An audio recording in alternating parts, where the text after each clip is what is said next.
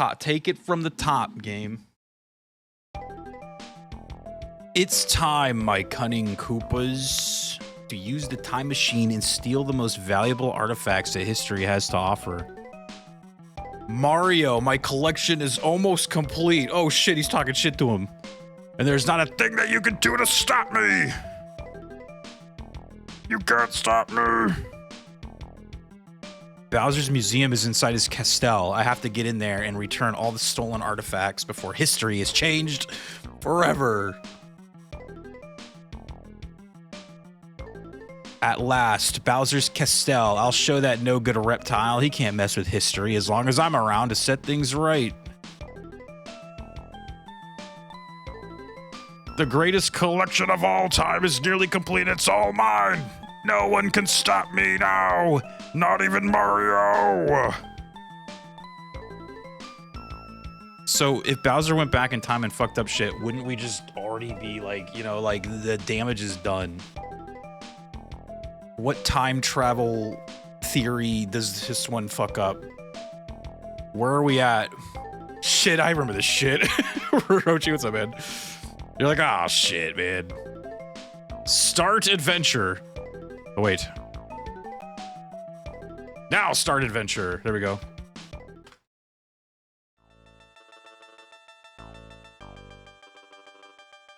Saber was saying... Right. Turn the game console off right now. Saber said, I think I rented this for Mario's Missing one weekend as a wee baby boy, and I remember being very upset about my rental choice for the weekend. Same. I actually never heard of this one back then, but I did rent Mario's Missing, though. I rented Mario's Missing because I like was... As a little kid, I was like, what? Mario? Like, where is he? I was like, dude. I was like, wait, what? And I like saw it was like a Luigi game, and I was like, oh, this seems cool. And in my mind, I thought like, oh, it's gonna be like Mario, or just some kind of like side-scrolling Mario game, but you're just playing as Luigi. Then when I got it, yeah, like as a kid, I didn't really know what was going on. I was like, wait, what? I was like, huh? How do I grab this? Return to owner. Oops. It's an apple. It's Chocobo. This is a real game. It is a real game. Actual official game. Uh-oh. Cambridge, 1687. Born on blank 1642, Isaac Newton went on to become one of the world's great scientists. Newton was uninterested in school until he attended Cambridge University? I don't know. Learn it, dude. We gotta learn, dude. His studies there were interrupted by London's great something plague of 1665, and 2 short years back at his family farm in Woolsthorpe, Newton invented calculus, made major discoveries in optics, and formulated his famous theory of something after observing a falling apple. Whoops. What was his thing? Was he theory of, like... He was like gravity, motion type of shit, right? I don't know anything about this guy, dude. The 3 laws of revolutionized with physics and something. He also discovered the something of white light and invented the first reflecting something. The 3 laws of these nuts, dude. The first telescope. Physics and liquid. Dude. I don't know anything about Newton, dude. I just know the apple fell on his head, and that's what like spurred all his bullshit. For every blank with these nuts. London's Royal Academy of Science made him a full-fledged member at the young age of something. Newton actually waited many years before publishing his discoveries in 2 landmark books, The Blank and Optics. The Blank and Optics. 20th century Einstein's theories have prevailed at atomic sizes and extreme speeds, but Newtonian physics is still used to safely navigate rockets to the moon, Mars, and beyond. Damn. That's kind of crazy. Oops. So I gotta go to... Wait, what was the year again? What year am I going to? 1687. All right, let's go. How do I go? How do you do the time machine? Oh, there it is. Oh, wait, whoops. Orleans, London. Oh, we're going to London. Alexandria. Uh-oh. Calcutta. Uh-oh. There better not be Germany in here. 1940s Germany. Hold on. The Pacific. Oh, shit. There better not be fucking Germany in here, dude. Florence, Cambridge, New York, September. There better not be New York, September 2001, dude. No. Oh, my God.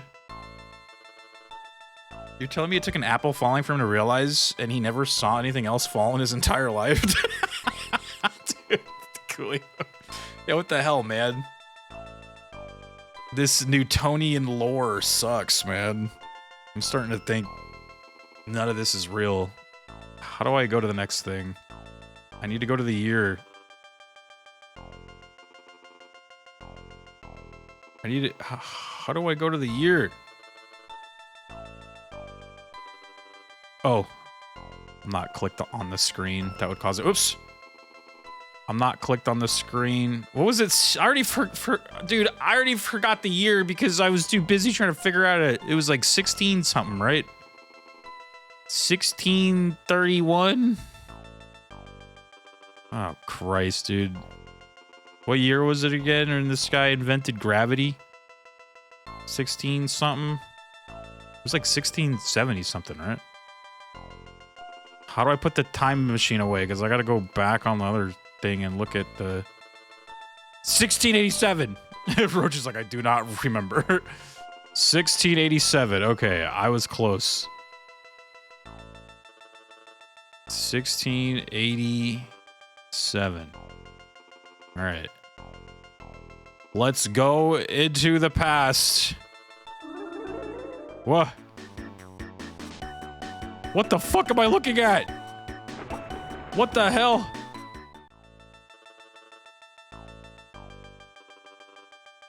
What did I what happened just now? I don't understand. Can I try that again, sir?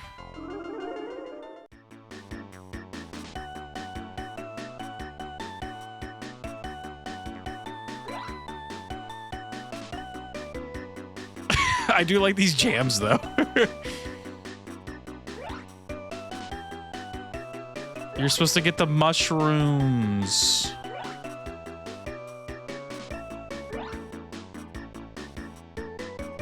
Because he's Mario, right? He's got to get mushrooms. That's what he does. I'm a Mario.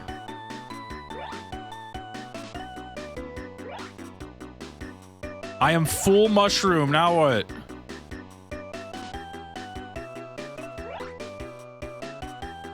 I feel like I need the instruction booklet for this game. I don't know what the hell I'm doing, dude.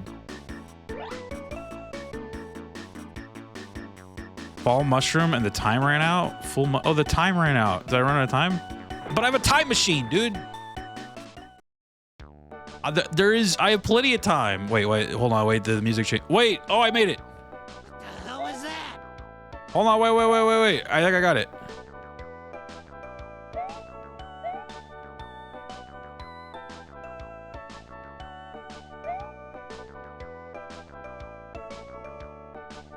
Hi, I'm trying to return this. Whoops, the fuck? The kitty jam, dude. Please, away with you, small person. I must publish a book of my discoveries, and I cannot recall the origin of my theory of gravity. What a dreadful birthday has befallen me this day. Oh, what? Dude, what the hell, man? Dark Zone, what's up, man? Just play the Song of Time. Wrong game. Oh, shit. Yeah, damn. Wait, guys. Fucking throw it at him, dude. Here's your apple, you bitch.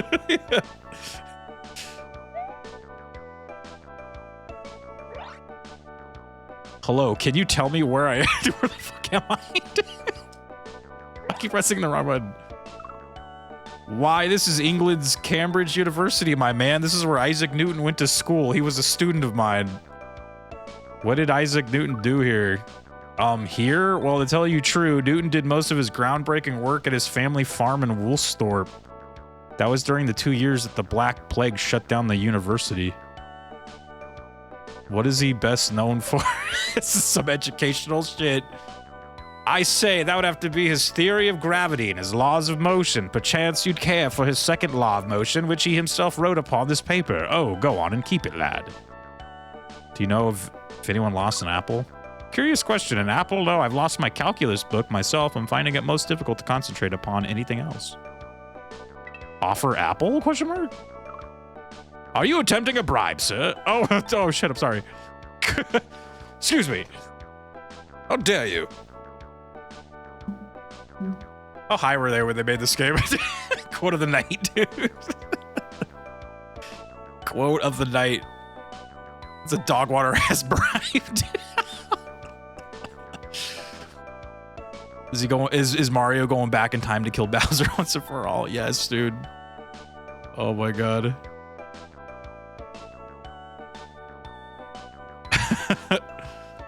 The fuck is this monstrosity, dude? Oh yeah. I am timed. Oh shit. Wait. I was reading chat. Hi. What is this place? This, my good man, is the Royal Society. We are a collection of learned men of science who meet to promote scientific discussion. I cannot imagine your business here. Excuse me, I was just asking about Newton. I see, a friend of Isaac's, eh? 'Tis true, it must be said he is one of the great minds of our age. He was made a full-fledged member at the age of 30, the young upstart. Wait, that was one of the, like, questions, right, in the thing? Wow, what did he do? Offer apple. Holy shit. He may have put me out of business. Take this lens. I grind precision lenses for telescopes. The Newtonian reflecting telescope may make them obsolete. What's a reflecting telescope? Ask his astronomer friend, Edmund Haley, 2 doors down. I need to find my unfinished manuscript of the Principia to tell you anything more about Newton. It was the only copy in existence. 'Tis a temptation, but no, I think not. Just bust up a copy of Bastard Stick. You should do some of the Sonic edutainment games in the future too. Were there Sonic ones too? Can you tell me where I am? Oh god, I'm in the middle of like a classroom, dude. Mario just walks in, he's like, hello? Where am I? A Merry Christmas to you, sir, and welcome. This is Cambridge, one of the oldest universities in the world. Gee, what are you studying? Many disciplines of infinite fascination, astronomy, physics, mathematics. It was, of course, much easier before Isaac Newton invented the calculus. What's oh god, calculus was terrible. Oh, 'tis to make the head swim. Calculus is a very advanced type of mathematics that has allowed us to solve innumerable problems which remained mysteries before. You may have this book on calculus. Offer apple? Wait, can you tell me why this apple is important? Of what import could such a fruit be? I prithee, leave me now. I must finish this lecture upon Isaac Newton's 3 laws of motion, and the second escapes my memory. I prefer my Macintosh. Apple, wait, hold on. What is that? Hold on. Is that like a deep cuts like joke there, dude? My Apple Macintosh, dude. Oh my god. This game rules. This guy, he's like, oh shit. He's like, oh god, I've been caught. Excuse me, my name is Mario. Pleasure to meet you, sir. I am Edmund Haley, astronomer. Edmund Haley, like in Halley's Comet? You refer, no doubt, to the great comet of 1862, using Isaac Newton's theory of gravitation and his laws of motion. I predicted its return in about 76 years. Wait, aren't we in the year 16 something? How does he know about something that happens in 1862? You are. How does this guy... I have predicted its return. He's like, hold on. Trust me, guys, in 200 years. It's 76 years. Trust, man. Trust me. Sounds like you owe a lot to Isaac Newton. He is without peer, in fact. I'm financing the publication of his Principles of Mathematics, which I call by the Latin name Principia for short. You may have this rough draft. Offer apple. He's a witch, burn him! I've already partaken of one today so as to keep the doctor away. Okay. Wait, so who needed, like, somebody, I feel like it's like the other game, like everybody needs something, right?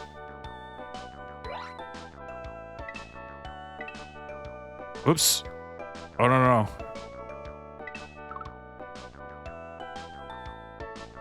How do I, like, swap to items? Because, like, I have, like, items. Oh, what did I just do? That's a thermal detonator! Oh, my God. Mario's about to blow this place up, dude. Why are you... Dude, Mario, don't press that button. Mario's about to blow up Cambridge, dude. Please, Mario, don't do it. Dude. It's the fucking... It's like a time is fucked up. Destroy it all. Maybe it's select. Oh, it is. Okay, who needed the... Somebody needed... What is that? That's got to be the lens, right? Who needed the lens? It was like somebody... Oh, it was the telescope guy, right?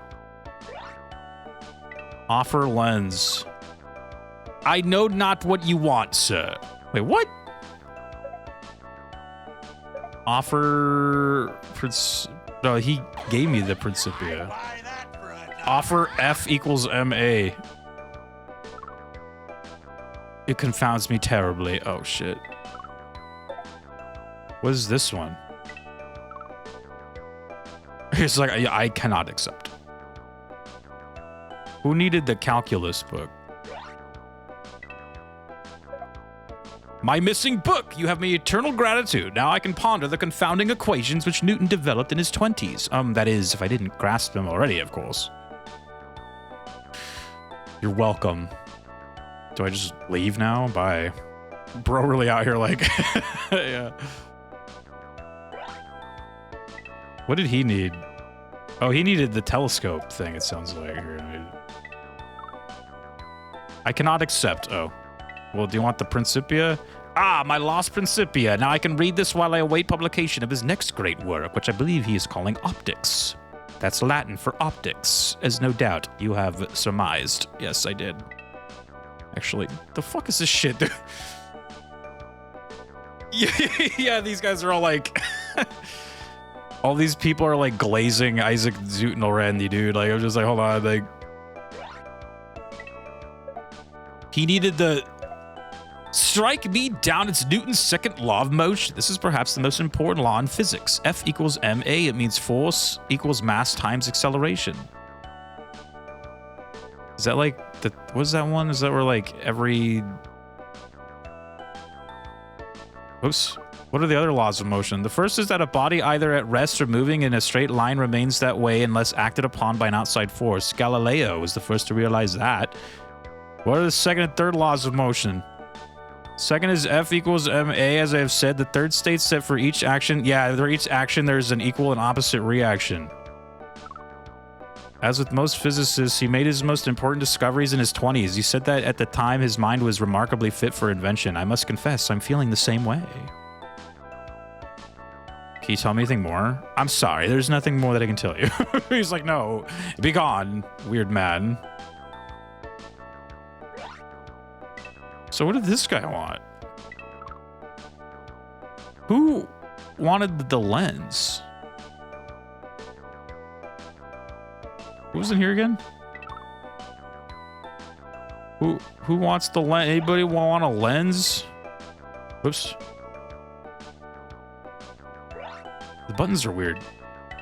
What has Newton done lately? Many things. He's writing the Principia and studying theology, history, alchemy. They say one day he'll go on to Parliament or run the mint or even be made a knight by the Queen. The lens of truth. Yeah, we gotta find the lens of truth, dude. You heard the man. Strike him down. You heard him. Maybe... Maybe there's a door I haven't found. Offer lens. Oh, wait, what is optics? It is a study of light and its behavior as it travels through lenses with a simple prism. Newton has shown that white light is made up of a spectrum of colors. Now, why didn't I think of that? How much of science has Newton influenced? Physics, mathematics, astronomy, they were all a jumble before Newton. I hate to admit it. He's perhaps the most influential scientist, if not person, of the age. There's nothing more I can tell you. Zenlay, what's up, man? Somebody take this lens.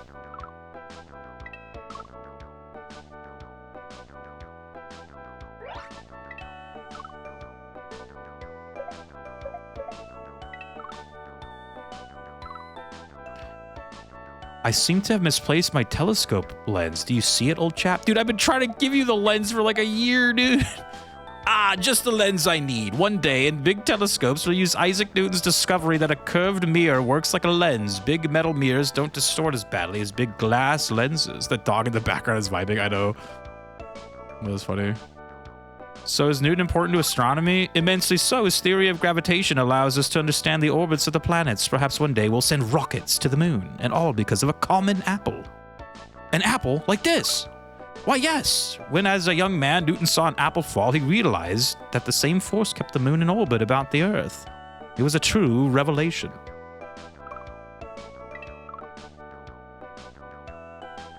To ask him, dude, I guess so. He's like, that's not even my lens, dude. Oh, I pressed the wrong button again. Oh, God. Put that away, Mario. What's the, like, homework button? Okay, so now I think I have to fill this out. So, born on... Dude, I don't know when the fuck he was born, dude. What the hell day was Isaac Newton born?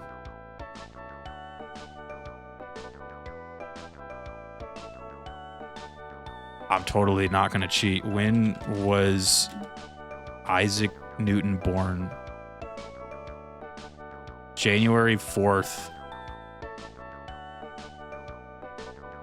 January 4th, okay. It's probably a multiple choice. Oh, is it? I was like, am I supposed to like type it in? Yeah, what the hell? Oh. Bamboo, Bibles, book.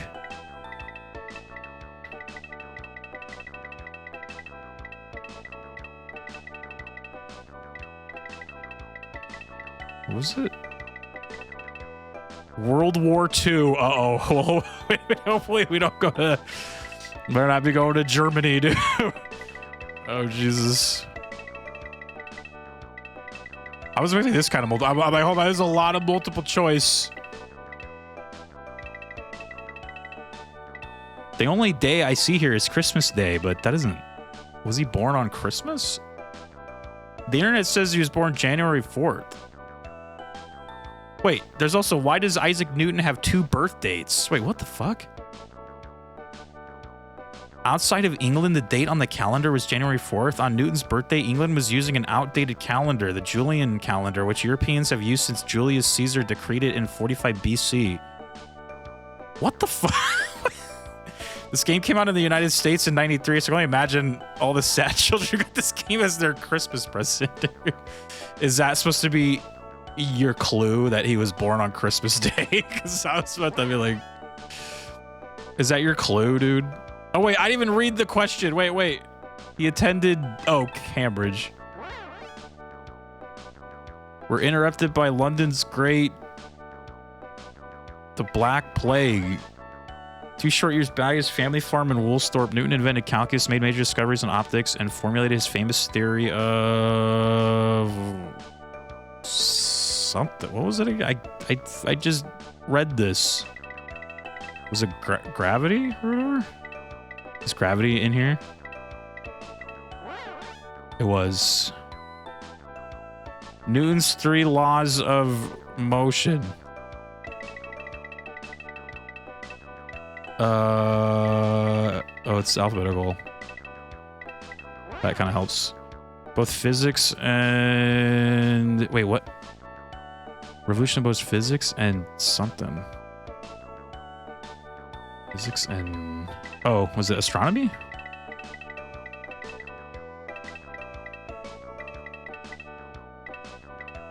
Light bulb. I can... These questions are already like spoiling who I'm gonna go talk to soon. Patrons, patents. Oh, dude, we're definitely going to like, what's his name? Thomas Edison or whatever. Dude, I'm already seeing light bulb and patents. Like, I'm like,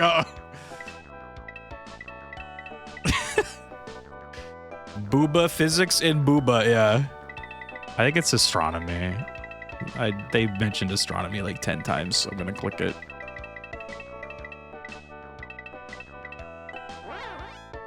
Also discovered the blank of white light, spectrum of white light, spectrum.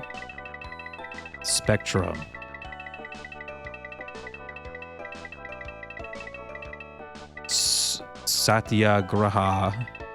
Spanish Armada. Oh, shit. He invented the first, what was it, like reflective telescope or something? I don't know. I think it was like reflected telescope, reflecting. London's Royal Academy of Science made him a full-fledged member at the young age of, oh, the guy said like 30, right? So 30? Oh my God, numbers. 4,039.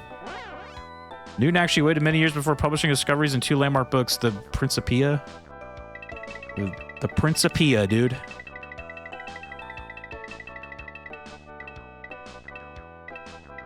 President.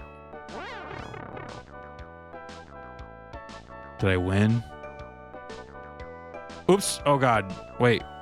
Go back. Oh, let me just click it again. Just I don't want to fuck it up.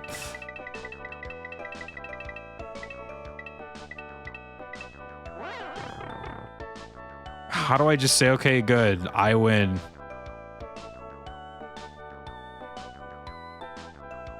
Oh. Hi, I'm trying to return this. Mr. Newton, remember this apple? Good heavens, that's it. The apple falls for the same reason that the moon orbits the Earth. It all comes back to me. Thank you, Mario. I can complete the Principia now. Need anything else, Isaac? Not now, Mario, but I dare say I'm baffled. I simply cannot seem to comprehend the physics of how you managed to jump so impressively. Amazing. I'm principing my pants right now at the white knuckle excitement this game offers. Dude. This is some hardcore gameplay, dude. Well, now what? Do I just leave? Hit the button, Mario. Time to blow this place up. God. I have absolutely no idea what's going on. Dude, no. This game is fun, okay? Fun game. Learning. I just learned everything about Isaac Newton in a Mario game. Now, what the hell is this for? Sure, Jan. What's this next one? Okay. Fun, Dad. The idea a mere 17-year-old can inspire hardened soldiers to win battle after battle during France and England's 100 Years' War. Oh, Joan of Arc. Uh-oh. Joan of Arc was an illiterate 15th century farm girl, makes it more astounding. Driven to change her world by visions and voices of saints, Joan led French troops against the English in an effort to expel them from her country, armed with the sword of... Oh, what was her sword called? It was like... She had like a name sword. Clad in custom-made armor, Joan led an army of men to decisive victory, lifting the siege, the city of something. Whoops, I meant to change the page. Oops, no, go to the other page. There we go. Joan's soldiers routed the enemy repeatedly and eventually took back land to allow the something to be crowned king of France and Cathedral of Rheims before the Maid of Orleans could complete her task. She fell into the hands of the English. Tried and convicted of something, Joan, still true to her purpose, was martyred in 1431, later cleared of the charges. Joan of Arc was made a saint of the Catholic Church in 1920. Joan of Arc, dude? All right, here we go. Let's go. Oh, wait, what year was it? It was 1429. Okay, let's go. I'm going to put the year in first before I forget it. 14... Was it 1429? Fun game. We're just trying to learn.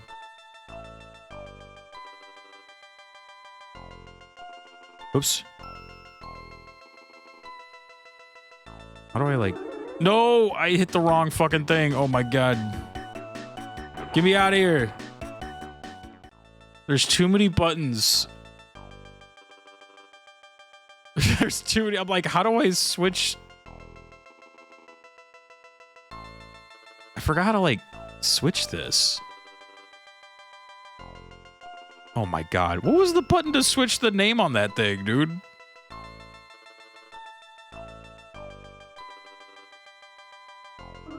No, dude. Oh my God. Up and down. I'm pressing up and down. It's changing the like my guy there. Left and right changes my guy there too. Oh, there it goes. Okay.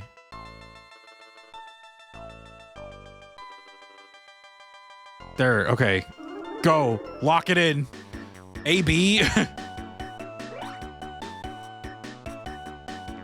It actually was up and down, but for some reason, when I was hitting up and down before, it was like changing the guy or the like what dude thing I was on. So I don't know why it changed. Like I think I have to put in the like town first and then the year. It got like, I'm assuming it thinks like once you lock in the whatchamacallit, like it just keeps it there. You got to do it in order, but I was doing it by year first because I was like, dude, I'm not gonna remember the year by the time I like find the name of the place, dude. I have the memory of a goldfish, dude. Nice wave race minigame. Oh my god, there's a war going on back there. Mario, get out of here, Mario. Oh my god. Mario, get out of there.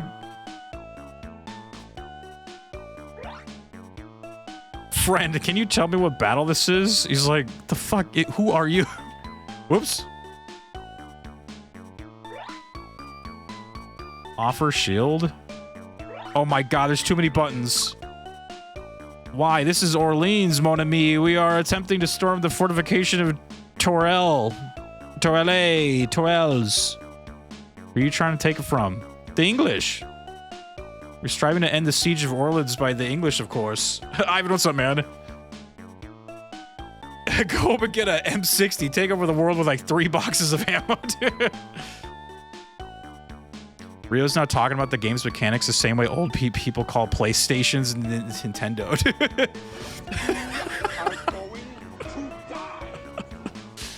We are gonna die, dude. Like, going back in time would be dangerous because, like, Mario would probably be carrying a bunch of, like, crazy, like, diseases and shit. It would, like, bring it back in time to people who aren't, like, immune to these diseases.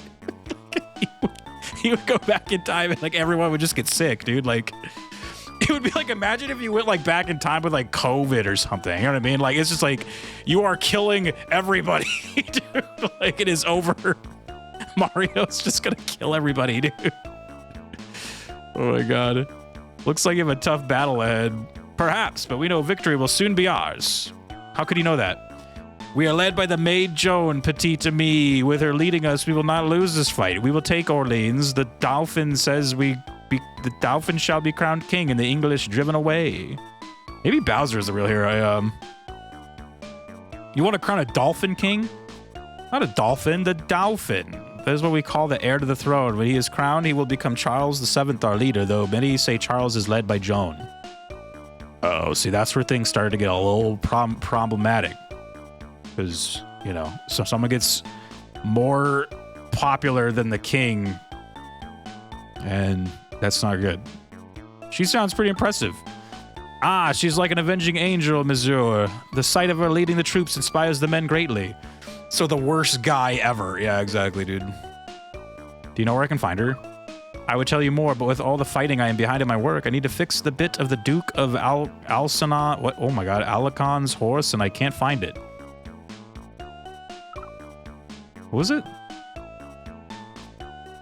You can't find the horse? That is Joan's shield. She may need it.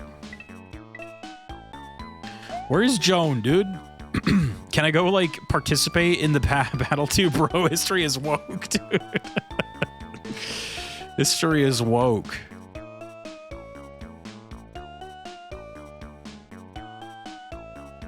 Complete history book. Sorry to disturb you, but what battle is this? Oh, I can't talk to Joan of Arc yet. Okay, sorry. This guy. Excuse me, sir, are you in command here? I may command their swords, but Joan commands their hearts. Does Joan really go into battle? Oui, she rides at the head of the troops. You should see men rally around her standard. It's like kind of insane to think about that, like some like 17, 18, 19-year-old girl was like leading battles like in the battle. It's kind of insane, dude. You're just like, what? That sounds like something out of like a movie or some shit. You're like, whoa, hold on. So is Mario just like 1 feet tall? Yes. he's tiny, dude. He's a little guy. So she's a warrior, eh? She's never taken part in the actual clash of arms, yet she knows much about the art of war. She's a natural leader of men and fearless when facing the enemy. That's why Japan's made various anime video games about her. Have they? Of course that they have to. I'm sure they have to. Yeah, like Joan of Arc actually like kind of like pretty fascinating. Like you're just like, oh my god, like she was like armored out. She was like leading battles. Basically, like men rallied like around her so much that the royalty got a little like upset about her, and then I think they ended up, I don't know, like I guess the English got her, right? And then they killed her. Spoilers, but they killed her when she was like 20 or something. Like she was like still super young. She's never taken part in the actual clash of arms, yet she knows much about the art of war. She's a natural leader of men and fearless when facing the enemy. Does Joan wear armor like a knight? They made for her a special suit of armor much smaller than for a man with no crests on it. And of course, she carries the sword of Saint Catherine. Is that a special sword? Ah, oui, a small miracle that. Joan told the priest where to find it at Saint Catherine de Fairboy, a village she never visited. And find it they did. How did she know it was there? The saints told her, dude. She heard the voices, dude. She says these things come to her through the voices of 3 saints, and just between you and me and the tent flap, I believe her. She is very pious and filled with faith. Sounds as if you like Joan a lot. I've grown quite fond of her, like a sister. When I saw her struck by that arrow today, it pained me greatly. She heard the voices. Yikes, you mean she was hit? Have no fear, mon ami. She was merely knocked to the ground. She arose quickly, pulled out the shaft herself. The men took her away from the battle to heal. I must get the shield to her. Can you help? As the Duke of Alcanon, or I keep saying Alcanon, Alencon, I don't know. A note signed by me would give you safe passage around the camp to look for her, but alas, I have no quill to write with. I have no quill, sorry, so that's too bad. That's too bad.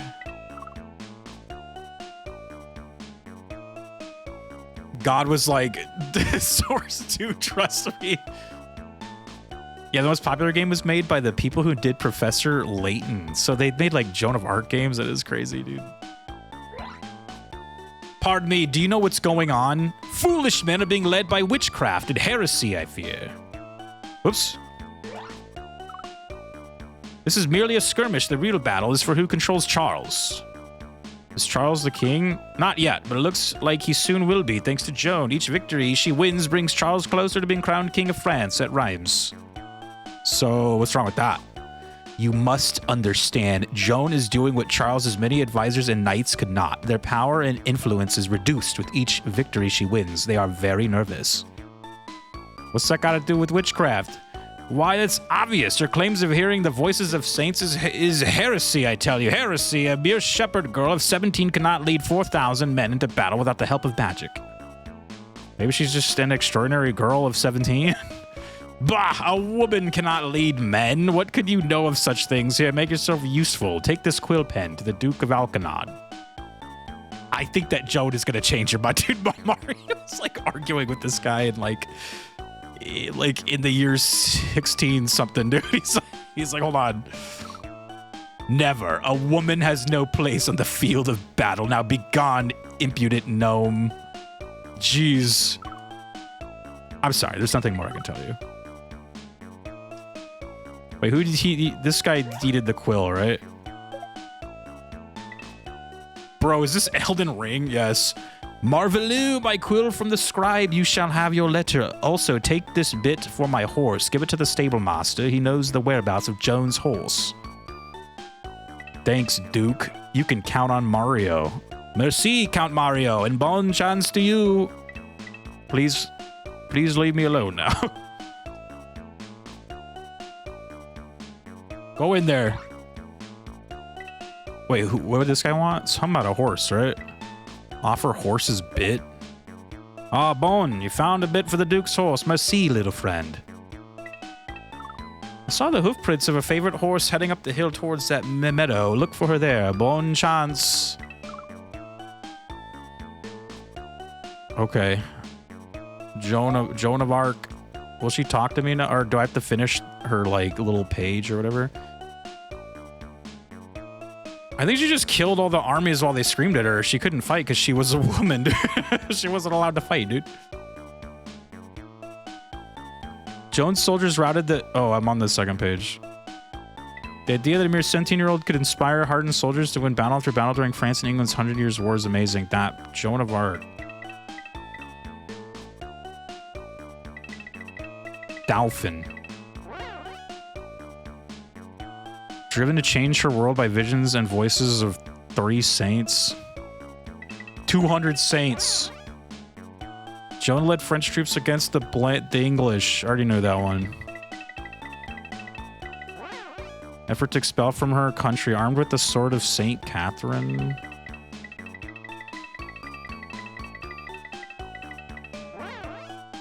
And clad in custom-made armor, Joan led an army of, what was it, 4,000?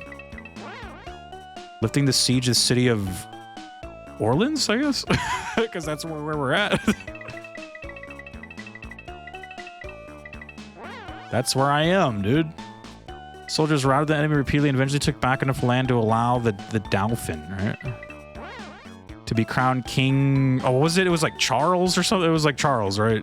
There's so many King Charleses. Too many Charleses. Before the Maid of Orleans could complete her task, however, she fell into the hands of the English, tried and convicted of witchcraft, right? Oh, wait, or was it heresy? Oh, hold on, let me see if, like, witchcraft is in here, and then if it's not, then it's the other one. Wizard! There's no witchcraft. Okay, so it's heresy. I mean, there was like 7 or 8 Cleopatras. I think we only just talk about the 7th one, dude.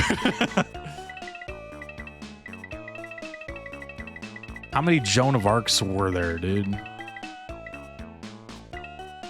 She's Saint Joan of Arc. She was made a saint because she was killed for her. She was killed for her beliefs, dude.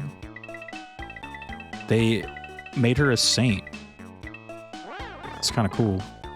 Okay, so we're done.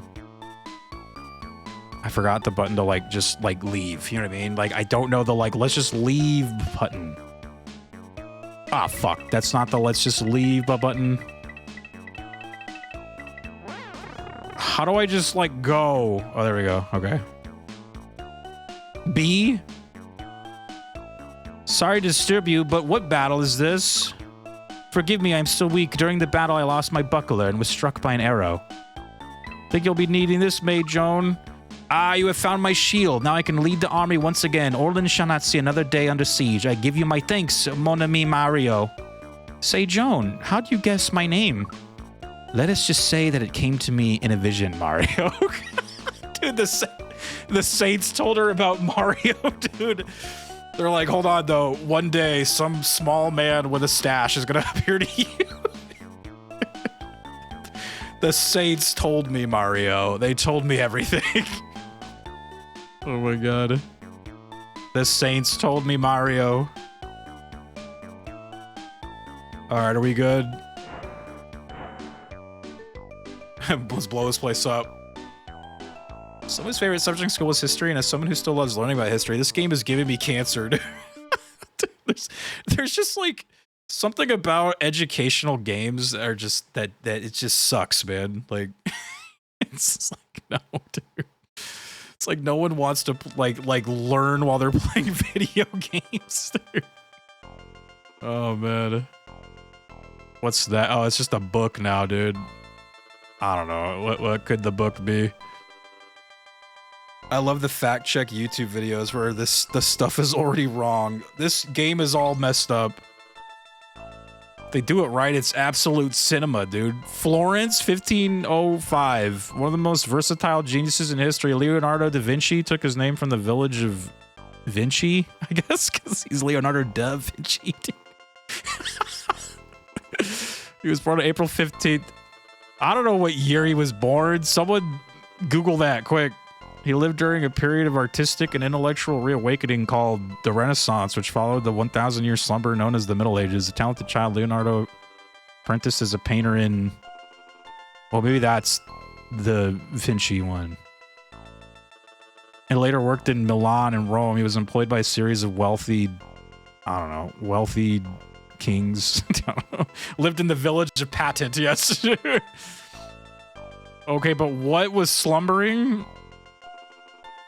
Yeah, it just is just is a 1,000-year slumber, dude. True. Doesn't really like talk more about that. You learn all sorts of shit while playing the Oregon Trail, but that game also is really fun since the gameplay to keep you invested so you don't die of dysentery. I know, right?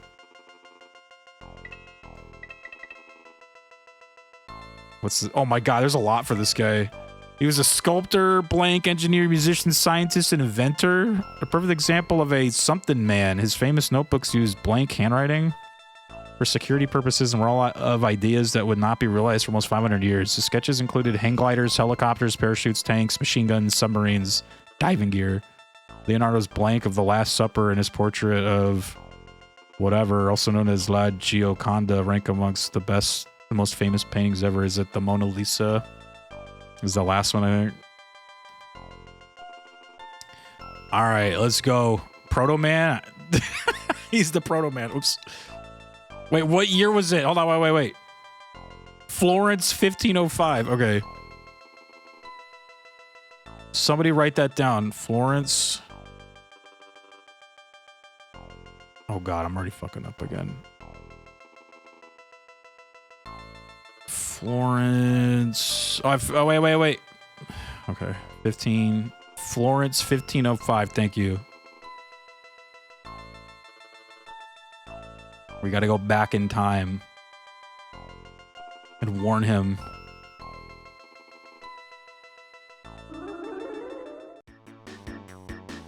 What happens if you just pick like a random year and like place and then just do all this shit? Like you just die. You just fucking die, dude. Oh shit, they put one right in front of the thing.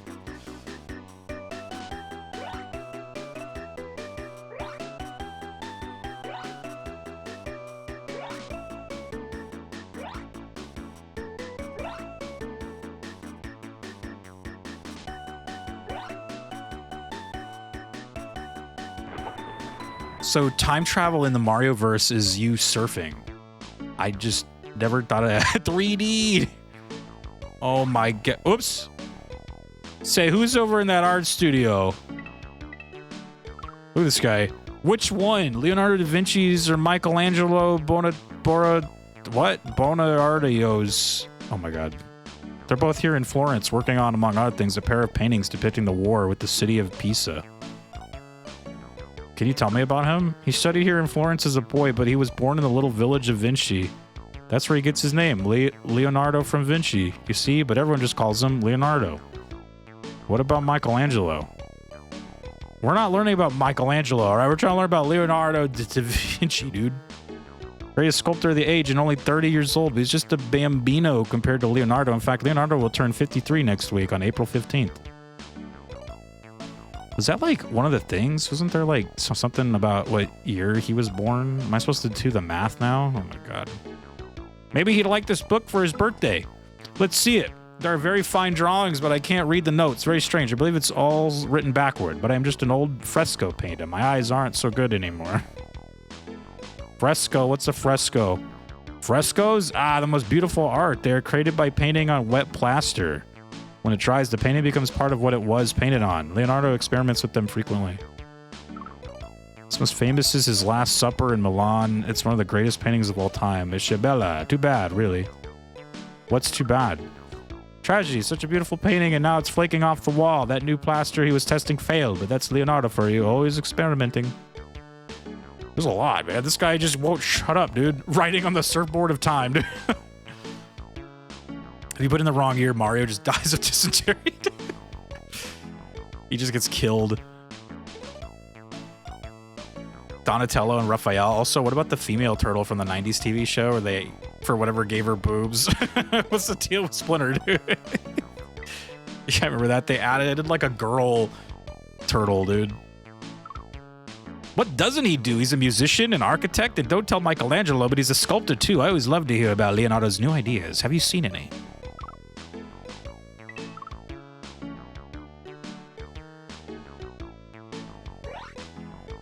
Oh my god, look at this guy. He looks like threatened. He's gonna like hit me with that. Hi, I'm trying to return this notebook. Come in, little man, and marvel at the works of Michelangelo. I am the greatest sculptor of the Renaissance, if I do say so myself, and I do. What's the Renaissance? Wake up! For the last 1,000 years, Europe's been artistically and intellectually asleep. Now our civilization is having a rebirth, a renaissance. So, who's the greatest artist around? You dare ask? There are none to compare with me, that is, well, except maybe Leonardo. But he wastes his time with inventions, science, and engineering. Really? Leonardo sounds impressive. He's preoccupied that he creates few works of art, but those few, enough of him. I created La Pieta. I created the giant David for Florence. Now I need to test a new type of fresco. I like to know some more. No! Go away! I need to find some plaster. He's like, get out! Grazie, but no, I try not to steal from the competition. Venus de Milo, is that the girl one? I was trying to search for that clip on YouTube and instead found the clip promoting the TNT stage musical where the Turtles are talking about wanting to bang April on the Oprah show. Oh, were you trying to find that clip where they like roast that kid for like, he's like, what's so special about Splinter? And they're like, yeah, like wait a minute, like they're like, what's so special about you, dude? It's like, what's so special about your dad, kid? Like, damn, like, dude. Actually, like one of the funniest things ever. That kid got destroyed. Excuse me, I am lost. Do you have a minute? No, not now. My book of notes has vanished and I can't concentrate on my painting of Lady Giocondo. I'm lost. Oh wait, I already said that. I'm still lost, dude. I'm Italian too. You guys gotta be my friend. I'm a Mario. I'm Italian. Oh my god, it's Bilbo Baggins. Hi, what is this place? This is the old workshop of Verrocchio, the master artist. One day I hope to be a master like he was, but right now I'm just an apprentice. What's an apprentice do? I work for free in the master's shop and learn the skills of an artist. You work for free, damn. Fuck, man. It's a great opportunity for a young man. Leonardo da Vinci was an apprentice here. Look how far he's gone. Maybe you can help me. I have this book. I'm sorry, but I'm very busy. The master wants me to deliver this bucket of plaster to Michelangelo. If you would take it from me, I'd have more time to talk. Grazie. Why does he need plaster? He's going to paint a fresco on a chapel ceiling, just as Leonardo painted the Last Supper on a chapel wall. The old fresco painter next door knows all about it. Let's see, the writing looks a little backwards. I bet whoever wrote this wanted to keep it a secret. I need a mirror to read it.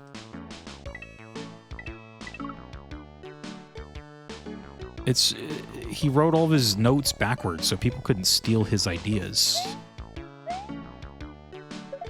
Okay, so somebody needed... Who needed plaster? Oh, wait. Hold on, I'm sorry. This guy needed plaster. I offer bucket of plaster. Grazie. I've just been asked by Pope Julius II to paint an entire ceiling of frescoes in Rome's Sistine Chapel. Everyone knows I would wish only to sculpt, but the Pope is a very important patron. What's a patron? Patron is someone with money who hires an artist to create a work of art. Without patrons, we'd all be starving. Do you know Lady Giocondo? Ah, Mona Lisa, certo. What a charming smile. She was here this morning, but she forgot her mirror when she left. Could you return it to her? Grazie. Wait, Mona Lisa's around here? The fuck? Can you tell me anything more? There's nothing more I can tell you. Oh, shit. Where's Mona Lisa at? Oh, wait, I keep going to this guy's house. Oh, wait, there was like a guy on the end of the house, or to the end of this, right? What does this guy want? Does this guy want, like, food? He's hungry. Joke's on you. Artists still starve. I know. I was gonna think of that. I was like, sorry to be the bearer of bad news, but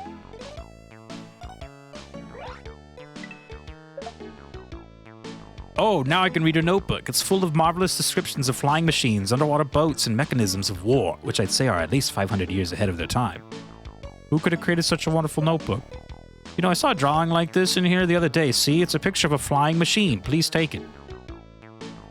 Flying machine. It was, I can't remember. Perhaps if I could see one more example of this artist's remarkable skill, I can remember who created these drawings.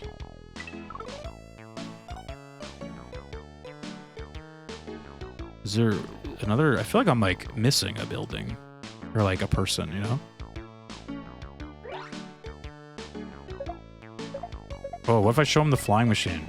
Offer drawing of air screw. I think not. He's like, fuck off. Whoops. Oh, I'm pressing all the wrong buttons still. Dude, the buttons on this game have got to be the worst, dude. It is crazy bad. It's like A and B all do like similar but different things depending on like who you're staring at or like what page that you're in. It's fucking crazy, man. What the hell? What is this? A flying machine? Fantastico. Leonardo knows everything. No wonder he's called a Renaissance man. Here, you may take this drawing of his geometrically ideal man. What's he working on now? He's now painting a beautiful portrait of the Lady Gioconda. What's her name again? Ah, never mind. Michelangelo knows. It's Mona Lisa. Can you tell me anything more? I am sorry. There's nothing more I can tell you. He's like, please leave me alone.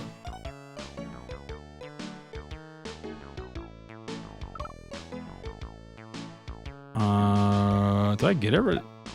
Oh, wait. Who wanted this? Oh, who wanted this thing? He said Michelangelo wanted that, right? Where's Michelangelo again? Mikey. I must refuse. Oh. Who wanted the ideal man? It's starting to come back to me. This is the work of a scientist, inventor, engineer, and master artist. Someone who frequently asks us to produce models of his drawings. I've got it. Who? Who is it? Leonardo da Vinci. He must have misplaced his precious notebooks, Signor Mario. These must be returned immediately. Leonardo can't work without them. Okay.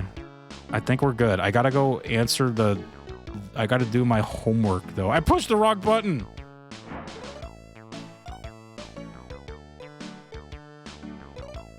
Leonardo's... Oh, wait. I'm on the wrong page.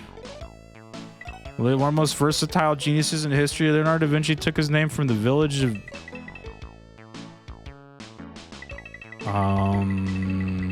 Vinci? Oh, God. I almost clicked the wrong one. I don't know what year... Dude, what year was this guy born, man? I'm not doing that math. Here, when was...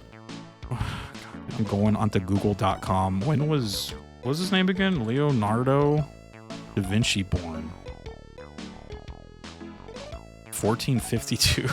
Okay. Little did they know that I have the internet now in the year 1993. 1452. He lived during a period of artistic and intellectual reawakening called the Renaissance.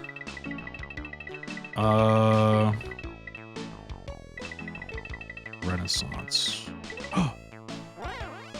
Followed the 1,000-year slumber known as the Middle Ages. A talented child, Leonardo apprenticed as a painter in... Oh, God, what was it? Was it Florence or something? I think it was Florence, right? I feel like I heard them say that at some point. Yeah, later worked in Milan and Rome. He was employed by a series of wealthy patrons.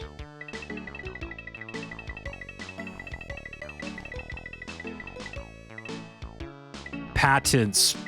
Perspiration. 2014. Yeah, the year was 2014. Press the B button to press the A button. That's how this game feels, kind of, dude. Oh my God. He was a sculptor. What was it? Artist? Sculptor, artist, engineer, musician, inventor? Artist? I don't have artist. Oh, maybe it was architect then. I thought it was artist. Perfect example of a Renaissance man.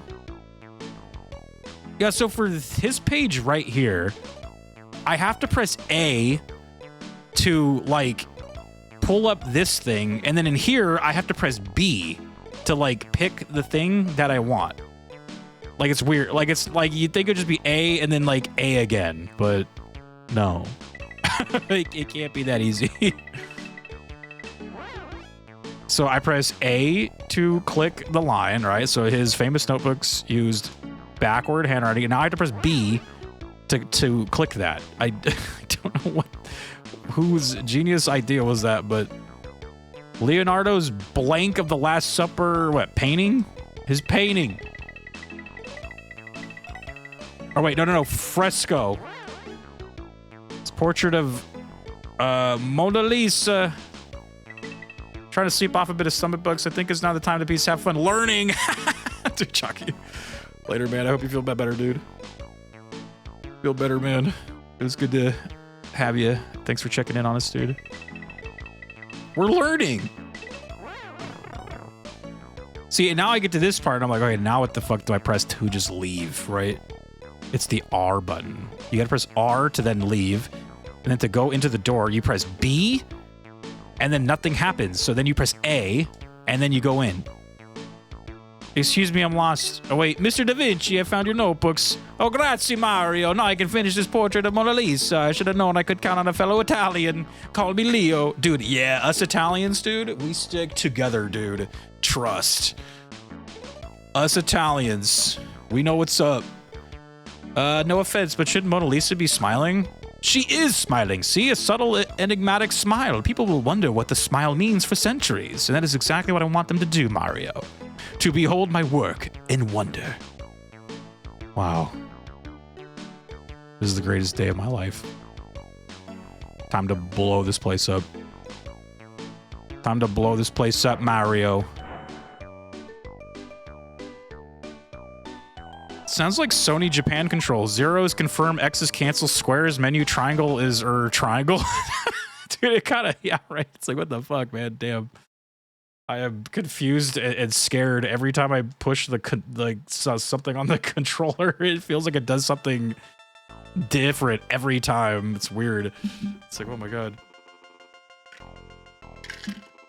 And then the other thing is when you're like clicking on the doors to like go in, there's kind of like a delay.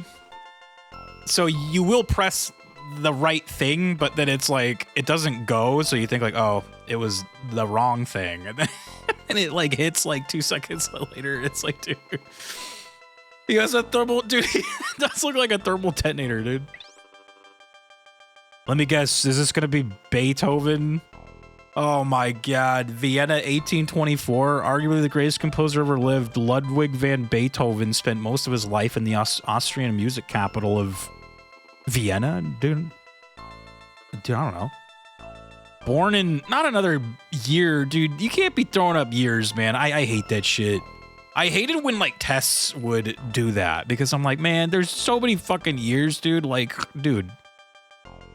To like, what year was this person born? I'm like, I don't know. Does it matter what year he was born? I feel like it's more important of like what he did, you know? Like, why are we even like reading about this dude?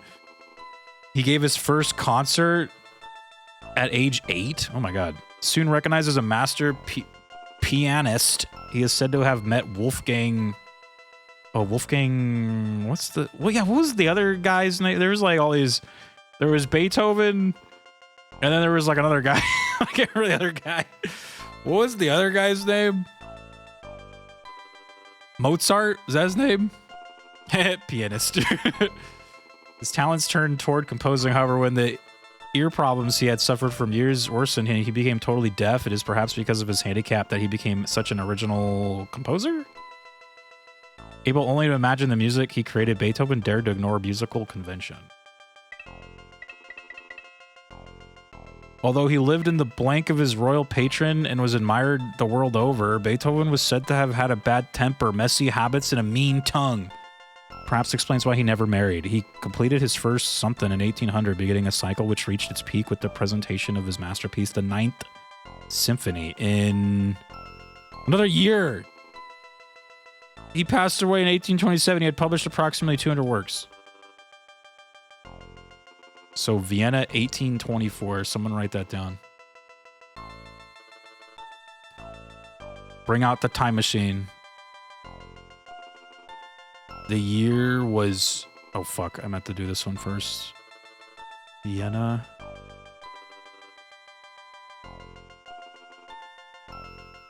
London. Alexandria. Is that going to be Cleopatra or whatever? Calcutta. Is that going to be... Who's Calcutta? Is that Gandhi? Mainz? I don't know, Mainz. What happened in Mainz? Philadelphia. Uh-oh. I think I know what that's going to be. Vienna. I already forgot the year, dude. See, this is why I gotta, like, just... The fucking year is the part I can't remember. 1824. Okay. 18... Will Smith, Fresh Prince, dude. 1824. Lock it in, Mario. Here we go. We're time traveling. This is what time traveling looks like in real life. You just surf on a ocean and collect the mushrooms. Dude, Mario's just getting, like, super high. He's, like, actually just getting really fucking high, and he thinks he's, like, traveling through time. He just goes to, like, the local, like, Arby's, and he's like, Leonardo da Vinci, and the guy at the counter is just like, the fuck? Like, what? He's like, no, man, this is not, wait, this is not, I'm not Leonardo da Vinci. He's like, there you are, yes. Oh, shit. Probably the most energy efficient form of time travel, just the surfing. Yeah, dude. Good day, is Beethoven here? People are like, what the fuck? Mario, offer music? But it's warm in here. Ludwig doesn't socialize during the day like we do, Herr Mario. He's becoming more and more of a recluse. He's either in his room at the Swan Inn or at Symphony Hall. Is he a good party guest? It's so hot. I'd swear the fire was roaring. Actually, Louis is a moody man and often very rude.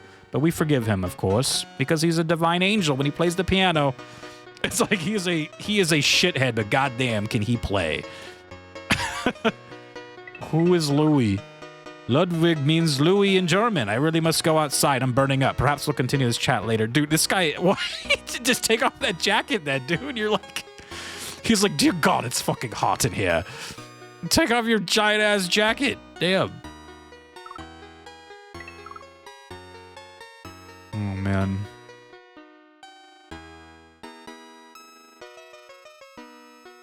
Say, what's all... Oh, my God, I'm in the front of the... Everyone's staring at me. I just like walked in. I'm like, oh. I would be so scared. You just, like, walk into a room and just, like... There's just a giant, like, audience there staring at you. Like, waiting. You're like, oh, shit. What's that? I don't hear so well. Write it on a card. Oh, they're about to give the premiere performance of my 9th symphony, but they seem unable to start. Go away. Complete history book. Oh, fuck. All right. Music. Do you know Ludwig van Beethoven? Tune in, Mario. This is a music store in Vienna. Ever since I heard Beethoven's 3rd symphony, I've been a big fan. Do you have any of Ludwig's score in stock? Many symphonies. We also carry Opus 18 6-string quartets, which we published in 1801, a bestseller for 23 years. Here I shall give all music fans a fan with my store's name printed on it. How many CDs or works does he have? Is Mario trying to nuts these people? They're like CDs? What? He's trying to nuts these people in the year 1824, dude. With this 9th symphony in progress, I wouldn't be surprised if he will publish 200 works by the end of next year. Hopefully, I'll still be open by then. Why would your store close next year? Fortunately, Beethoven's last few works have been selling well. It's also difficult to keep up with the latest trends in new instruments in 1824. Think this new Beethoven score will sell? He's like, probably not. I can't see it too well. I lost my glasses, but I like this Ode to Joy portion. Then I'm no critic. Do you like my novel concept of selling novelty items? Try a back scratcher. A back scratcher? They say Beethoven is growing gulp deaf? I'm afraid his hearing, like my eyesight, is getting worse. Some say his deafness helps him to write unique music. Right now, I need to find some unique merchandise to sell. Here's some music. You can sell that. Newspaper. Go in. Oh, wait. Oh, wait. I'm hitting all the wrong buttons again. Is that not a real door? Oh, my God. Hi. Do you know who wrote this? It's musical. But then again, this is Vienna in 1824. We're up to our wigs and musicians. Mozart, Beethoven, Haydn. All the big names are here. Has Ludwig ever stayed with you? Oh, in 1787, he stayed right here. He met Mozart, but then he had to go back to Germany. I'm itching to mark his room with a plaque to boost my status. Is he staying with you now? Pity no, although he's a slob and plays loudly due to his bad ears. I love having a famous guest. Now he lives in a palace. I've got such an itch to advertise that he slept here. This guy wants the back scratcher, huh? Is Beethoven married? Beethoven married. Ha! He loves all the Frauleins, sure, but who would put up with him? I'm itching to tell you more, but I can't right now. Okay, look. Here. Here's the back scratcher. This will satisfy all my itches very nicely. I like your sense of humor, and since you have such an interest in Beethoven, I will give you this monocle he left in his room. Did Beethoven go out to visitors? Well, for a man of such terrible manners and bad temper, he has a large circle of friends, mainly aristocrats, but I think his music is getting quite strange. When's his next concert? Tonight, at Symphony Hall. It was a big scandal when he threatened to premiere the Ninth Symphony in Germany instead, but there's still a chance the show will be cancelled. Ludwig's lost his score. Back in 1800, but he gave his first piano concert in 1778 when he was just 8. His parents wanted a child genius like Mozart, and they got one. Try Symphony Hall. Okay. Wait, what items do I have now? I have a jewel? A bomb of some kind? I don't remember what items I got. What did the newspaper guy want? Oh, no, wait, there is no newspaper guy. It's just a fake door. Oh, yeah, who was the guy that was like... There was someone that was like hot, right? Here we go. I think it was this guy. Heavens, what a great relief. Now we can continue to gossip about Ludwig, if you care to. What's the score on his background? He was born in Bonn in 1770, a child genius. He later came here, the music capital of the globe. What a big success he became. He was a royal patron. Prince Lichnowsky, and the world loves him. What's he working on now?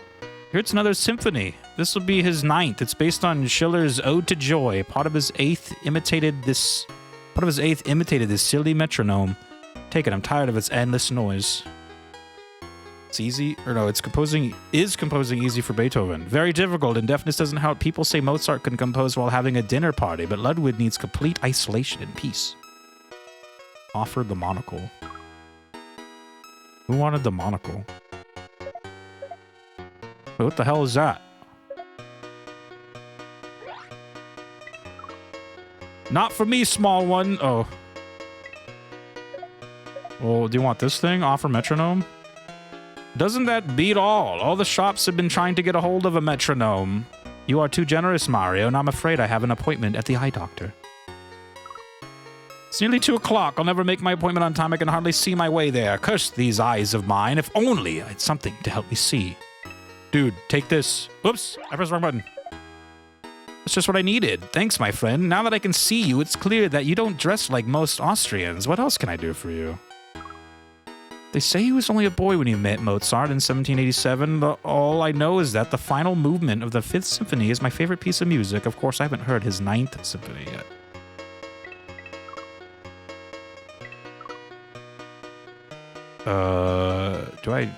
We got everything. All right, let's do our homework now. We got to do the quiz. Austrian music capital of Vienna, because we're in Vienna, dude. Like, no, we gotta do homework, dude. Born in... What was this guy's name again? Born in... It was like around, like, 17 something, right? Born... What was his name?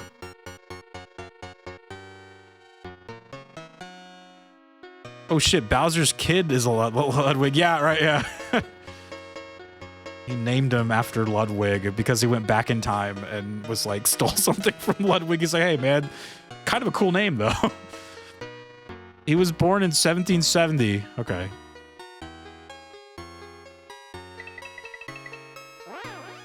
Ludwig gave his first concert, right? His first British concert. Gas. His first maybe piano concert? Piano? Yeah, I think it was piano, right? Soon recognized as a master pianist, he is said to have met Wolfgang Mozart. Julius Caesar. His talents turned toward composing, however, when the ear problems he had suffered from for years worsened and he became totally deaf. Bamboo. Bibles. Deaf. It's perhaps because of this handicap they became such an original composer. Although he lived in the blank of his royal patron and was admired the hotel, or like it was hotel histories heresy. Oh wait, okay, it's not hotel. Oh, palace. Beethoven was said to have had a bad temper, messy habits, and a mean tongue. This perhaps explains why he never married. He completed his first what do you call it? Composer, not coronation. Oh my god, why is the word like it's called? You got all the musical dudes there, and they play stuff, and they call that a fucking something. What do they call it? It's why am I not remembering this word? Symphony, that's what it's called. Like, Jesus. Look, it even says right there, the 9th Symphony, dude. Was that another year? Dude, I don't know the year, dude. He completed the 9th Symphony. It was at 1820. It was 1824. Yeah. Okay. All right. All right, Gabe. Please. Here's your music. Oops, I pressed the wrong button.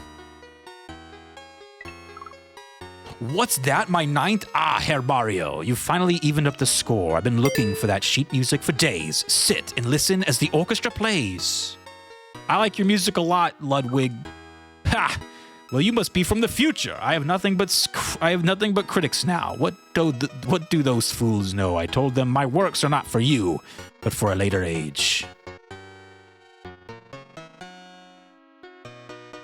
Is that them playing?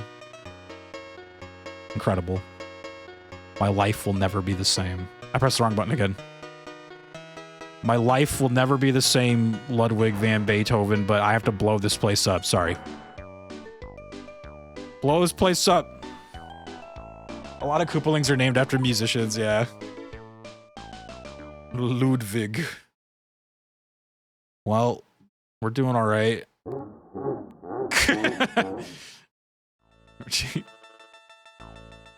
Look, we're almost done. Uh-oh, is this what I think it is? Oh, boy. Oh, 1776. Here we go, dude. Some shit I actually know for once.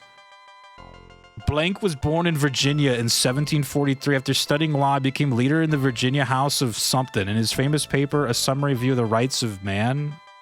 No, not the Rights of Man. Summary View of the Rights of something. Colonial America? I don't know. I don't know. He insisted that colonial ties with England were something. Wait, who are we talking about here? Oh, Jefferson. Jefferson was chosen to write the Declaration of Independence, the document that gave birth to the United States on July 4th, 1776. Finally, some shit I actually know. Or that I should know. Heartbroken over the untimely passing of his young wife, Martha, in 1782, Jefferson never married again. In his political career, he served as the governor of Virginia, the first Secretary of State, the second Vice President, and the third President of the United States. Retiring to the home he had designed, his beloved something.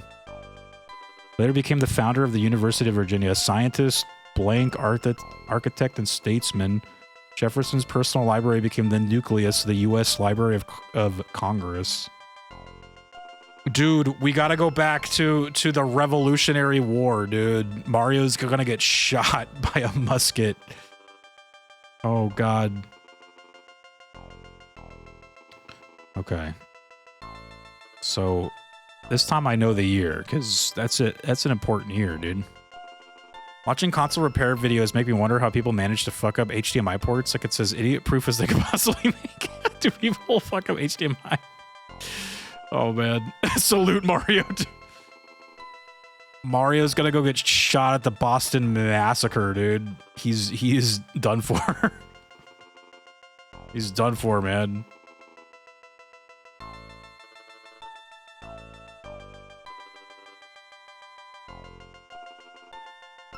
Philadelphia, right?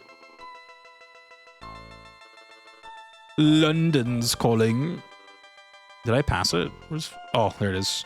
Lock it in, Mario. Let's go. Mario. Mushroom number 1. Mushroom number 2. Oh, just kidding. Mushroom number 2. Right here. Boom. Oh, spiky thing. Don't touch those. That's a spiky thing. I kind of like the song in this like part though. It's kind of nice. It's kind of a bop.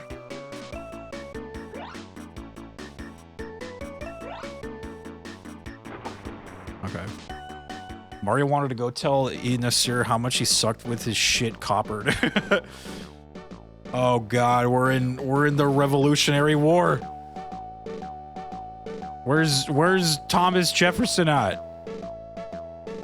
What president was he the third one? Who was the second president? I can't remember. It was like George Washington, then some guy, and then was it Thomas Jefferson, the third one?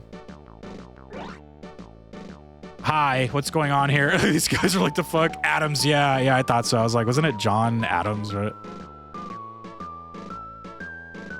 James Madison, dude. John Adams, yeah, it was John Adams. Who's the second? Everyone knows the first president, but do you know who the second president of the United States was? What's going on? We're at war. We've had it up to here with the British and their taxes. Why should we be run by a parliament across the Atlantic? Who are you at war with? King George III of Great Britain. The British have ruled the American colonies since the founding of Jamestown in 1607. Now we want our independence. How long have we been at war? Since the shot heard round the world was fired at the battles of Lexington and Concord on April 19, 1775, more than a year ago. Wow, what caused all this? Taxation and tyranny. If you want to know more, take this copy of Thomas Jefferson's pamphlet, A Summary View of the Rights of British America. Oh, that's what it was. I was like, a summary view of the rights of man. British America. It's all in there. James Madison was the fourth. Okay. The second president was a loser since he's not popular. Duh. I know. Nobody talks about the second president of the United States. They only talk about the first one. And then Abraham Lincoln, who was he like 14 or 15? I can't remember. It was like around there. Somewhere in there. Who are those men in Independence Hall? That's the Continental Congress, representatives of the colonies. How 13 individual colonies can stand up against a power like Britain, I don't know. Have you seen today's paper? Haven't seen today's paper, no. Offer the declaration. It's not ours. Looks like Thomas Jefferson's handwriting. Jefferson's probably drunk and passed out in like a alleyway, dude. He's like, I'm not even here right now. Going to the stable. Wait. Hi, I'd like to return this piece of paper. Probably belongs to someone in Independence Hall. They're always writing up documents. I bet it belongs to that red-headed fellow from Virginia. A heck of a writer, but not much of a public speaker. What's his name? Tom something? He wrote that summary view of the rights of British America. I bet I could remember his name if I had a copy of that pamphlet. Pamphlet? Looks mighty important. It is pretty important, I will say. I have no idea what's going on. Say, what's going on in Independence Hall? Where are your ears? Wait, what? Where are your ears, young man? Have you heard nothing? We're breaking away from Great Britain. I have to get over to the hall myself. Wait, don't I know you? My name's Mario. I don't believe I've had the pleasure, Mario. I'm Ben Franklin, publisher, scientist, occasional inventor. Please have one of my newspapers. You'll find it worthwhile reading. Ben Franklin, your founding father. I am. Actually, I'm a Pennsylvania representative to the Continental Congress. I need to get over to Independence Hall right away to sign the Declaration. Can you tell me about the Declaration? I'd be most happy to, my dear friend, but I need to find my glasses. I don't mean to brag, but I invented bifocals, you see. Did what's his name steal the Declaration of Independence again? Did Dick Cage steal it again?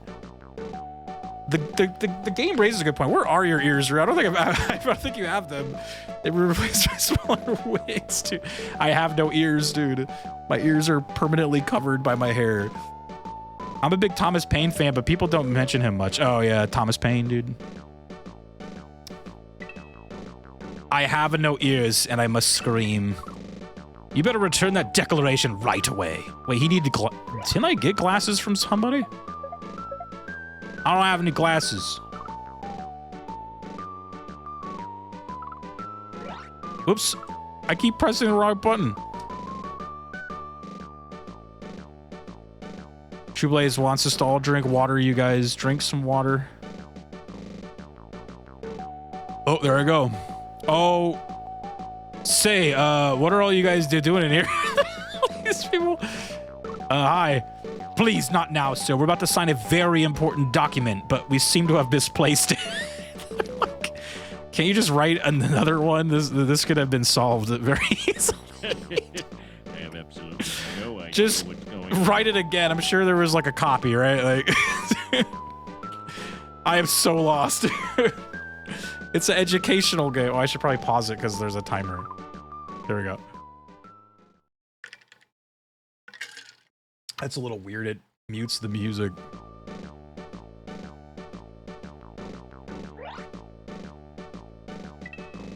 Oops. Please give this to its rightful owner. Whose pamphlet was this?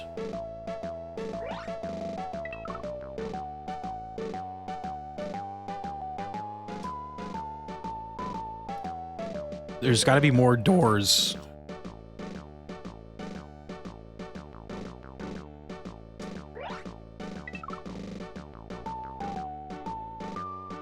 Who gets... Is that a door right there? No. Well, let's see. Yep, says right here, a summary view of the rights of British America by T.H. Jefferson. T.H. is short for Thomas. What's it say?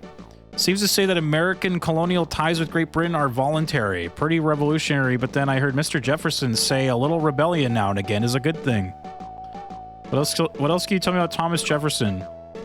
He built that interesting house over in Virginia, Monticello, I believe they call it. He loves to farm, they say. Also hear he's on the committee doing some writing for the Congress. Who else is on the committee?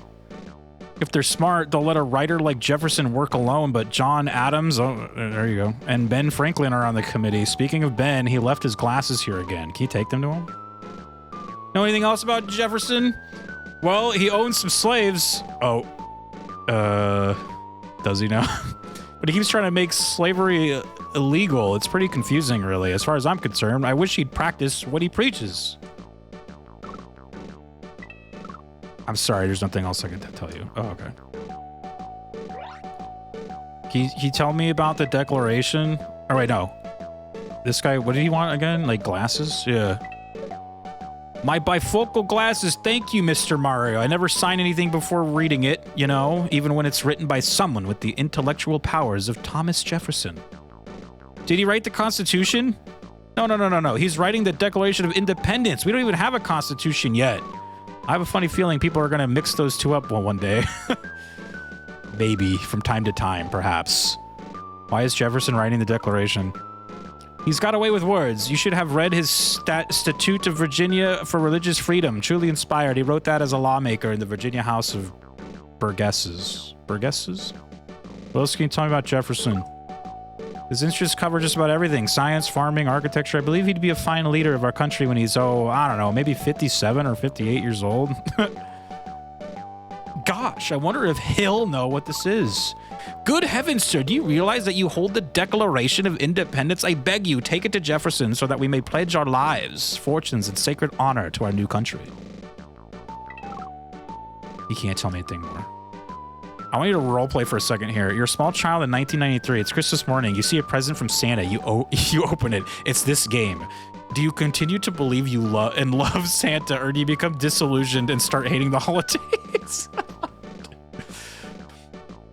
I mean, if I was a kid and I saw a game called Mario's Time Machine, I would be intrigued. I'd be like, what? Like, that sounds sick. Like, you're like, oh, cool. But then, yeah, then you play it and you're like, what the fuck am I playing?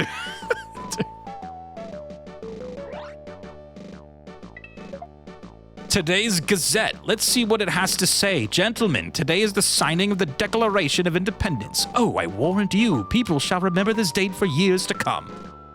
What is today's date? Why, it's July 4th, 1776, but they took the final vote on July 2nd. They're only signing the document today. I wonder which day we'll wind up celebrating. That is, if we win. If you win? My Mario's like, spoiler alert, dude. Could you lose? Could we lose? Listen to him, boys. He doesn't think we can lose. Look here, my little man. Britain has the largest navy and the best army in the entire world. We're just a bunch of farmers. What chance have you got then? We're fighting for our own land. We know the terrain and how to use it to our advantage. The British troops fight in formation. We won't make that mistake. Then, of course, there's Washington. Washington, he sounds familiar. He should. George Washington is the commander-in-chief of the Continental Forces. That's our army. He beat the British at Boston, but now he's fighting for New York City. Sounds like Washington may be indispensable. True. The Continental Congress keeps interfering with him and not giving him enough help. Even if things go our way, this war could drag on for 7 more years. Gee, and I was worried about this document. When in the course of human events, why, this is the Declaration of Independence. You have to get this over to Independence Hall right away. Our country depends on it. Offer declaration? That's not ours. Miki, thank you for the 35 stream streak. I appreciate that. I would too be intrigued until I boot it up. Yeah, like Mario's Time Machine, like that sounds sick, dude. Oh wait, I forgot to do my homework. All right, homework time, you guys. Everybody get ready. Thomas Jefferson.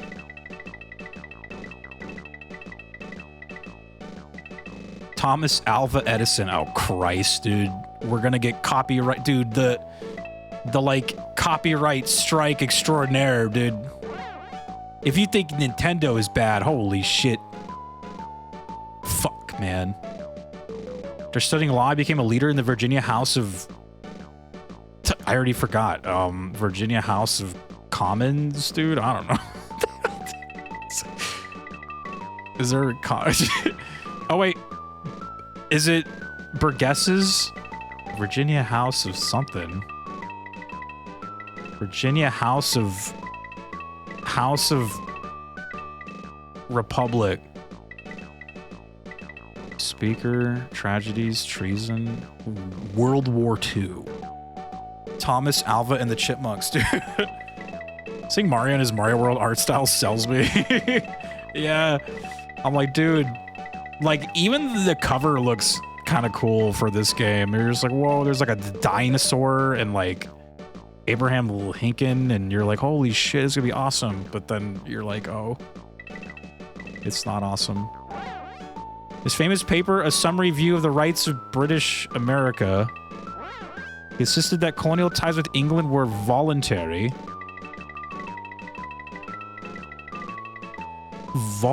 America. What he lacked as a public something was certainly made up for his powerful... Was it public speaker? I remember him saying something about him being a bad speaker. I can relate. I, too, am a bad public speaker. I can relate.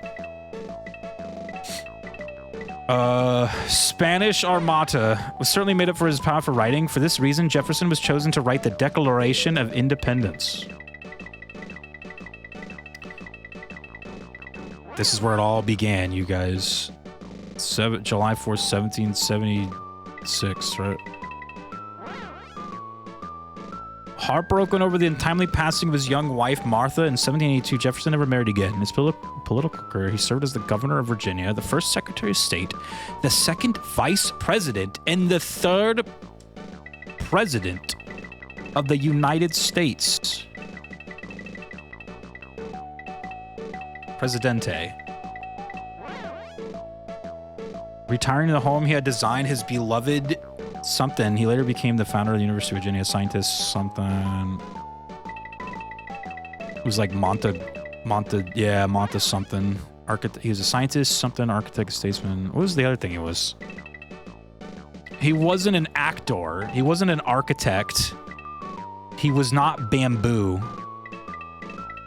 He wasn't a composer. He was a farmer. Yes. Homework is done. All right, boys. Listen up. It's time to lock in. Oh, thank goodness, gentlemen. This diminutive plumber has found our declaration. Now, we can sign it. You first, Mr. Hancock. How's it coming, Tom?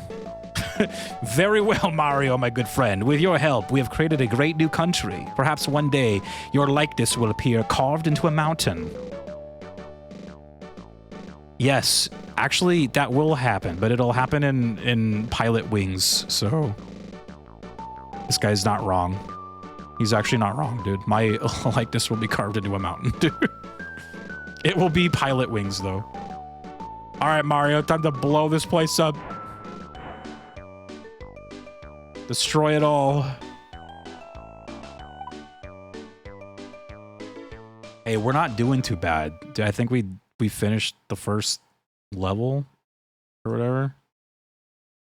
The first world. I don't know how it's going to get any better than, you know, the Declaration of Independence, though. Uh-oh. We got some crazy looking shit here. Oh, man. Oh, God. Even the music is kind of scary. What is this? Oh, wait. Wrong one. Menlo Park, 1879. The prolific inventor. Oh, God. Oh, God, dude. Not Thomas Edison, dude. Thomas Edison, also known as New Jersey's something of Menlo Park, began his quest to perfect the light bulb in 1879 after tiring of the flickering light and funny smells from the old dangerous gas lamps. Learning of a similar invention in something, Edison tried over something types of material in his seemingly endless quest to find a long-burning something. Eventually, he discovered that carbonized something was the perfect material. A lot of somethings that I don't know. Best remembered as the inventor of the incandescent light bulb, Edison also brought us, among other inventions, the phonograph, the something battery, and motion pictures. Edison is also credited with owning more something than anyone else in history, receiving more than something in his lifetime. Later in life, he was quoted as saying, "Genius is 1% inspiration and..." Genius is 1%... Oh, sorry. Genius is 1% inspiration and 99% something. Just got a message that a card I had for sale sold for $401 after fees. Dude, that is sick. Oh my God. Congratulations. But what are you gonna buy with that 400 doll hairs, dude? Are you gonna buy more cards so that you can sell more cards and then like the money just keeps growing, dude? It just keeps growing. Oh wait, I already forgot the year. What was it? It was like 18something? 1879? 1879. You actually learn about Thomas Edison in film school because he had a lot to do with motion pictures. In fact, one of the reasons why, like, I mean, there's like a bunch of reasons why like movie making like moved over to the West Coast, but a big reason was because people were trying to get away from him because he just kept like copywriting and like patenting stuff, and like he wasn't allowing like people to make films over there, so they like moved far away from him so that they can make stuff without him like bothering them. It's kind of great. Though the other reason, like another big reason movie making moved to the West Coast, or at least to like California, was because California also has like pretty much like every type of like what'd you call it? Like every type of terrain. Like it's got desert, it's got forest, snow, rocks. Like, so when you're like filming stuff, you can film like a big number of things, right? You can do like a big, you know, desert film. You can do something in the woods. You can do something on the beach, right? Like it had like everything. So it was just like, dude, just put it all there. Put it all there. You can make, you know, some movie that's set in like Arabia and just film it in the desert, right? Like you can make a forest movie. You got the beaches, you got snow. It had everything. But now they don't really film in California anymore because with like our state taxes the fuck out of people trying to make movies here. They just, it's like now they moved movie making back to the East Coast, dude, to get away from all the taxes. Too much tax. Oh, here we are.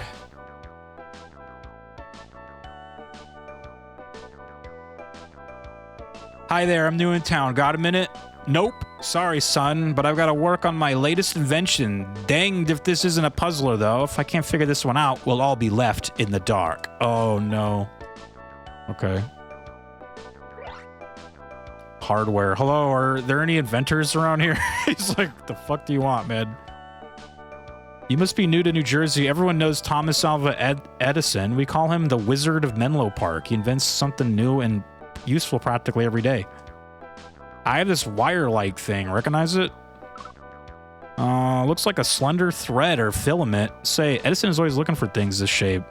He's already tried 200 of them as filaments for his new invention. Something to do with bulbs? Bulbs? What's a bulb? Dude, how do you not know what a bulb is, dude? Sort of a bubble of glass. I've got no time for that. See that grassy field out there? The new American version of football is starting at Menlo Park, and I went and lost the ball. What? Well, how is that my problem, dude?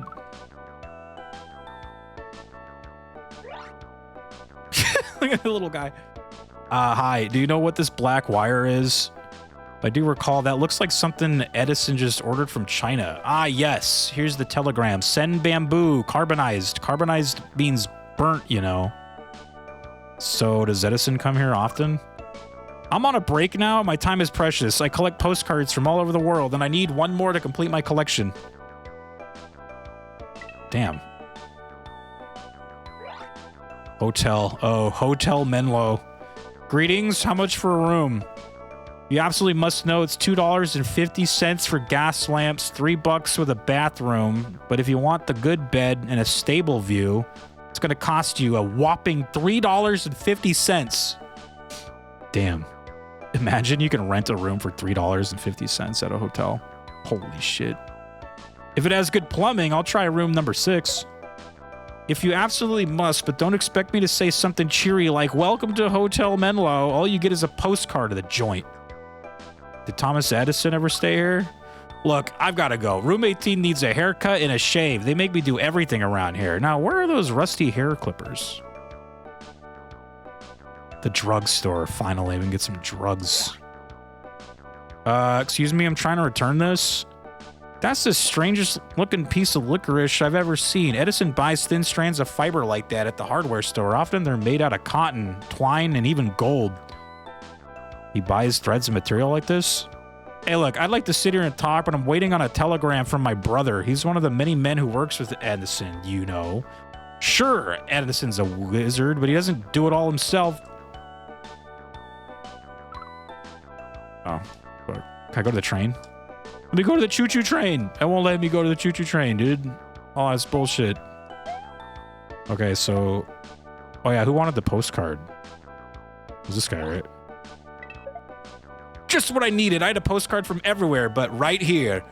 Now, what were you asking about our local inventor? Does Edison come in here often? Edison has practically become a fixture in this place since he heard about those light bulb experiments in Europe. You know, he sent a very funny telegram yesterday. What did the telegram say? You can tell me. He said it's private. Lean in a little closer. I'm no snoop, but it said genius is 1% inspiration and 99% perspiration. I have another telegram here for the druggist. Would you mind taking it to him? Well, remember... Oh, wait. Well, maybe to remember the good old days, he was a telegraph operator himself, you know. He also invented an improved stock ticker, which is just another kind of telegraph. I just got... What did I get? I got something that somebody wanted.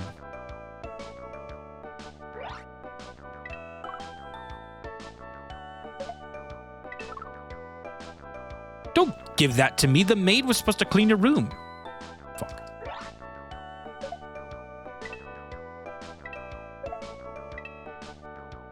Whoops.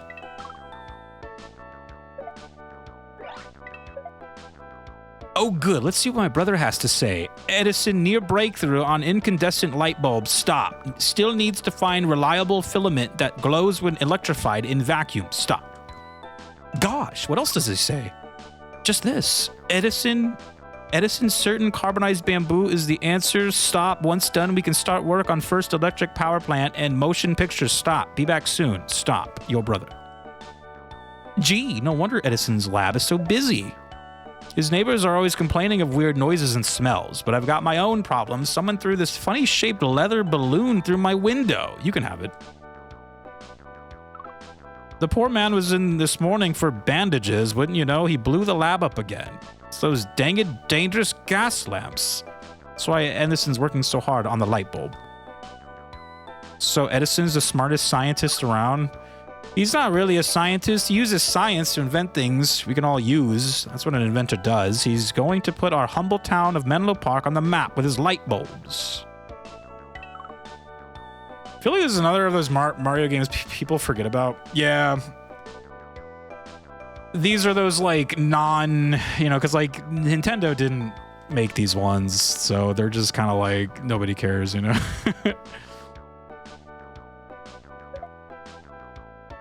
What's up, though, Link? Offer football. The football! Would you look at that? And here I thought you were just another pushy salesman. Let me make it up to you. Take a pair of our finest scissors. Can I do anything else? Well, he patented the first phonograph last year. I've got all his records, including his first big hit, Mary Had a Little Lamb. Who needed the scissors? The hotel man, right? Scissors, eh? Well, I guess these will do. Thanks, if you must know. Edison stayed here a lot. He's a little deaf. Kept his phonograph contraption blaring all night. Oops. What else is he working on? Besides alkaline batteries and the carbon microphone, too many to mention. I'll bet he retires with at least 1,000 patents. Speaking of retirement, I am done for the day. Please leave. Please get out of my house. Or get out of my hotel. Okay, so I think we got everything. I pressed the wrong button. No, Mario, don't blow up the city. Thermal detonator. Kind of wild to see someone playing this. Yeah, like I kind of, after we did Mario is Missing, I was like, I feel like we got to do this one too. Just to complete the saga. Oh wait, I'm on the wrong thing. Oh, I don't know how to, like, back out without, like, accidentally... Or actually, I know this one. That was the incandescent light bulb, right? The buttons in this game are so weird. I'm, like, freaked out to click on anything because I'm going to accidentally write the wrong answer down. The prolific inventor... Thomas Edison. Known as New Jersey's wizard... Complete the saga of Mario's obscure adventures. Yeah, dude. We, like, had to do these games. Wizard. Oh, that'd be at the bottom, dude. World War II. He began his quest to perfect the light bulb in 1879 after tiring of the flickering light and funny smells from the old, dangerous gas lamps. Learning of a similar invention, it was at Europe. Edison tried over blank types of material in a seemingly endless quest to find a long-burning something. What was it? Tried over long-burning... Oh, God, not this. Oh, God, not this one. What was it? Filament? I don't remember how many he tried, though. I'm just gonna guess. I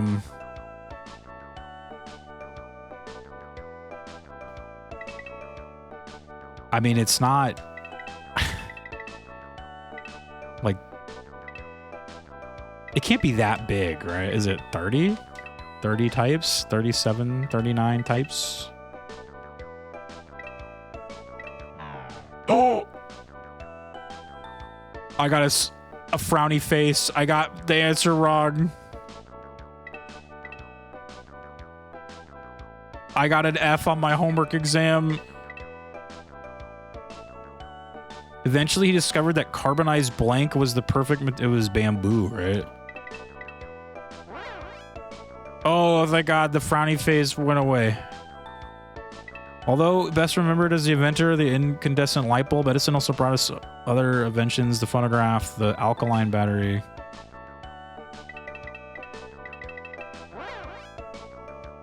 Edison also credited with owning more blank than anyone else in history. Patents. This man was a patent fiend. I know that one.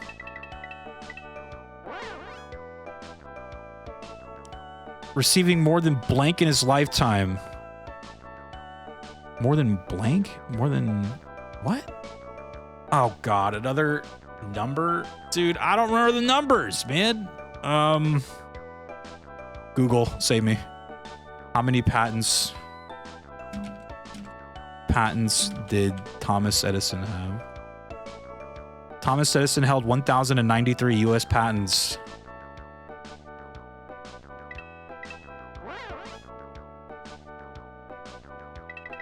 This one was like something about perspiration, right? Hold on, I still gotta get that other one though. Edison, okay, gas lamp. Your Edison tried over blank types of. How many types of material did Edison? Let's see. Google, how many types of material did Edison? It's like right here at the top. He tested over 6,000. Tested over 6,000 different vegetable-based materials, including various types of bamboo, coconut fiber, finishing line, and hair. 6,000? Oh my God.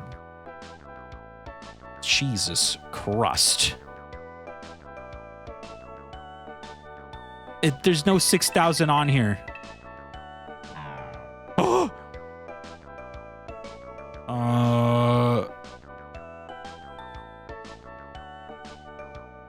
Mario... What is this game called again? Mario's Time Machine.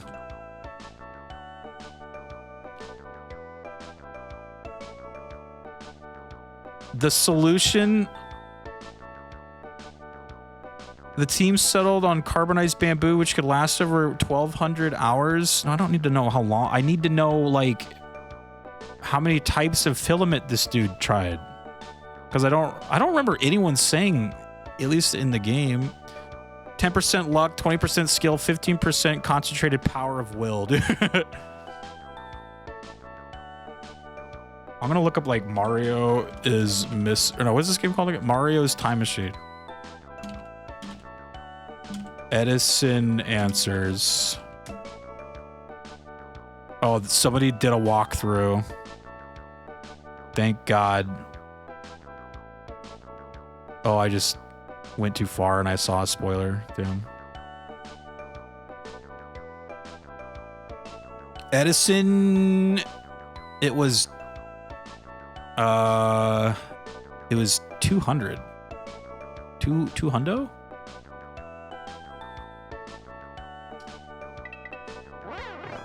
Of course I'd be getting them all wrong on the Edison one. Hi there, I'm new in town. Got a minute? Say whiz Mr. Edison, do you need this? Why, son of a gun, my boy. I believe that's the bulb filament I was searching for. Good job, Mario. This invention is the light of my life. Keisha, what's up? Say, Tom, where do you get your inspiration? Funny you should ask. It was much harder to tell before, but now whenever I see a light bulb go off in my head, I know I'm onto something good. 21st, what's up, man? We did it. It's time to blow this place up with a thermal detonator. Another much, dude.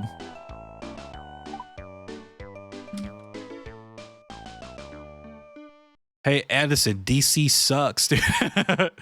Working and shit, yeah. On that grind, man. Kind of same, dude. Same. It's good to see, though, man. Mario's one of the mercs hired by Jabba. Yeah, he's got the fucking... Oh my god. He's got that thermal detonator. Gobi Desert 1292 when Marco fucking Polo? Are you kidding me, dude? Marco Polo was born in the Italian trading port of, I don't fucking know, Polo? He's Marco della Polo, right? About 1254 AD, the Western world knew little of the Far East. Marco's father, something, and uncle Maffeo, were merchants who happened upon the eastern capital of the Chinese emperor in 1260s. Dude, I don't know anything about Marco Polo, actually. Dude, I don't know shit. I just know he's like an explorer, man, right? Like, he's the guy's name that you yell when you're playing Marco Polo in the pool, dude. Like that's all I know about this dude. What the fuck? This guy went to China? Journey of... Wait, hold on. When the Polos set out again for China in 1271, they took something-year-old Marco with them, a journey of more than something years, including a crossing of the something desert, the Gobi Desert, I'm gonna assume. Brought them to Kublai Khan's capital at something, now Beijing. The Khan took a liking to Marco and employed him for 17 years in enterprises all over China? China #1. Hiya, baby. How you doing? What's up, baby? Marco discovered wonders unknown to Europe, including blank money, coal, spectacles, and blank. The Polos finally returned to Venice, and dude, this guy has a ton, man. There's too much. Finally returned to Venice and blank after escorting a Mongolian princess to the Khan of something. Back home, Marco was captured during a war between Venice and Genoa. While in prison, he wrote of his travels in the something of Marco Polo. The Travels of Marco Polo, dude. Which remained Europe's main source of information on Asia for the next something years. Dude, oh my god. I didn't know that the Marco Polo lore went like so deep. Holy shit. I had no clue about this guy. 1292. We're traveling through time. I've never heard of this game. It's Mario's time machine. We gotta go to 1292, you see. It's Mario is missing, but worse. Yeah, I'm trying to decide which one's worse. I think this one might be less fun than the other one. The Mario is missing one was like, okay. Is this on NSO? No, I don't think these games will ever be on NSO. These are like kind of those these are those like non-Nintendo developed Mario games. So I doubt they'll ever be on NSO. Yeah. Like they're not like CDI tier, but they are like I assume Nintendo wishes to forget these exist. Yeah, like if there were like tiers of like bad licensed Nintendo stuff, these would be like mid-tier, right? Like these aren't terrible, but they're not good. But the CDI games are like actually like terrible. I would like to forget it exists too. Yeah. There's just much wasted time in this one, even more than Mario's been missing. Yeah, like I will say, like history, I was a big like history guy, so this is like, you know, it kind of has a little bit of like something for me here, but yeah, it's not the best game. Shout outs to Amy though. This came from a place Nintendo wanted to get into the educational game market, but they didn't want to have anything to do with it. Right. So we're learning, okay? This is we're going in time. We gotta learn about Marco Polo, who was in the Gobi Desert, apparently. And like I was just saying, I'll be real, I didn't know shit about Marco Polo, dude.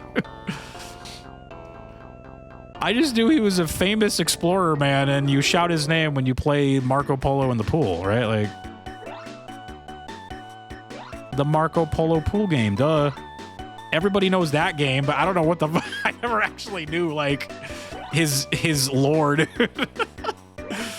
What's the Marco Polo lore? Holy, I guess we're about to learn, dude. Holy gad.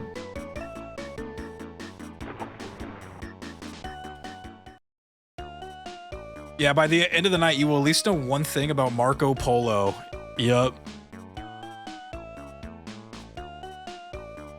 Hello, my name is Mario, and I... ... Is that Marco Polo? Oh, shit, he didn't even... Wait. He invented the game Polo, duh. Oh, the desert heat. Not only has it caused me to misplace one of my wonders of China, but now I am seeing miniature tradesmen. I cannot return to Italy until I've recovered. Oh, God. Oh. Hi, I'm lost. Do you know where I am? Who is this insolent beetle who comes unannounced? You had better be bearing gifts worthy of the great Khan's attention. Whoops, press the wrong button. Brooklyn? Bah, your accent betrays you. You are obviously another bold explorer from Italy. I am the great Kublai Khan. You are in the capital city of Kambalik. Kublai Khan? Haven't I heard of you before? Of course you've heard of Kublai Khan, just as you have heard of my father and my father's father, Genghis Khan. The mighty Genghis began the conquest of China that I completed your year of 1279. Any insolent beetles in chat, dude? Hello? Wow, you're the ruler of all China? Obviously, I rule the mightiest empire on Earth. As an experienced explorer, you could conduct trade for me in the empire's outlying provinces. Here, take half of what I pay Marco Polo. He just paid me? Marco Polo, who's he? A brave explorer, perhaps not unlike yourself, who left Italy when he was a boy of 17. Now he has decided to return home. This displeases me. I shall brood until I find a worthy distraction. I shall brood. Away with you. An emperor has no need of a wooden block. Oh.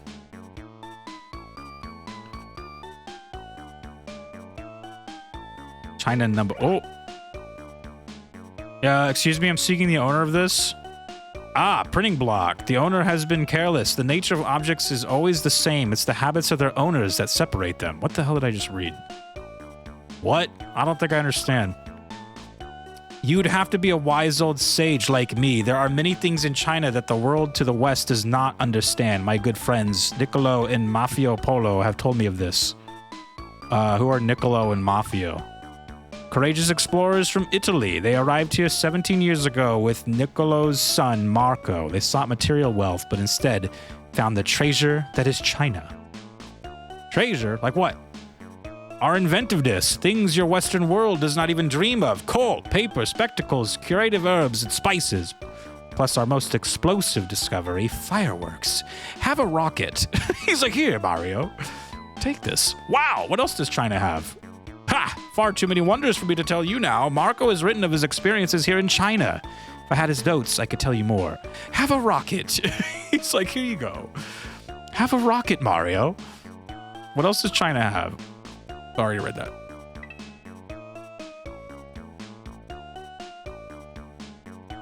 Just walk up to someone and be like, I'm an explorer. And they're like, here's $500,000. Hi, I'm Mario. How are you? Ha, you must be another explorer like those polos. Well, don't expect any favors from me. I have no gifts. I'm trying to make a living here. Didn't the polos buy your stuff? At first, they arrived laden with goods from the west. Their home is a great trading port called Venice in the land of Italy. Well, won't that open trade? Perhaps someday. Today they take more than they trade. All Marco Polo has given me is the first pages of the book he is writing. Here, take them. I doubt he'll ever finish it. Maybe you'd like to trade for this block. That's not just any block. Observe, it is carved on one side, dip it in ink, and you can print with it. Often the name of the owner is carved upon it. I can't read. Can you? Do you want to trade or do you want me to read? Either way, it's going to cost you some money. How much, dude? I don't got any money. I don't got no monies.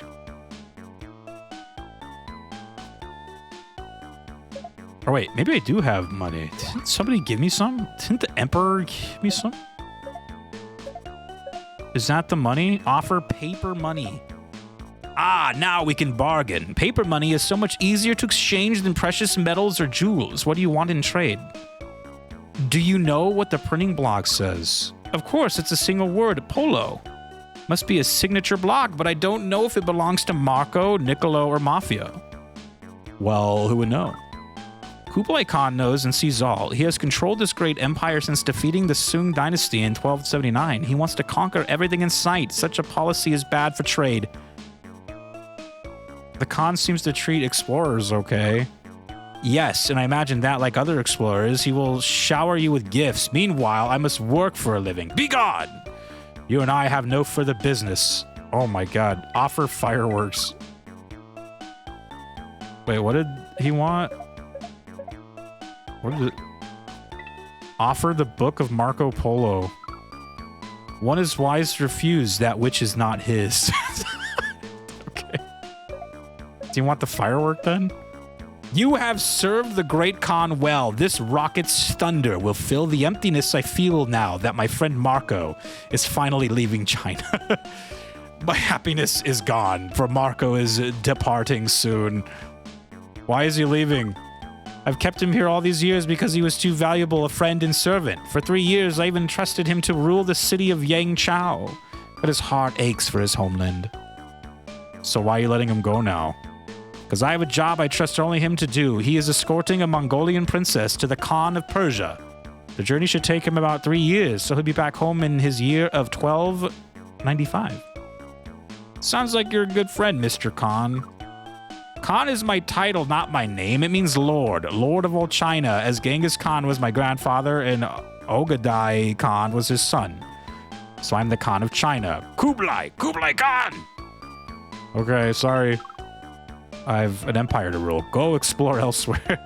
Leave me in peace. Did this guy want the book?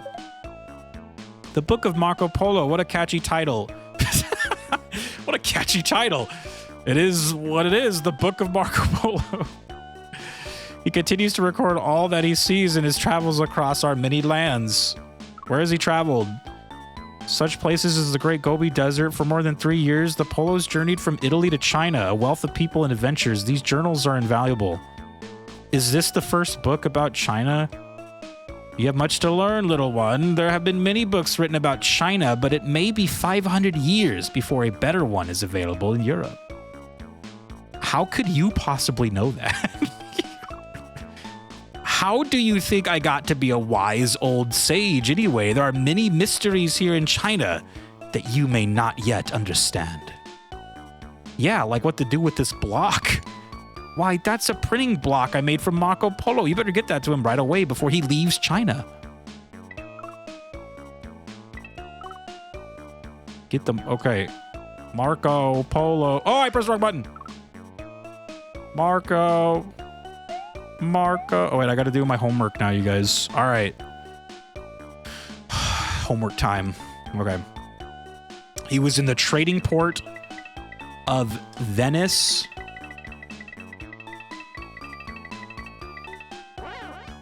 About 1254 AD, the Western world knew little of the Far East. Marco's father... Oh, God, what was the dad? I just heard it. It was like... I just saw it. What was it again? Lorenzo. Mark Antony. Mona Lisa. It was Niccolo.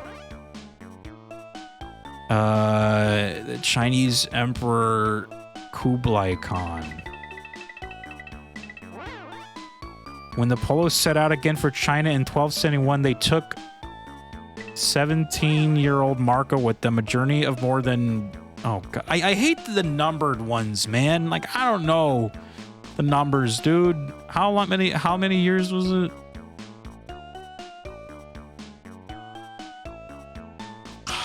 All right, look. Google, set me free, dude. How many years did 17-year-old Marco Polo Explorer or whatever? I don't know, dude. Like, what was it again? 24 years? 24 year. Oh! Oh, shit. I got the frowny face. A journey of more than something years, including the crossing. Well, I know that was the Gobi Desert, right? You made history sad. Dude, if I get this wrong, history, like, it just, we're screwed, dude. We're gonna be in the alternate 1985 timeline from Back to the Future, dude. Like it is, like, we are donezo, right? So I have to get these right.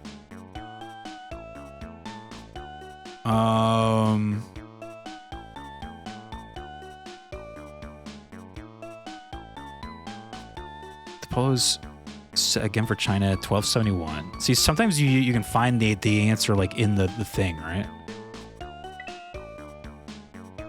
I see 1271. I don't see any other years though. 1271. Fuck. Never mind. 1271.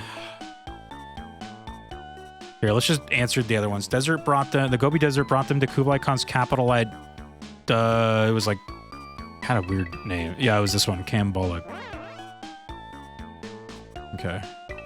The Khan took a liking to Marco and employed him for 17 years in enterprises all over Asia. Marco discovered wonders unknown to Europe, including paper money. Paper. Coal spectacles and fireworks. Fireworks. The Polos finally returned to Venice in... Oh, another year, dude. I don't know the years, man. Marco, oh, wait. I think I just saw that right. Was it 1295? Time. Google says he was 17 years old when he left Venice in 1271. Oh, yeah, he returned in 1295. He spent roughly 24 years traveling and exploring Asia, returning in 1295. He resided in China for 17 years. Okay, so 1295? I think I saw that on here, right? Oh, yeah, it's right here. After escorting a Mongolian princess to the Khan of Persia.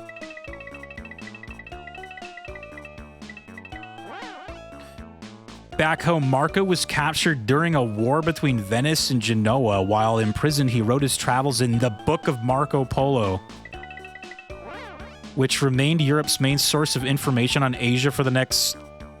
Another fucking number, man. Why there's a lot of numbers in this one, dude?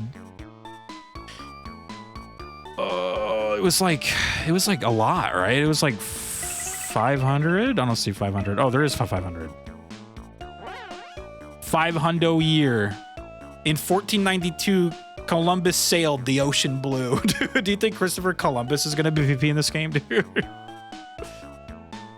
History is saved. Not yet. I gotta know how many. What was it? I need a journey of more than something years. Here, let me try that. How many years did it take Marco Polo to travel? I don't know. Travel the Gobi Desert? I don't know, dude. 1 month? Okay, so it's not that. It took him a month, huh? I need to phone a friend. Are there like lifelines in this game? Can I call like Yoshi on the phone or something and be like, hey, Yoshi, listen, man, How many years did it take for Marco Polo to journey over the Gobi Desert or whatever? Yoshi, help me. 1/12 years. He landed in Plymouth Rock, dude. We're getting our historical explorers fucked up, dude. Everything's getting messed up. The time stream is in shambles. All right, I'm gonna go back to the Mario wiki page, or whichever that one was I had up. It was like a walkthrough of this game. I'm gonna look. Okay, I've only had to cheat twice so far, and by twice I mean at least like maybe like 5 times. But you know, it's not bad. So far, so good. All right, Mario's always the numbers. Dude, I hate the numbers. It's like, dude, come on. Like, I remember I had a history teacher. I can't remember if it was in college. I had a history teacher that would like, he was just like, yo, don't worry about like the fucking years. He's like, just worry about like places and the people, right? Like the years, like you should kind of have like a general, like, you know, understanding of like when something happened, but like you don't need to know the exact fucking year, right? It's like, dude, like there's a lot of years, man. All right, so let me do Mario's time machine. But yeah, it's always like stuck with me. I'm like, dude.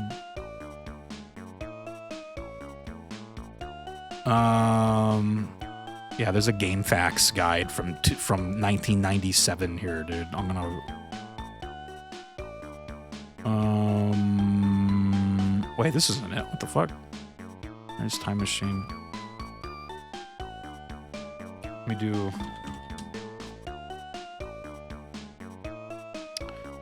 Mario.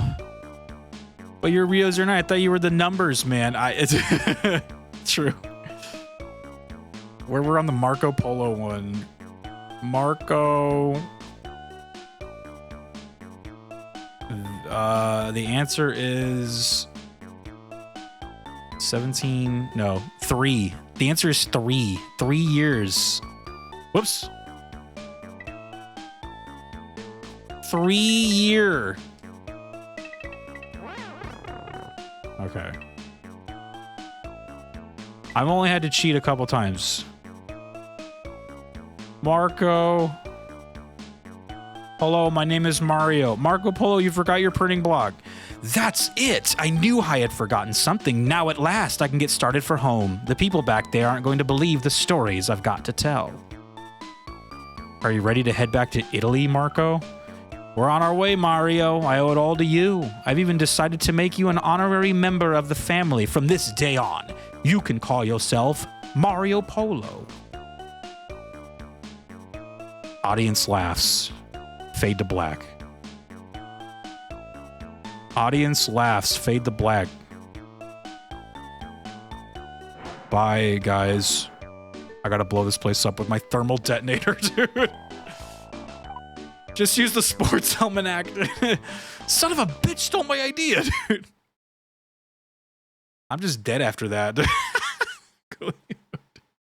Finally, China is explode. Finally. China is explode. China #1, dude. I didn't know anything about Marco Polo. I actually legit did just learn some shit, dude. I knew like nothing about his lore, dude. I just knew he was like explorer man extraordinaire, but like that, you know, that was about it. What is this? Oh god. Athens. Oh. Oh god. I already forgot everything we just learned. Yeah, it's gone already. Like, it's kind of like in school when you take a test and you like study super hard and you learn like everything on the fucking test. You could get an A and you're like, yes, mastered. And then you turn that in and it's gone by the end of the day. It's everything you do. It's fucking gone by that night. It's gone already, man. We're learning stuff. Turn this game off, dude. I'm gonna be real. I don't think they told us about him in history class except for his name and what he was. Yeah, like actually, maybe maybe I like fell asleep on that day or something, dude. Like I don't remember much about him. Like, I think here we learn more about Christopher Columbus than we do Marco Polo, I guess. Maybe that's why. I mean, yeah. Yeah. Athens, 369 BC. The methods by which we seek an understanding of our world, our universe, and ourselves are believed to have been created by the great thinkers and teachers of ancient Greece. One of the most noted of the philosophers was Plato. In blank, he founded what is said to be the first blank, known as the Academy.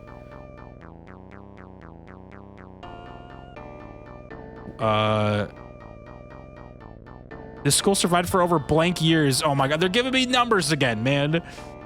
There, Plato taught his students through a dialogue of questions and answers. He learned this so-called something method, Socratic method of instruction from his own teacher. Oh, who was his teacher? It was like Socrates or something. It was like Plato, Socrates, and then there was like a third guy, but I don't remember the third guy. Method of instruction his own teacher. Yeah, it was like, who were the three? It was like Socrates, Plato, and then there was a third guy, but I can't remember his name. Was it like Aristotle or whatever? Like, I know they're, you know, they were like a trio. I can't like, I might be mixed up, but I know there was the three of these dudes. One of Plato's students, blank, became a great philosopher, scientist himself. Plato examined such questions and ideas as what is wisdom, what is blank, and what is the best form of blank. Socrates. Yeah. Socrates, was he the student or the I can't remember, dude. I think I feel like Socrates was the teacher, right? Napoleon, yeah. Are we gonna go to the Napoleonic Wars, dude? Damn. The teachings of Plato have influenced Western civilization for, oh god, another number, dude. His ideas are found in his many great works, including The Blank, in which he contended that the best form of government would be a blank of ruling blanks. A republic of ruling dudes, people, something. All right, let's go. Dude, I already forgot the year. Hold on. 369 BC. Okay. All right. 369. Oh, I gotta flip it to BC. Oops. How do I flip it? I pressed the wrong button. Mario. How do I flip the switch?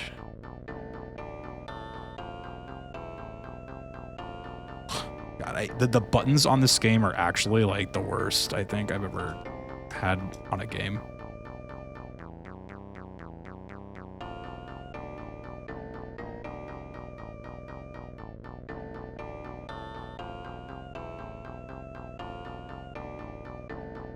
What is that? I don't know the button to flip it.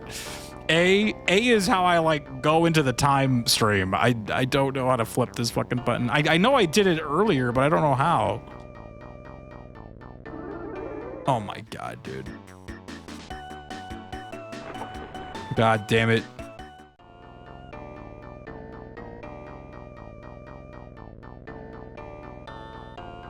What other buttons do I have? I have A, B, X, and Y. I've pressed them all.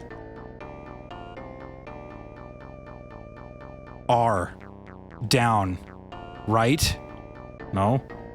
Left? No. Select? No. Start. Dude, it's start. It's start. Go, go, go. Start. No! What button to flip that? Oh my god, dude. I flipped it earlier, but I don't remember how I did that. Up, up, down, down, left, right. BA, start. Mario, what is it? Mario's Time Machine. How to change BC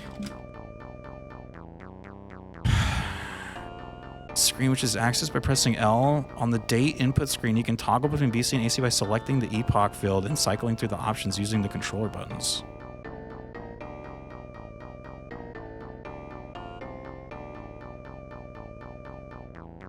It doesn't say, it just says to like do it.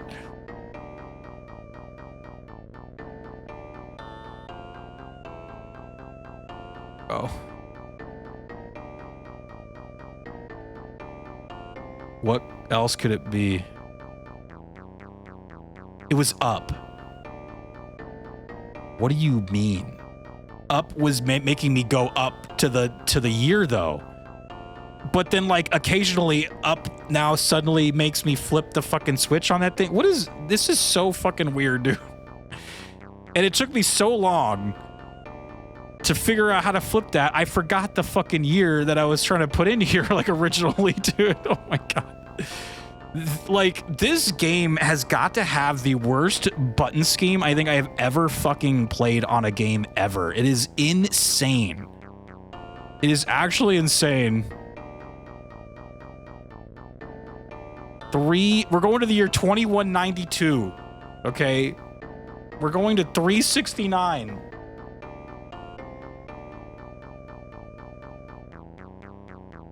I'm about to thermal detonate ancient Greece right now, dude. I'm so pissed.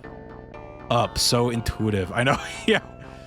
Up when the things are like, when they're, you know, you're like flipping it left and right, but you have to hit up, dude. 69 420? Yes. We gotta go to Athens, dude. I found it. Go back. Engage the time stream. Engage.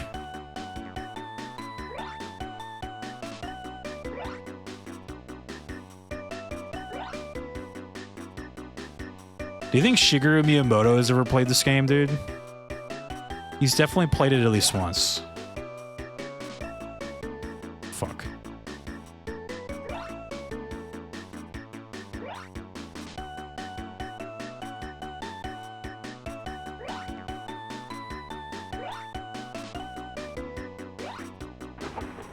Shigeru Miyamoto did the sound effects himself, bro.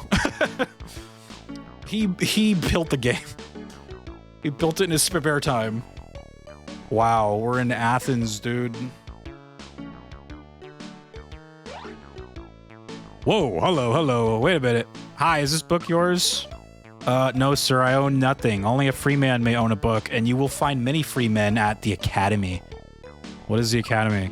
It's a university where great thinkers speak. Plato is their teacher. What does he teach? I don't know. I do not know, but they are great lovers of knowledge. I hear they speak of wisdom, justice, and truth. I am a slave, so I cannot go. Yikes, you're a slave? But that's not right. Mario, you are very wise. Perhaps you should share your ideas at the university. Here, take this laurel wreath. It will mark you as a wise man to those who can guide you. Like who? Aristotle would know. I saw him earlier by the colonnade. Thanks. I gave you this book as a gift. Alas, I cannot read. Your gift is better suited for a free man. Oh. Shigeru built this game in a cave with a box of scraps, dude. But he played it for like 5 minutes and was like, never mind. I'd rather learn from Mario to play the piano. Never mind. This sucks. Oh. Hi, can we discuss this book? Is that Plato? Our discussion is about no ordinary matter, but on the right way to conduct our lives. Such a discussion requires some thinking first. Undersized one, please leave me to my contemplation. Jesus, okay. Hiya, pal. Do you know where I am? Hiya, pal. What manner of speaking is this? You are in the Temple of Athens, pal. I'm a pilgrim here myself. I'm a writer of comedies from the Isle of Crete. How do I get to the Academy? Practice. You don't laugh? Oh dear, it appears my comedy is somewhat tragic. I'll not continue unless I am recognized for my wit. Perhaps an award from the Academy would do it. Yeah, right, but like, how do I get there, dude? Fuck. All right. Useless. What? Who's that? Is that some fat guy? Hello? Do you know Plato? Of course, I am a student of Plato's. You may call me Aristotle. I always welcome a stranger with a question. 'Tis how Plato teaches and how I learn. Interesting method of teaching. Yes, Plato learned it from Socrates, his teacher. Not surprisingly, we call it the Socratic method. Both the student and teacher ask and answer questions. What questions? Questions about life, knowledge, wisdom, truth, and our place in this world. We call it philosophy. 'Tis food for thought. As these grapes I offer you are food for the body. I think you're eating a lot more than grapes, dude. Like, goddamn. Chonky boy out there. I understand that you're a scientist. It's nothing. Any fool could deduce that heavy things fall faster than light ones. And who can deny the rocks sink while leaves float because of their shapes? I just wrote it down in stone. What else do you study? Oh, math and geometry. They help us measure our land. That's what geometry means. Earth measuring. I could tell you more, but I seem to have misplaced my measuring stick. It's under you, I bet. You sat on it, dude. You sat on it. Jabba, yeah. Waiting for the philosophical math question, yeah. If asking questions is your power, what are you without it, dude? Right? Whoa! I'm looking for the academy?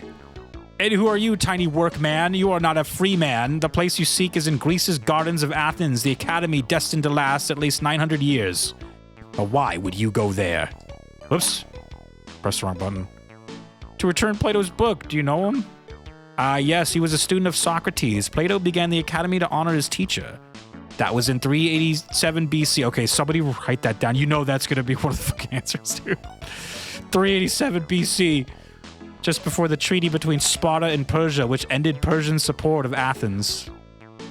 Gee, Plato must have really liked Socrates.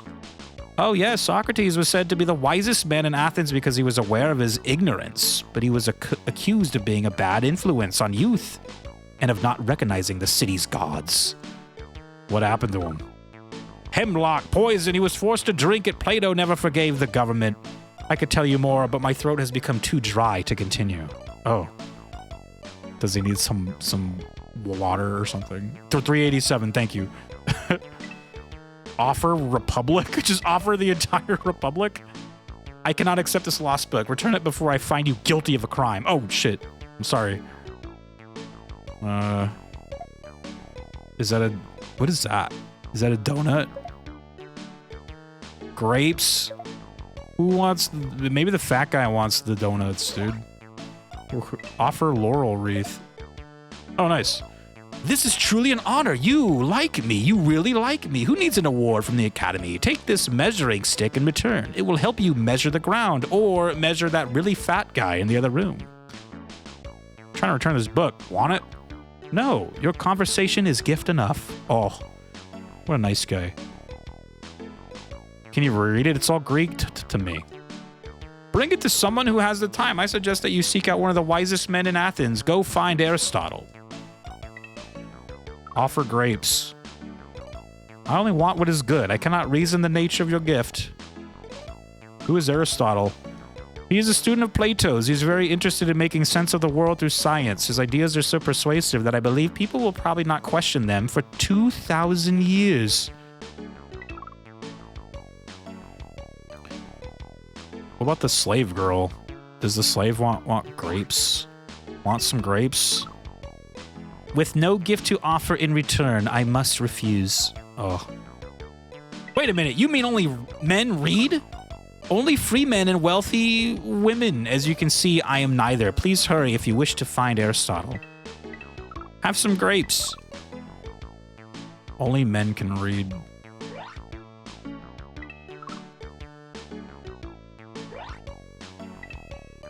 Does he want grapes?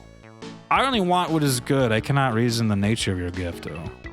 What else do you study? Oh, that's right. Thank you. Now I'll tell you what that book which you hold. It is one of the works in which Plato describes his ideal government. What does Plato think an ideal government is? Plato believes in a meritocracy ruled only by the best of the best philosophers. Unlike a democracy, in a meritocracy, leaders are chosen on academic merit. Oh, is that why this book is so important? Yes, 'tis the Republic, and it contains truth and wisdom which I predict will shape future civilizations for at least the next 2,400 years. Another year. Write that down.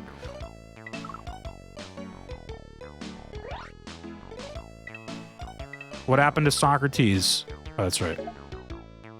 Ah, the gift of Bacchus. Or is it Dionysus? I can never keep my pantheon straight. Many thanks, my small friend. Now, can you tell me more about Plato?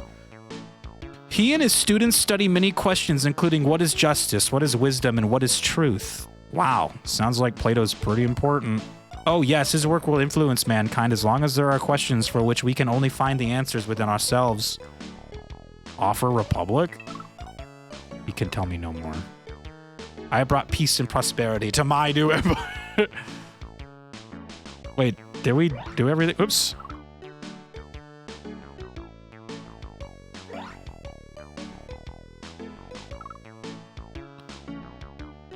Did we do everything?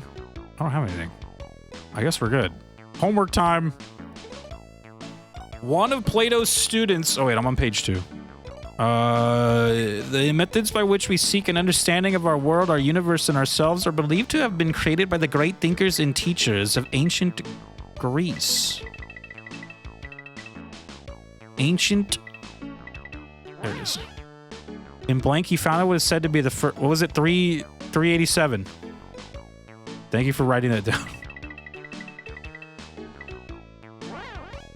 He found it was said to be the first blank. The first... School? I don't know. School? University? Oceans. Scurvy. Uh-oh. We're gonna die of scurvy in this game. This school survived for over... Oh, what was... It was like... Was it like 2,400 or something? I don't know, dude.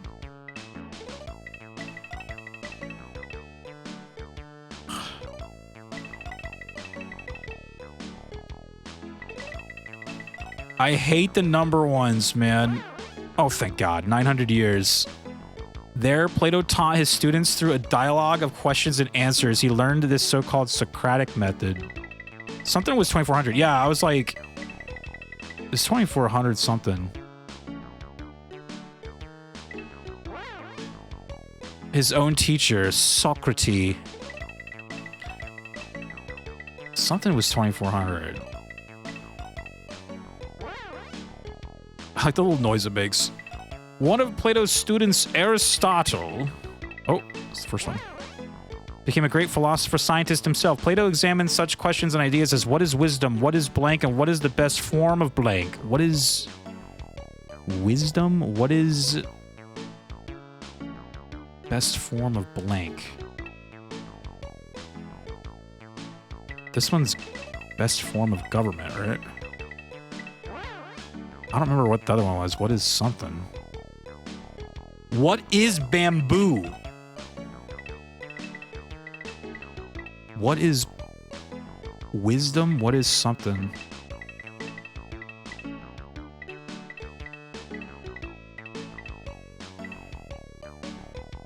This was an answer on...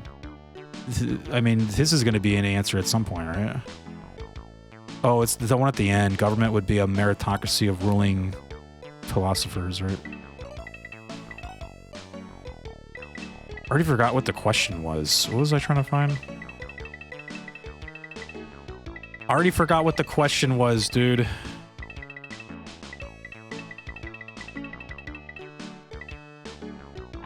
Oh, God. What is wisdom? Oh, what is truth? What is truth? That's right. Okay, truth. T. T for truth, you see. Where's that? There we go. History saved.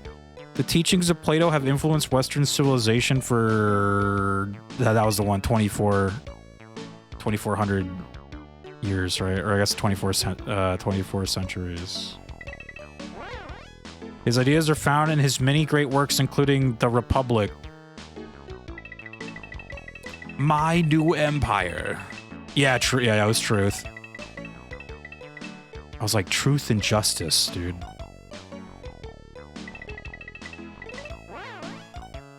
Form of government would be a meritocracy.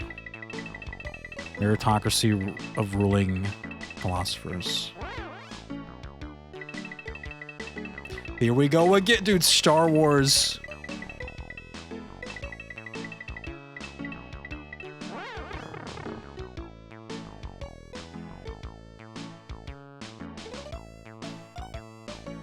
Plato, this book is yours. Ah, my republic. Thank you, Mario. This book is mine, but the knowledge belongs to all. Now I can teach my pupils just as Socrates taught me. What can you tell me to make me smarter? Ah, just do what you did. Ask questions, for no question is too foolish to ask. And from small plumbers, great questions may arise. Mario knows ancient Greek. Yeah, dude. He knows how to speak ancient Greek. All right, we're good. We gotta go back. Back to the future. That one was... These are getting kind of hard, dude. Oh, shit. These are getting kind of hard now. It's like the boring history stuff. This is the boring stuff. Go back to the Revolutionary War and the Civil War and all the cool shit. They're making me do all the boring stuff, dude. Oh. Whoops. Wrong button. All right, who's next? London, 1595. The transformation of England from a small island nation to a great world power began during the 45-year reign of one of the country's greatest monarchs. Queen Bess? Queen Elizabeth. She was finally known by her subjects, ruled with strength and wisdom. In spite of many problems she faced as queen, hers was a kingdom troubled by deep religious divisions and a war with Spain's king. What was Spain's king? Was it King Philip? It was either... Look, it's a good chance it was either a Philip, a Charles, or a Philip, right? Probably Victoria some number. There were like 5 of them. Oh, is this the crown jewels? Oh, it looked a lot like... Yeah, it's the crown. I think it's Elizabeth's crown. Millionaire, what's up? They got like 5 names. Philip, Charles, George, King George, dude. Take a guess. What was it? The famous sea battle with the Spanish Armada was successful, but costly. Finally, countless plots against Elizabeth were attributed to her enemies, including her cousin Mary, Queen of Scots, right? Mary was the Queen of Scots. When Mary fled to England after abdicating the Scottish throne, Elizabeth had her something for some 60... she, like, imprisoned her, right? Mary was accused of something. I'm guessing, like, treason. Accused of treason and done away with. It was, however, Elizabeth's generous support of the arts and sciences during the period that produced playwright William Shakespeare and world explorer Marco Polo. Christopher Columbus. That allowed her to preside over what is today called the Golden Age of England. Okay, any Queen Elizabeth mains in chat, dude? Let's go. I already forgot the year. Oh my god. 1595, okay.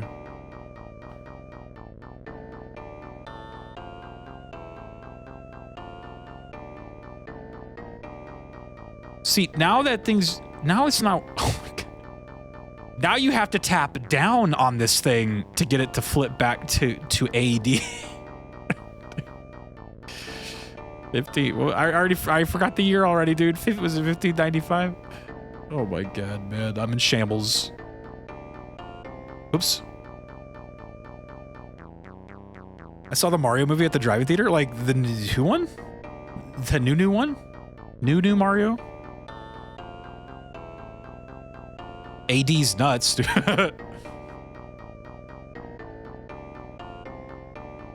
Oops. London's calling. All right, we're going to London. Or wait, no, we're not. Hold on. We're not going to London, right? We are going to London. 1595. Okay. The new Mario. London, 1595. Engage the time stream. Oh, fuck. Mario.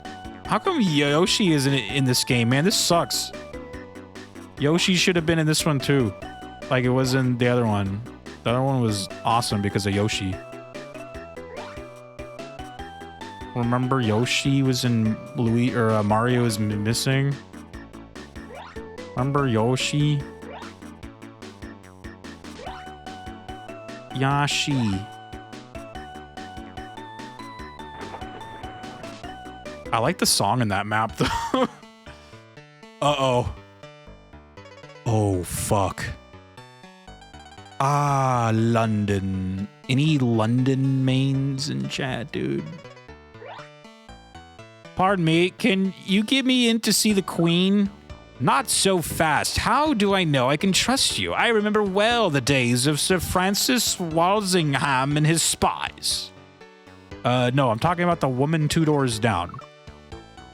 2 doors down? That sounds suspiciously like treason. Walsingham saw to it that Mary Stuart was brought to the block for that, you know.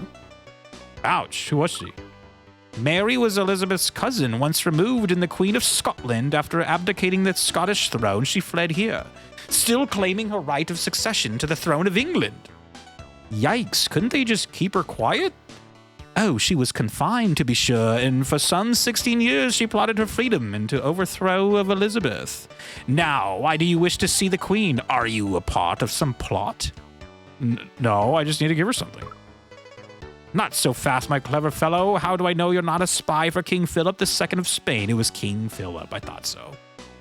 Look, you just gotta go. It's either Philip, Charles, or George. Just pick one. You'll probably, you got like a third chance. I don't trust you. You're too suspicious. Perhaps you should give me something to keep me from calling out the royal guards. How about the crown? The crown! Take it away, else I will be accused of treasonous theft. Okay, well, chill out, dude. Oh, Jesus.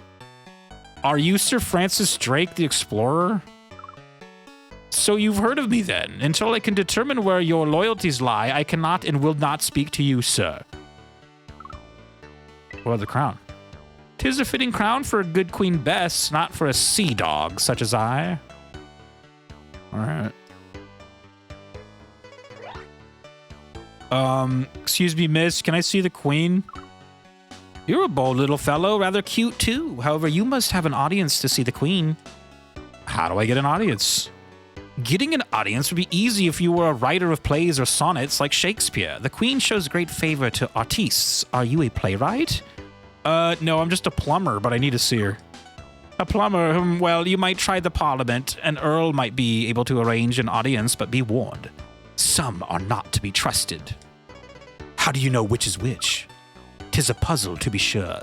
Some you cannot trust, while others, like the handsome and dashing world explorer Sir Francis Drake, are well known for their loyalty. Could Drake get me in to see the Queen? Perhaps if he finds you loyal, he'll send you back to me. We need to give him this bosun's pipe first as a sign that I sent you. What else can you tell me about Queen Elizabeth? Enough about the good Queen Bess for now. Return to me once you've seen Sir Francis Drake.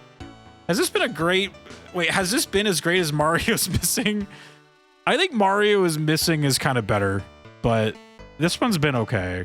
It's not terrible. It's just kind of boring though. I guess. The other one was at least kind of funny, and at least you like killed stuff in that one. I don't think I've killed anything in this game, but I guess you probably shouldn't be killing stuff when you go back in time, right? Probably not a good call. Probably shouldn't be killing stuff. Uh-oh, is that the Queen? Greetings, ma'am. I must speak to you. She's like, hell no. Dude, look at this guy's fucking legs in the top left. Jesus. My man's got some freaking strong-ass legs. He's ripped. Must a word to be addressed to the Queen of England? Little man, be gone now, or I will make you shorter by a head. Oh, she's gonna kill Mario. Oh, 1-star? Oh, that's a great idea, actually. All right, let me pause that and to do that now. Let me also turn on some music because it's kind of weird that there's no music. It's a little unsettling, you know? Let's get a little music going while we read a 1-star. Mario's Time Machine Metacritic. He does not skip leg day. He did not, no. Killed the Koopa that stopped a major disaster from happening. Exactly. Mario's Time Machine. There are no reviews. Damn. It's the perfect game. What else had... I remember there was like another site I used to go to find reviews. Maybe, How Long to Beat, right? How Long to Beat. I think How Long to Beat had like a review page, right? Reviews. There's no reviews. Dude, we needed at least one review for the 1-star review. Fuck. There's no reviews.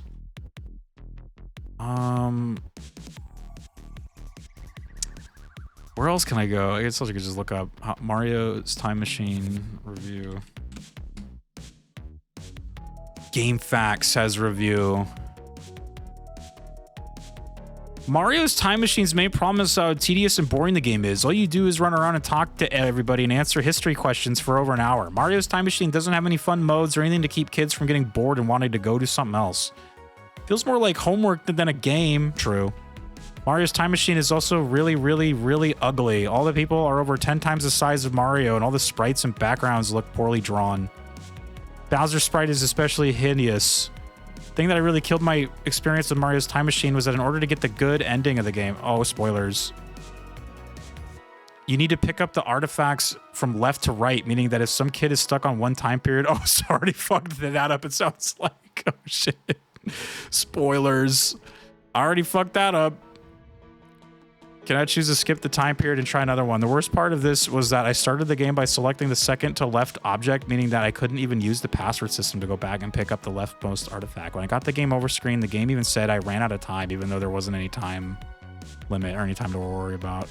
Well, spoilers. I guess we're not getting the good ending. Someone on IGN scored it a 10 out of 10. Dude. Yeah, this is like one of those games where we should probably read the like good reviews. Like it'd be more like interesting to read the like the 10 stars and shit. Oh my god. Well, there's your review for Mario's Time Machine. There isn't many to find out here. Yeah, this is like a very like unknown game, so I am not surprised that not a lot of people know about it. So I'm not surprised. That's because it is homework. Now get back to it.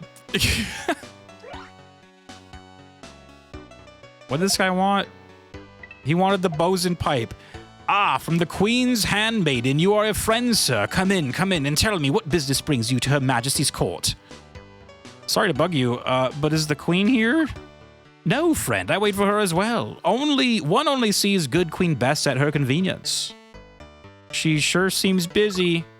Sink me, lad, she's the Queen, and a great one she is too. She's always busy, especially in these days of war with Spain. There's a war on? Dude, there's always a war on, dude. Aye, for some time. Back in 88, there was a great sea battle. A small fleet kicked the stuffing out of King Philip II's huge Spanish armada. Armada, isn't that a funny-looking animal? Armada? What? Mario, what the fuck are you talking about, dude? Odds fish, no, lad. It was the largest fleet of warships ever to sail the English Channel. So you defeated them? Beat them, we did. We sent them packing with their tails between their legs into the teeth of a fearsome storm, which finished them. Fewer than half made it back to Spain. Wow, that must have been really exciting. Aye, but not as exciting as sailing the seas in search of Spanish ships to relieve of their treasure. Is he a pirate too? I'm gonna see the Queen. Can you help me? I judge you can be trusted to take this pearl necklace as a trinket from my travels. Take it to the Queen's lady and you'll have your audience. Thanks, Sir Francis. Good luck to you and Godspeed. Good luck to you, sir. Notice how to confirm sound effect is the death sound from Super Mario World. Oh yeah, it is, huh? Yeah. I was like, all of the sounds are from that, but I actually couldn't tell. Like, hey, you're right. These beautiful pearls are a sure sign that Sir Francis feels you are to be trusted. Can I see the Queen now? Yes, you'll have your audience. The Queen will see you in the throne room. I can't thank you enough. Enough of thanks. Get thyself to Elizabeth as quickly as you can. Wait, what about the other guy that I was talking to? The guy that was like, who didn't trust me? What did this guy want? I don't have anything for this guy. We gotta go talk. Wait, can I go up the stairs? No. Okay.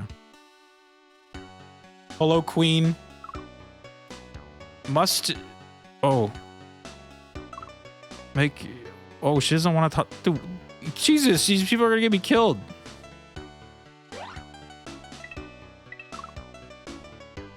I couldn't give her the crown.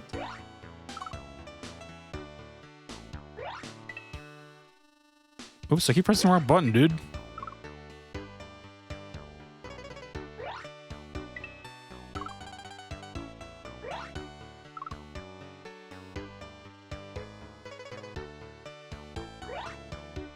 My only guess is there's like another room somewhere. Or I just gotta do the homework now? Like, is that it? Oh, I pressed the wrong button. I guess I just gotta do homework now. The transformation. I mean, I kind of already know all this shit. All right, England, from a small island nation, a great world power began during the 45-year reign of one of the country's greatest monarchs, Queen Elizabeth. Queen Elizabeth I, right?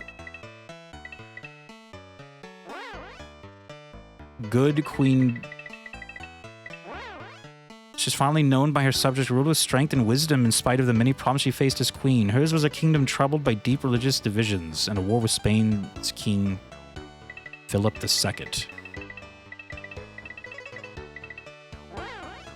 The famous sea battle with his Spanish Armada. Can I see the queen now? Dies. Yeah, they just like killed me in there. Like a spy.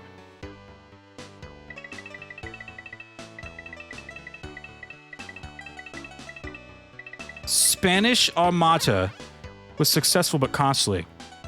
Countless plots against Elizabeth were attributed to her enemies, including her cousin Mary, Queen of Scots.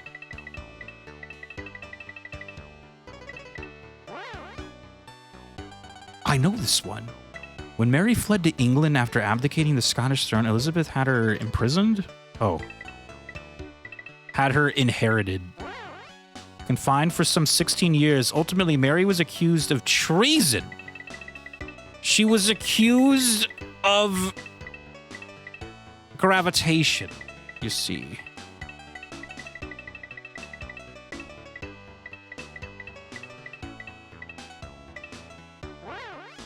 And done away with. It was, however, Elizabeth's generous support of the arts and sciences during the period that produced playwright William Shakespeare and world explorer blank Sir Francis Drake, right? He's in here. Yes! Okay.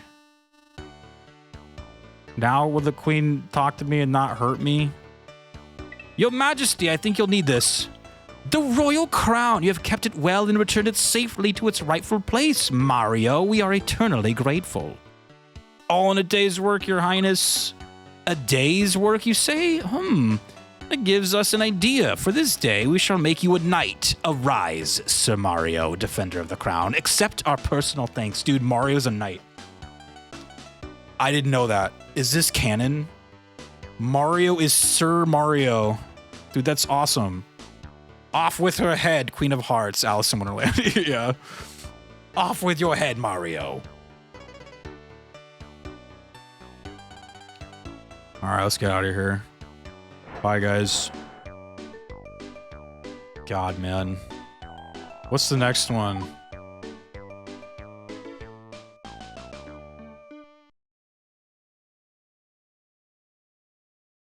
A little thirsty. It's hot in here.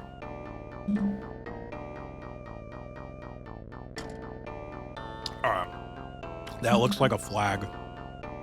Is that a flag of India, I think.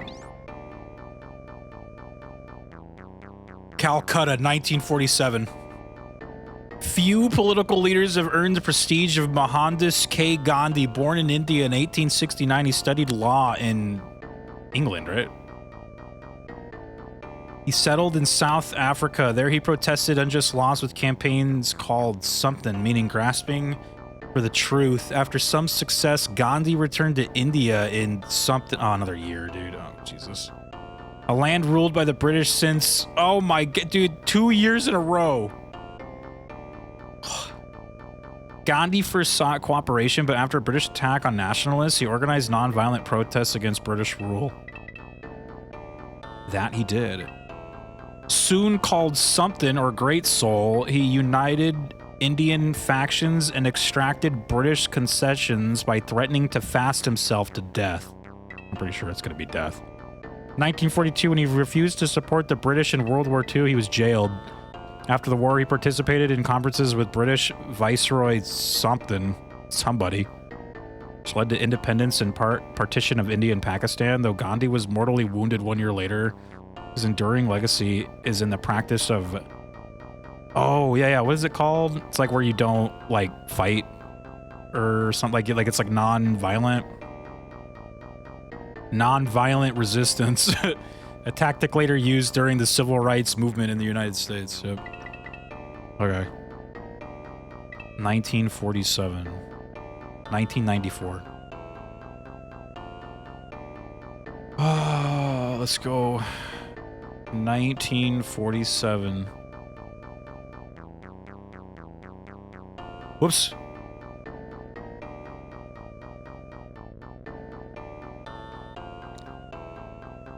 Do. 47, London. Whoops. Oh my god, there's so many buttons. Pacifist? Yeah, like pacifist. Something.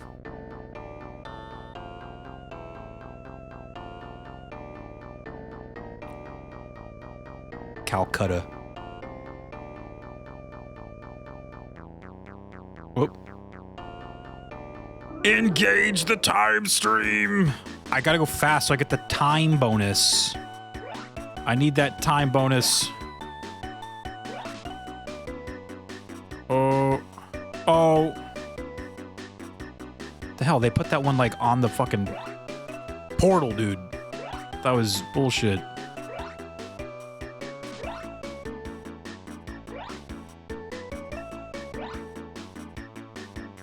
I got 4 seconds of time bonus, dude. That's gonna change everything.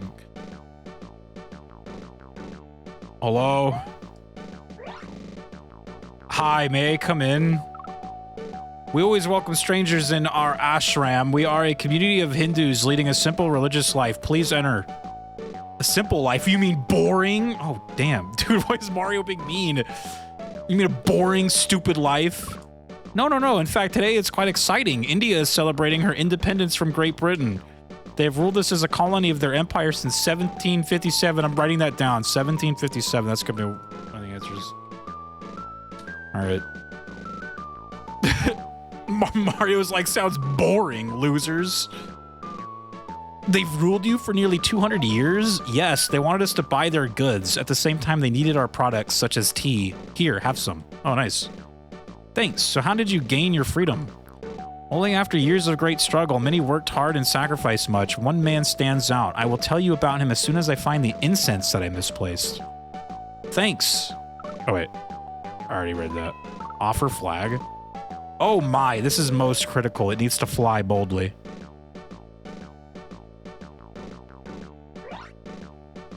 Hi, neat store you got here. Is it yours?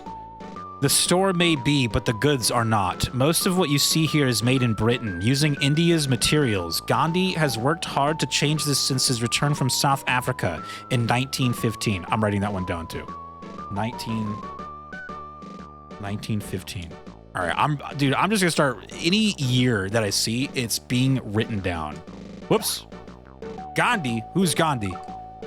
Mario, how do you not know who Gandhi is? He's like, who? You You must be a stranger here in Calcutta. Gandhi has been a great leader in our struggle for independence. He had hoped that if we helped the British in World War I, they would free us. Alas.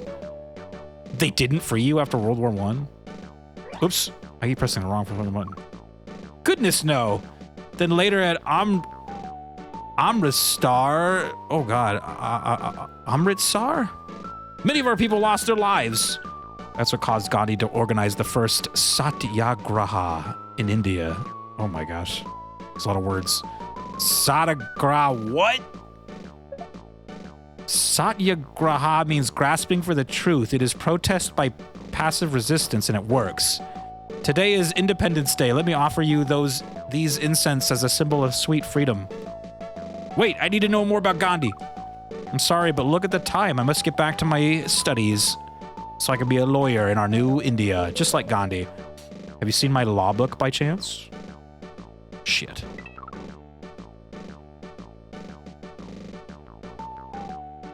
Whoa. Hi. Hi, folks. Can I ask you something? They're just like, who the hell is this guy? Hello? Oops. Guess I'm not asking shit. Please not now. We're about to begin the Independence Day ceremony and raise our new flag, but there seems to be some delay. We do not have a flag. You'd think they'd have just like a spare flag, dude. They're like, here's another one. Oh, God. We're in court. Hi there. What's happening? I beg your pardon. Do you know to whom you are speaking? I am the judge of the Crown Colony of India, sir. That is until the independence ceremony today. Independence Day should be fun, right? Fun? Hardly. The sun is setting on the jewel in the British Empire's crown. Seems independence is the fashion thanks to this man Gandhi. From now on, you will address me as your grace. What's Gandhi got to do with it, your grace? Everything. He's led these people to freedom. Quite brilliant, though, due in no small part to his British education. He lent me this law book once, but now it is only a bitter reminder. Take it. Guy gave you trouble, huh? Endless trouble. He was held in such high regard, there was little we could do about him. He believes in peace, but on his terms. Oh, but I need a spot of tea. Wait, I have tea, right? Look it. Offer cup of tea. Ah, thank you, old chap. Where was I? Ah, Mohandas Gandhi. Bah, a criminal. Spent more than 2 years in prison, you know. Gandhi in jail? Why? The man's a traitor. Here we were fighting the Axis powers in World War II, and Gandhi insists India will fight for the crown, only if we give India her freedom.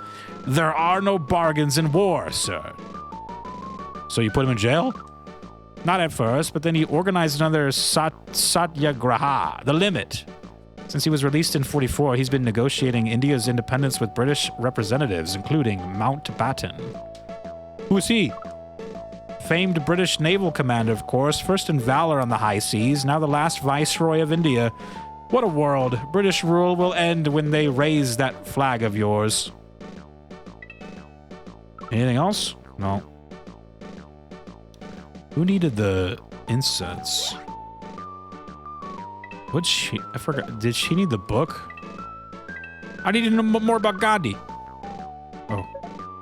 Why, thank you, my little friend. Now I can study the law. The British legal system is one of the good things left to us that we hope to use in our new country. Have things always gone Gandhi's way? Goodness, no. He had to stop the Satyagrahas when they became violent in the 1920s, but by that time he had earned worldwide recognition and prestige for his methods. That helped him quite a bit. How did that help? Well, when Gandhi threatened to fast until death in order to get concessions from both the British and his fellow citizens of India, people took notice. I don't get it. How did that help? The British could not risk the world condemnation should he actually come to harm. His own people of India, well, they simply could not bear to let their Mahatma suffer. His fasting ended violence. Sadly, no, violence is never far away. Even now, many Hindus and Muslims will not live together. For that reason, India and Pakistan have been separated. Gandhi opposed it, but some blame him. Offer flag? Tell me anything more? There's nothing more I can tell you. Okay. What did this person want? Oh, yeah. Oh, thank you. You are a curious little man. Are you British or Hindu or Muslim? Or are you one of the many other peoples of the large land? I'm Mario. No, I'm a plumber. Who is this one man? Mahatma Gandhi is one of the leaders that put our country on the path toward freedom. We admire him here because he practices the Hindu ideals of asceticism. Oh my god. Mario's like, asceticism? What is that? Strict denial of material comforts. That is why the Mahatma wears only a shawl and loincloth. Though he is a lawyer educated in Britain, he will not dress in rich man's clothes. You call him Mahatma, why? It means great soul. Gandhi himself has rejected the title, but the people insist. It was given to him after he began his campaigns of passive resistance. What is passive resistance? It is the way the Mahatma has taught us to practice civil disobedience when confronted by the authorities for breaking an unjust law. We refuse to fight them. Any violence is their own. 1842. Oh, did you write down another year? But don't they just arrest you? And more of us resist until the jails are full. We can defend ourselves, but we try never to do violence. The Mahatma began using this method in South Africa when he encountered terrible injustice. I think we have everything, right? Homework time. Few political leaders have earned the prestige of Mohandas K. Gandhi. Born in India in 1869, he studied law in Britain and settled in South Africa. There he protested unjust laws with campaigns called...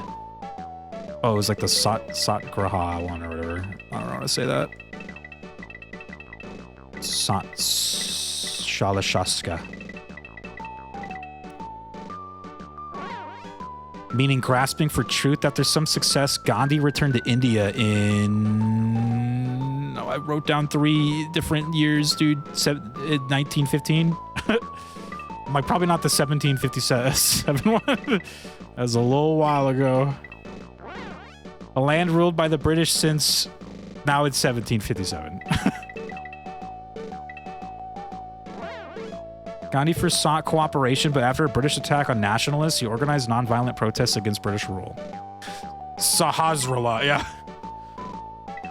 Soon called Mahatma,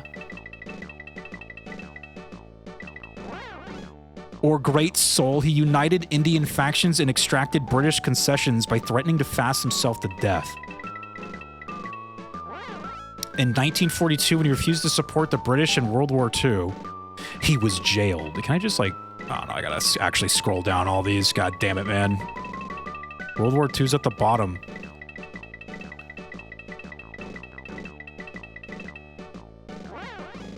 He was jailed. After the war, he participated in conferences with British Viceroy... Oh, what was it? It was like Mountbatten or something? I never heard of this guy. All I know is the Gandhi movie, dude. What was the... Who made that? Like, I think... The Gandhi movie didn't, What's his name directed it, I think? The guy who was in, like, Jurassic Park? Like, the old guy? I forgot the guy's name. Or at least I think he directed it, but it was a good movie. Where was I? It led to the independence and partition of India and Pakistan. Though Gandhi was mortally wounded 1 year later, his enduring legacy is in the practice of passive resistance. Yes! Gandhi, I have your flag, dude. Mr. Gandhi, your flag, am I too late? Was it Attenborough? Yeah, I think he was the guy that directed the Gandhi movie, I think. His name is, Richard Attenborough, yeah. He was the, like, old guy in Jurassic Park, like the spared no expense guy. Spared no expense. Spared no expense. You're just in time, my small friend. A new era is dawning for the people of India. Thank you, Mario. I shall never forget you. Say, Mahatma, any Koopas bothering you? He's like, what the fuck is a Koopa? No, Mario, but your life seems so full of endless struggle. Perhaps you should consider defeating these enemies of yours through passive resistance. I mean, look, dude, I don't think we're going to be defeating Bowser with passive resistance, right, dude? I don't think that's possible, Gandhi. I'm sorry. Yeah, Richard Attenborough directed the movie of Gandhi. And then, yeah, his brother is Sir David Attenborough, who does all the, like, nature documentaries and shit. I can't believe this is a game. Amy's in shock, dude. It's just like, what the fuck am I watching, dude? Mario was there, okay? This is canon, okay? This is canon in the Mario verse. Mario was there, dude. He was there. He saved India, dude. He was there. Ben Kingsley, yeah, that's right. Ben Kingsley played Gandhi, dude. Dude, great film. It was a great film. I haven't seen that in a while. I should watch that again. It's a good one.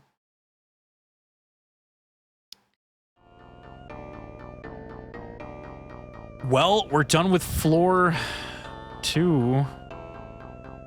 What's next? Oh shit.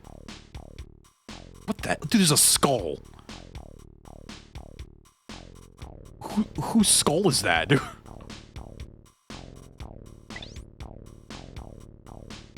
What did I just grab? Mainz, 1455. When young Johann Gutenberg was growing up in something. Who the fuck is Johann Gutenberg? At the turn of the 15th century, books were very rare and expensive because a blank had to duplicate each copy by hand. Johann was oh, is this the guy that invented the, like, printing thing? Is he the, like, printing man? Print man! Since Johann was a child of great curiosity who loved to blank, he dreamed of a faster, easier way to make books. Luckily, Johann had blank a large fortune. Had blank a large fortune. Okay. This allowed him to dedicate all his time to the invention that would soon change the world. The secret, he realized, was in finding a way to print words. Copies would be quick and effortless. I don't really know too much about the, like I feel like I kind of remember learning about this dude in school, but Gutenberg first tried carving letters from wood, but the printing came out something and blurry. He continued to experiment, spending all his father's money during the blank years it took to perfect the something press. The final press, made with movable something type, worked perfectly. His childhood dream realized at last. Johann printed his first books in blank. They are known today as Gutenberg blank. This kind of seems like look, you know, I get printing man was probably pretty important, but this seems kind of like a bore. This is like a filler episode, man. Filler ep 1455. Filler ep. Oh wait, how do I bring down the time machine again? Oh, there it goes.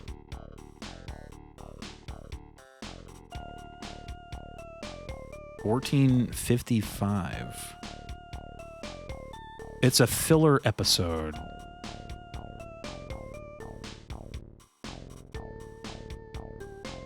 And then the area was Mainz. Oh, go back. Engage the time stream. This is a real game, dude. This is a real video game.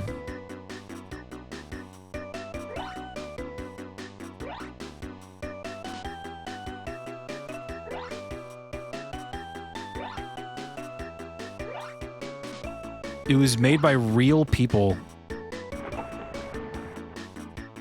Can you believe that? Whoa. Is that the church? What? Hello, is this letter yours? Shh, son, this is a library. I have absolutely no use for what appears to be a metal letter or wax seal. Perhaps the fellows at the mint might have made that. Okay. Does Herr Gutenberg have a library card? A what? He's like, please, would you just go? Gutenberg used to come in here every day when he was a little boy. What a bookworm that kid was. Most families can't afford to have a single book in their home. Damn, not one book. Does Gutenberg come here anymore? 9. He's been too busy trying to invent a faster, cheaper way to make books in large quantities. I hear that's all he does anymore. Could this metal letter help him? Well, you don't have to be a librarian to know what every book is filled with letters, but enough talk. Try some of this tea. I grow it myself in the cathedral garden out back. Can you tell me more about this letter G? I have to spell it out for you, Mario? I can't talk anymore. Our books are so valuable that many have locks on them. And I've lost the key to the mayor's favorite book. I must find it. Okay. Sorry, man. Damn. Hello. Do you recognize this metal letter G? No, I work with animal skins making parchment. Those sharp lines would make a big impression on my products, though. Why don't I ask the scribe next door? His business is letters, after all. Sounds interesting, but what's parchment? Glad you asked. It's goat or sheep skin that has been carefully crafted to be soft, clean, and thin enough to write on. The stock we make here is very good, very expensive. Do you know anything about Herr Gutenberg? I'm impressed by your curiosity. Actually, I know quite a bit about him, but I really can't chat unless it's over a nice hot cup of tea. Guess what, buddy? Oh, wait. I have a tea. Can I offer the tea bag? Offer tea bag. Cathedral tea. My absolute favorite. Thanks, Herr Mario. Now, what were you saying about Johann? What's his so-called secret project? Secret? Ha! Everyone in Germany knows he's been working on a printing press for at least 30 years. That's a long time. Is he finished? Well, if he doesn't pay back the money he borrowed, they may throw the book at him. But he swore he would print a Bible this year. And Gutenberg always keeps his word.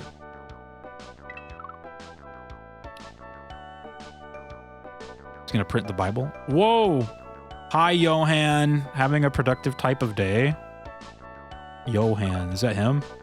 Yes, but it's Herr Gutenberg to you. Please be on your way now, diminutive one. I'm pressed for time. I must follow my schedule to the letter, or this printing press will never be finished. Scribe. Hi, what are you doing? This guy's like, oh my god, please, dude. It's not hard to describe what a scribe It's not hard to describe what a scribe does, plumber. I sit at my table and copy books, word by word by word. Excuse me for yawning. I get so sleepy. Do you like your work, scribe? I love books, but as a career, this is nothing to write home about. Copying manuscripts is hard work. It takes forever. No wonder books are so darn expensive. Would this metal letter G help? If that were used to print letters, it could make 50 Gs in a minute. Where it would take me hours. Then I'd have more time to eat my wife's cooking. Have a drumstick. Okay. Well, I hope Gutenberg's invention works out. Me too. If I have to copy one more book, oh well. They say the only good writing is rewriting, and oh dear, I'm going to need a ladder to reach that ink on the closet shelf.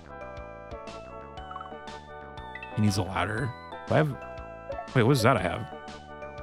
Oh, that's the drumstick you just gave me. Who wants the drumstick, dude? Hi, this is some place. What do you do here? Hey, can I borrow a ladder for the scribe? Oh, let me talk to this guy first.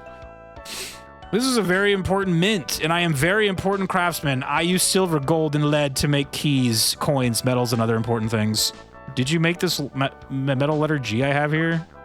That is not my work. Johann Gutenberg made that. He thinks he's the only person in Mainz, besides the jewelers, who knows about metal crafting. Does he work with you? He thinks he's too important to work here. If he hadn't inherited that fortune from his father, things would be different. Spent the whole pile buying expensive metals for his secret project. What's the secret project? You can tell me. Wouldn't you like to know? I will give you this key, however, as an example of superior metalworking. Now it's lunchtime, and I can't talk when I'm hungry. Oh, dude, he wants a drumstick. Tasty chicken. I was going to have a hamburger and a frankfurter for lunch, but they didn't show up. What's so funny? Oh, I suppose you want to know more about Herr Gutenberg. Why did Johann use metal for this letter? Oh, he tried wood first, but any fool knows that wood is too soft. The letters came out crooked and blurry, but Gutenberg kept on trying. He used it to work here, you know. I gotta borrow a ladder. He never returns anything, but okay. He's like that good for nothing, never returns anything, but fine, here you go. For an educational game, it sure does teach to insult short people. They're always talking shit to Mario, dude. Wait, who needed the ladder? Was it the scribe?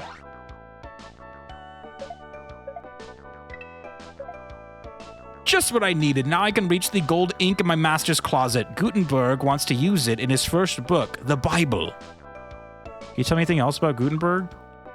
I'm no font of wisdom, but if you don't get that metal type of Herr Gutenberg right away, we'll all have to read Gutenberg Bibles. Oh, shit.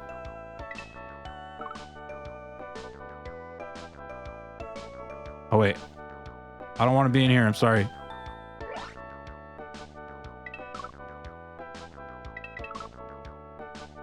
Thanks, but no thanks.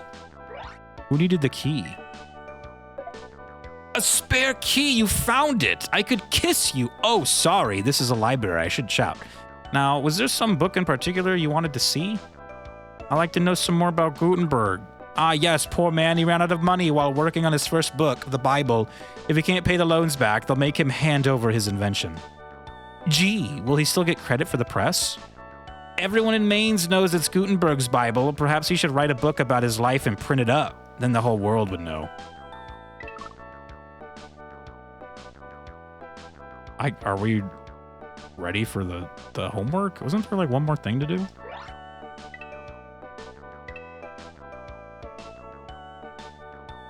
I don't got any more items. All right, I'm going in. Homework time.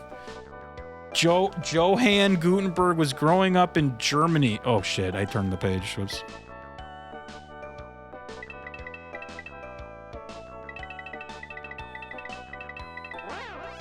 Turn of the 15th century. Books were very rare and expensive because a blank had to dupe a scribe.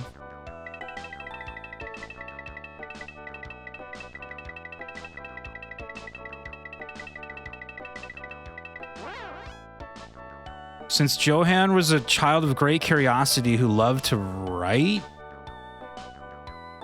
I don't know, was it... Oh. Read. Luckily, Johann had something he like inherited. Yeah, gifts in his dad or something, right? This allowed him to dedicate all his time to the invention that would soon change the world. The secret, he realized, was in finding a way to print words, so copies would be quick and effortless. Gutenberg first tried carving letters from wood, but the printing came out crooked and blurry. He continued to experiment, spending all of his father's money during the blank years it took to perfect. It was like 30, right? It took 30 years? Oh my God. Jesus, man. Perfect the printing press? Oops, I pressed the wrong button.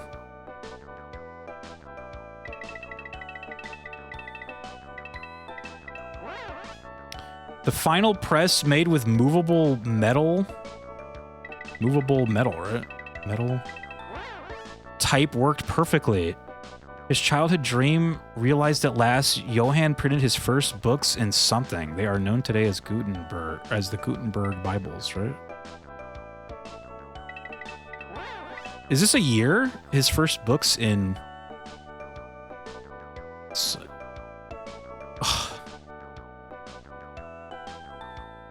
Fuck, man. I didn't see any years, dude. Like, I was looking. I think that this one could be an easy Google search, though.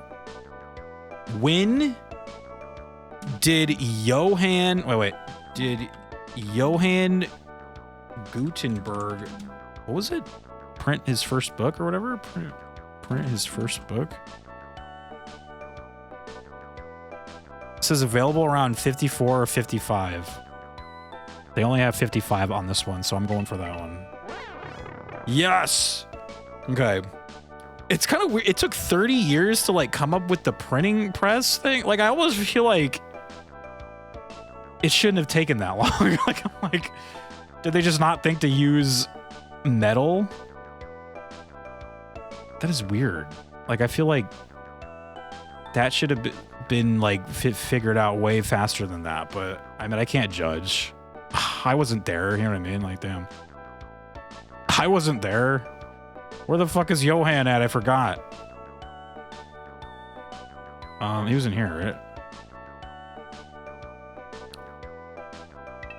Herr Gutenberg, I believe this is your type.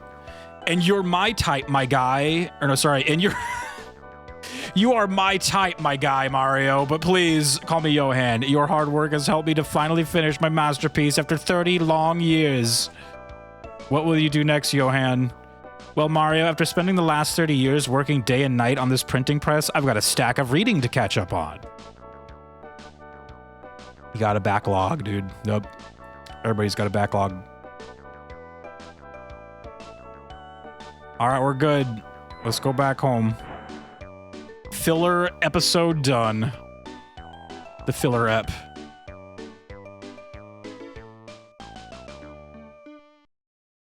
Do do do do do do do doodle do do doodle do doodle do doodle do. What the hell is this?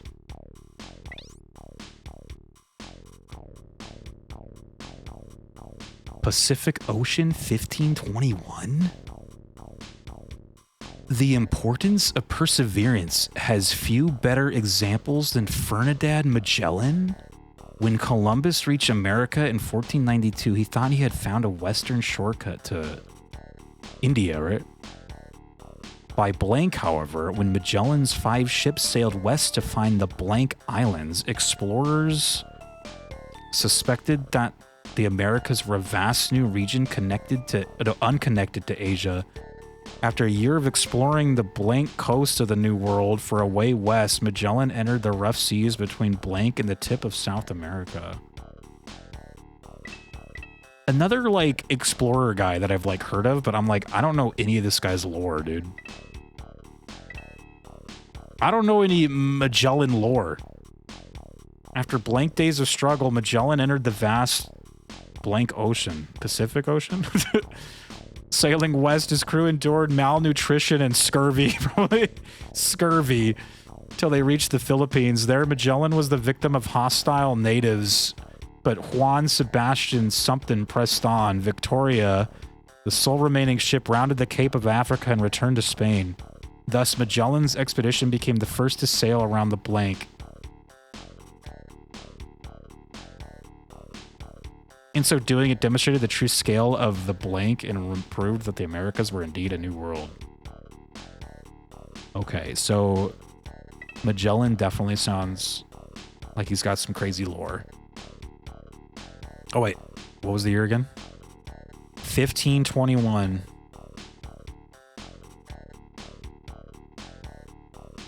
All right.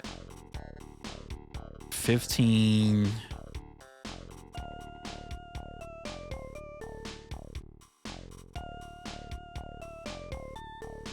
21. Oops. In the Pacific Ocean.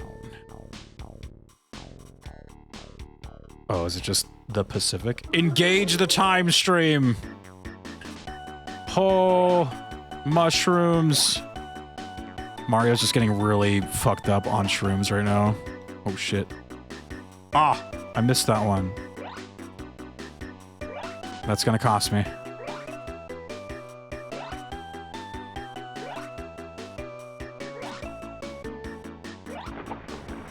That's gonna cost me.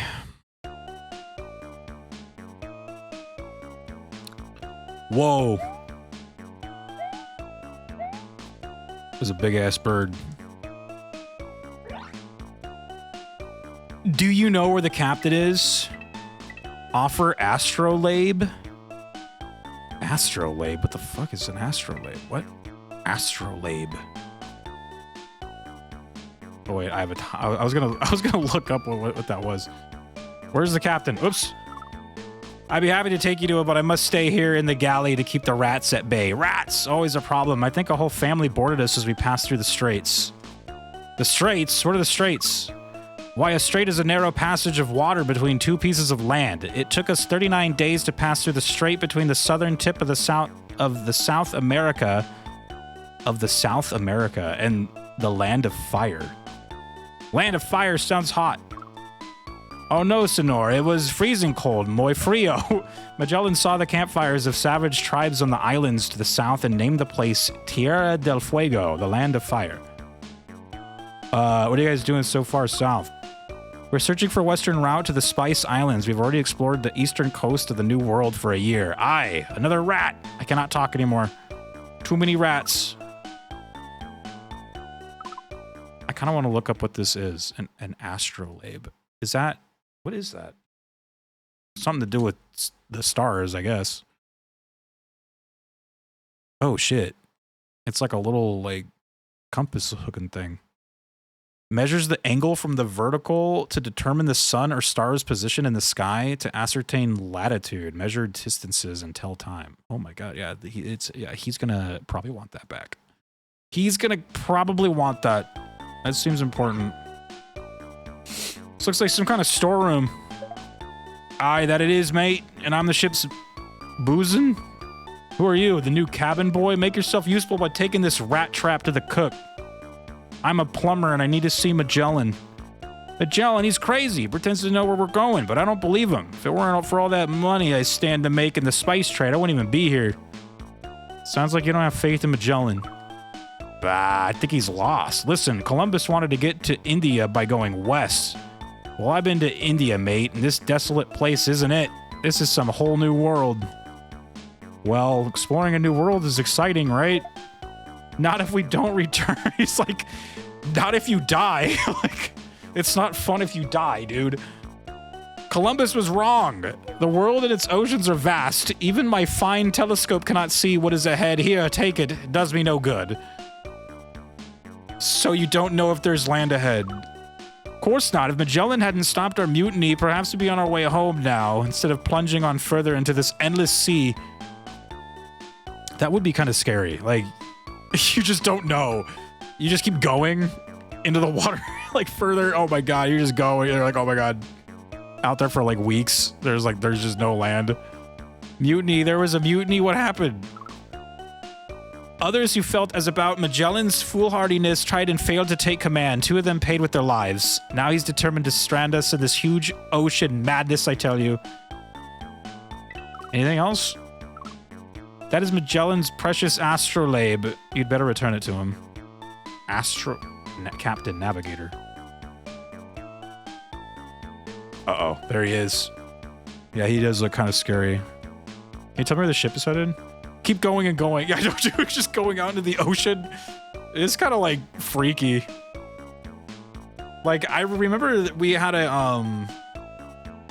like a field trip at school. I was like I think it was my like senior year of high school, but our marine biology teacher chartered a boat for us to go like to the Channel Islands, which aren't like far off the coast of California, but like when you're out there, it is kind of like, damn, you know what I mean? So I just like picture it on this scale, and then like back in this time, dude, it's just like, it's just endless, dude. Like, it like truly, like, how would you even know you're going anywhere? You know what I mean? It's just like, you're just going. Go away, Senor. I am much too busy to converse with you. Besides, I cannot tell you where we are going now. My astrolabe is missing and I cannot determine our latitude. All right, I'm gonna go talk to the navigator. So this is why you had to have these guys to kind of like help you not get fucking lost, man. Like, these guys are like, hold on. Excuse me, are you the captain of the ship? No, Senor, this is the Trinidad, the flagship of our Captain General Trinidad Magellan. We are on a voyage of commerce and exploration. Sorry, I am weak from the scurvy. He has scurvy, dude. He needs limes. I think that's how they would fight scurvy, right? They'd eat limes or something. We need some limes here, stat.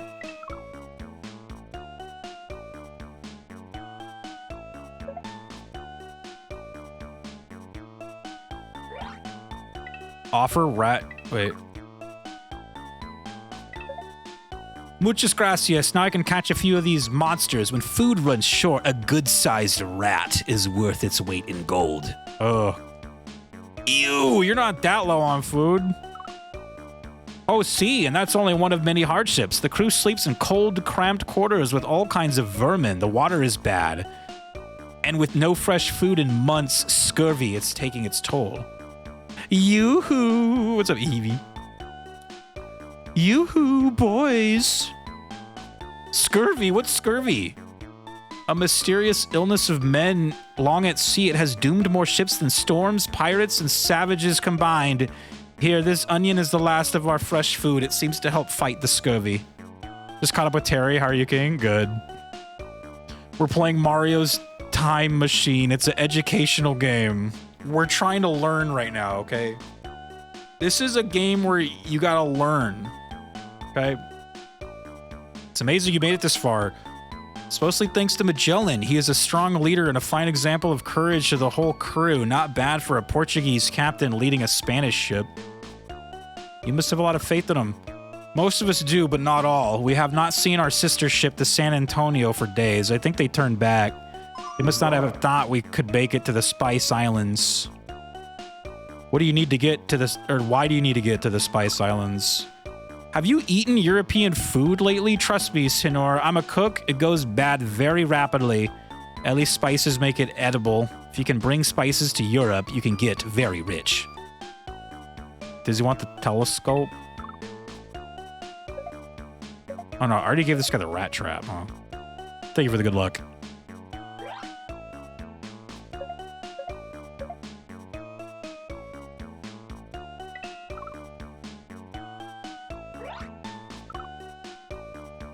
What'd this guy want again?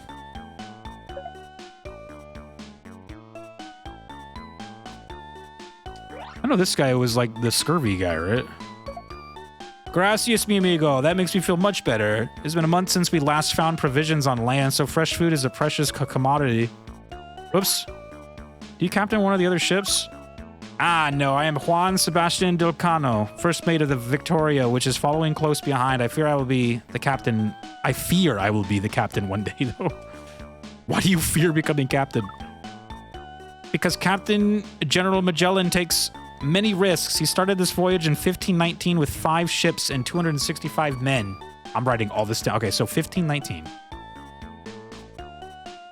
And then 265 men. Some random shit in the chat. Okay. I'm writing this shit down.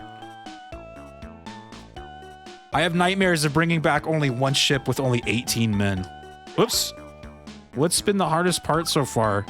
Making our way west through the straits off South America. It was a historic day when we emerged after 39 days of storms and bad seas. Now it is so calm, we must be in Balboa's Pacific Ocean. Wouldn't it have been faster to go east? Faster? I don't know. We hoped it would be safer, perhaps shorter. Going east means passing through waters controlled by our trade rivals, the Portuguese, and risking war. So this is all about making money on spices? I used to think so, my little friend. At first I thought only of riches, but Magellan has shown me that exploring the unknown is a greater reward. Can you get rich exploring the unknown? I suppose one might, but that is not the kind of reward I speak of. What kind of reward are you talking about? Knowledge. Knowledge is the reward. Think of it. If this is a round globe we sail on, imagine how glorious it would be to be the first to travel around it, to live the adventure of seeing things no man has ever dreamed. Gosh, you guys are pretty bold adventurers. See? But we'll not make it home unless we can find our way, and I have lost my telescope. Oh, you're in luck, buddy. A telescope, thanks, my friend. Now I can help Magellan find our way. Is there anything I can do for you? Can you get me to Magellan? I think this is his. The ship's astrolabe. Without that, we cannot tell how far north or south we are. You must take that back to Magellan immediately. Go to him now, or we're all doomed. All right, is it test time? We gotta take a test. Columbus reached America. Yeah, he thought he was going to India. Or, I don't know. By blank, however, 1519. Magellan's 5 ships sailed west to find the blank islands. What was it again? It was like... It was the Spice Islands, right? Yeah. Explorers suspected that the Americas were a vast new region unconnected to Asia. After a year of exploring, the Was it the eastern coast? The New World. For a way west, Magellan entered the rough seas between something and the tip of South America. What, the Island del Fuego or whatever? Island of Fire? Island Tierra del Fuego? After blank days, it was like 39. I remember. It was... Magellan entered the vast Pacific Ocean.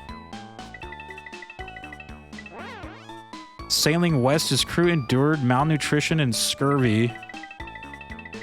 Scurvy... Where is it? Scurvy... Boom. Until they reached the Philippines there, Magellan was the victim of hostile natives, but Juan Sebastian... Oh, what was his name? It was like Delcano? He pressed on. Victoria, the sole remaining ship, rounded the Cape of Africa and returned to Spain. Thus, Magellan's expedition became the first to sail around the world.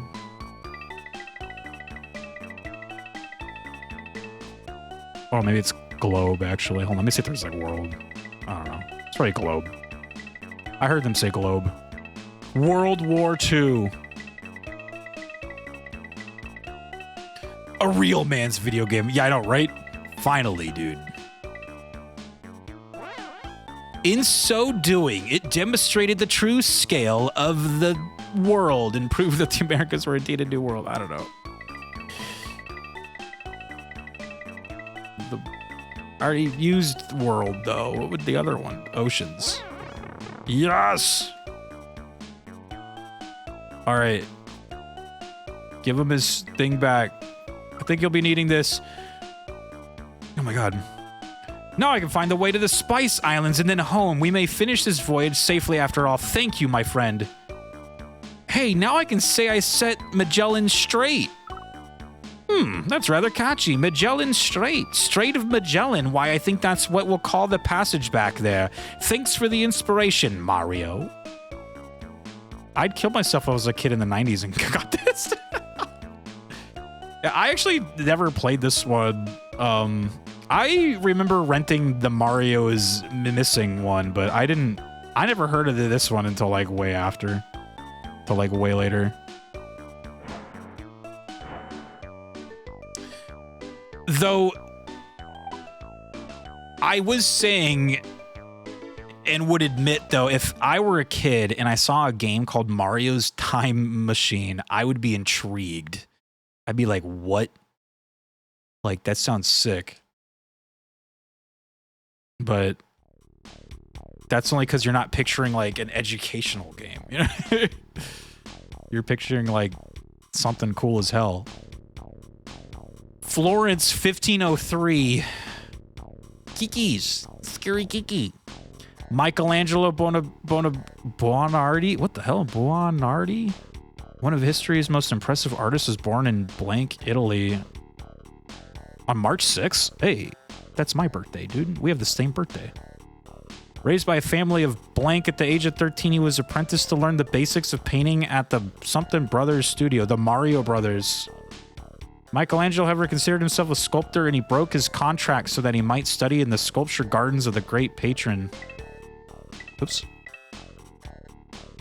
Indeed, Michelangelo's fame as a sculptor is unmatched. His remarkable Pieta was carved when he was only 23. Shortly thereafter, his 13.5-foot...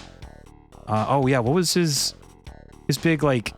Was it Statue of David? Was that his, like, big thing, right?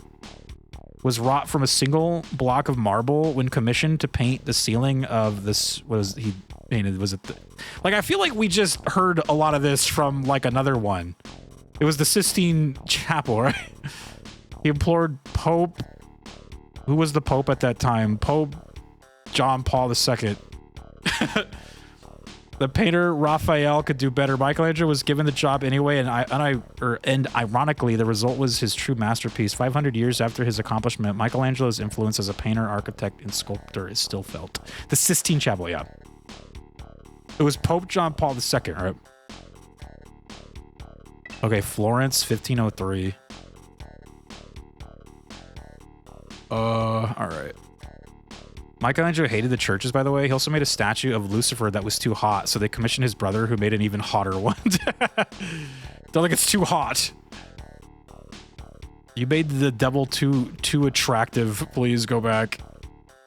I already forgot the year. What was the year? It's 1508, right? I don't know. I gotta go look at it again.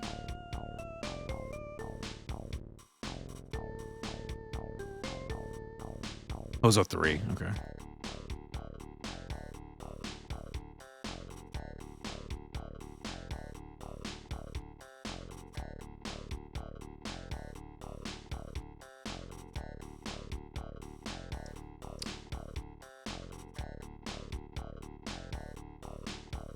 I already forgot the place too. Is it Florence? Oops. Oh my god. I think it was Florence, right? I'm just gonna double check it just to be safe. Yeah. Crazy that he did all that while he was doing karate as a turtle. Dude, I know, right? Lucifer was the most beautiful angel, to be fair. Yeah, I'm like, that's kind of like a part of like the whole thing is that Lucifer was like a seducer, you know what I mean? Like he would be like very attractive and like say the things that you want to hear and he tricks you. He's a trickster. I mean, he could seduce me, dude.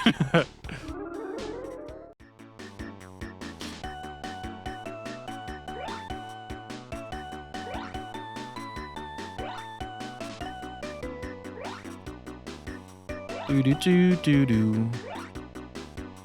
Do do do do do do do do do. This is a good song. I need more mushrooms. Lucifer. Oh, the Supernatural one. Lucifer from Supernatural also plays Paul Bennett in Dexter, and Rita was in an episode of Supernatural. I've never seen that show, but yeah, I know it. Like the subject matter of that show kind of is like that kind of stuff, right? Like monsters and demons and like that kind of shit. So was there like a Lucifer character in that?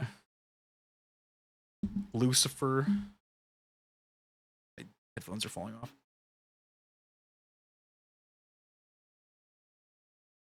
It is so hot in my room right now. It's upsetting me.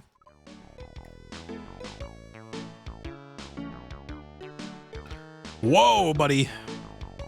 Excuse me, sir. Do you have a moment? He's like, no, I don't. Away with you, little man. There is an exquisite work of art hiding in this block of marble, and I must find my chisel and free it. Leave me alone. Lasciami solo. All right, sorry. Mamma mia. Howdy, friend. How are you? I am Raphael, painter and friend to painters. I know all the big names in art. Leonardo, Michelangelo, Bartolomeo. I think all true artists should wear berets, so here's one for you. Oh, thanks. Do you recognize the chisel? I may be a painter, but I've associated with sculptors. That is a marble chisel. Michelangelo has just started work on a huge white marble piece. Coincidence? I think not. Credo di no. What marble piece is Michelangelo working on? I am sorry, but I have to search for some paint so I can get on with this portrait. Why don't you go to Venice? I hear they could use a plumber. Oh. Everyone's being mean to me. Buongiorno, is this chisel yours? Not yet. I'm a mere apprentice. We apprentices have to work long and hard before we earn the right to own a chisel as nice as that. Besides, that one's marked with the letter M. Do you know the artist Michelangelo? Si, amico. I was blessed to work with him on the statue La Pieta, the Pity. Some doubted a mere 23-year-old could work such a miracle, so he carved Michelangelo made it across the front. Where did he learn to sculpt so well? Oh, I think he's a natural genius, but he studied Greek statues in Lorenzo de' Medici's sculpture gardens until Lorenzo the Magnificent passed away in 1492. Write that down. 1492. Hey, you know Mario? What if we give him a time machine and make it boring, fully educational, no fun gameplay? Yeah, pretty much, dude. This would be worse Mario game if not for this CDI. Oh, yeah. I think so, too. His has got to be, like, Because I feel like at least Luigi, or was the other one we played, the Mario is Missing one, at least that one kind of had like more to do. But yeah, this one's like very straightforward. Okay, what was I gonna write down? 1492. He was Michelangelo. Wait, Medici Sculpture Gardens until Lorenzo the Magnificent passed away in 1492. He was Michelangelo's patron. What's Michelangelo's greatest talent? His specialty has always been the beauty of the human form. You know how he learned anatomy? He studied the bodies at a hospital. He really knows the muscles and bones. Brr, I feel a draft. What's his greatest talent? Oh. Well.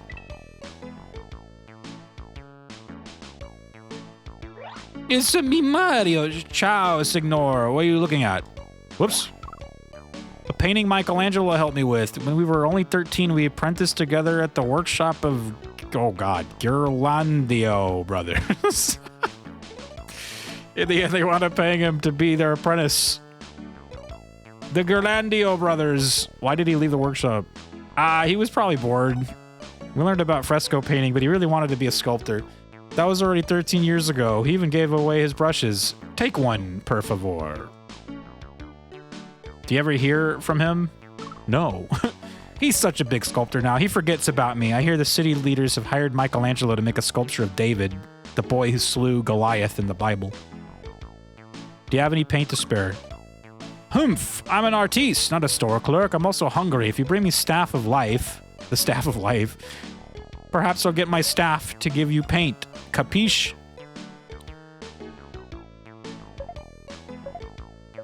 Oh, what the hell is that? Who needed what? I forgot. Oh wait, this is the wrong room. That's Michelangelo right there. Oh. Well, I got all those wrong. Offer Barrett. Thanks for the capello. My head was freezing. Sit. Have a crust of bread that Mama made. I know a picture is worth 1,000 words, but I could talk forever about my idol, Michelangelo. Can you tell me more? Certo. He was born in 1470. I'm writing that down. 1475. To the Bonardi family in Caprese. But his father was a ne'er-do-well, and Michelangelo was sent to live with a family of stonecutters. That's why he loves to sculpt. Ah, okay. Has he always lived in Florence? Luckily, he grew up around this elegant city. Florence has been the artistic center of Europe since the Renaissance began. Can you tell me where I can find Michelangelo? Not, because Zen's gonna fall asleep, dude. They say he has very few friends, so he's probably in his studio up to David's ears in Carrara marble. Offer paintbrush. Grazie, but no. Grazie. Mamma mia. Do you have any paint to spare? Oh, wait. That doesn't look good to me. Oh, shit. Offer loaf of bread. Italian bread, my favorite. I promise you paint. No, here it is. Renaissance purple. You see, I'm no con artist. Will Michelangelo ever paint again? There's a story making the studio rounds that Pope Julius II is going to hire him to paint the ceiling of a chapel at the Vatican, but it's not yet written in stone. Capiche? You think he'll accept? One can hardly refuse a papal commission. Besides, I also... papal? Is it papal? I can't remember how to say that word. I think it's papal, right? A papal. Besides, I also happen to know Michelangelo hopes to sculpt the Pope's tomb. Oh, well, the thing we wish to do least is often the thing we do best. That's true. Look, if you don't know how to pronounce something, just say it with an accent. Say it with an accent. Wait, so who needed the paint? Yeah, papal, yeah. Wait, I'm in the wrong room. Oh, grazie, signor. Now I can continue on with my best work so far, a portrait of the Pope. Tell me, how can I help you continue your quest? What is Michelangelo working on? A 13.5-foot statue, the most splendid David I've ever seen. L'uomo più bello, although I do think the hands and head are a little large for the body. Don't tell Michelangelo. What other commissions? Per favor, it's a bit boring to talk so much about Michelangelo. No, besides, now I need to see a man about getting a new paintbrush. Dude, I have a paintbrush in my hand. I was trying to give you the brush off. Ha! Hope I can repay you by helping you out with the chisel mystery. Do you know anything about the Sistine Chapel? Michelangelo and I have heard all the rumors. Michelangelo wants to sculpt, not paint. So he's asked Pope Julius II to give me the job. Must we discuss all the work he's getting? All right, there's the Pope's tomb, this David job, then maybe the Sistine Chapel. That's pretty good for freelancer. I cook a spaghetti. Dude said, I cook a spaghetti. Mamma mia. Tell me anything else? He's like, no, I can't. Please leave. I think we did. All right, test time. Pull out your thinking caps. We got to do a test. He was born in, what was it? Caprice? March, what was the, okay, was it 1492? No, it had to have been before that.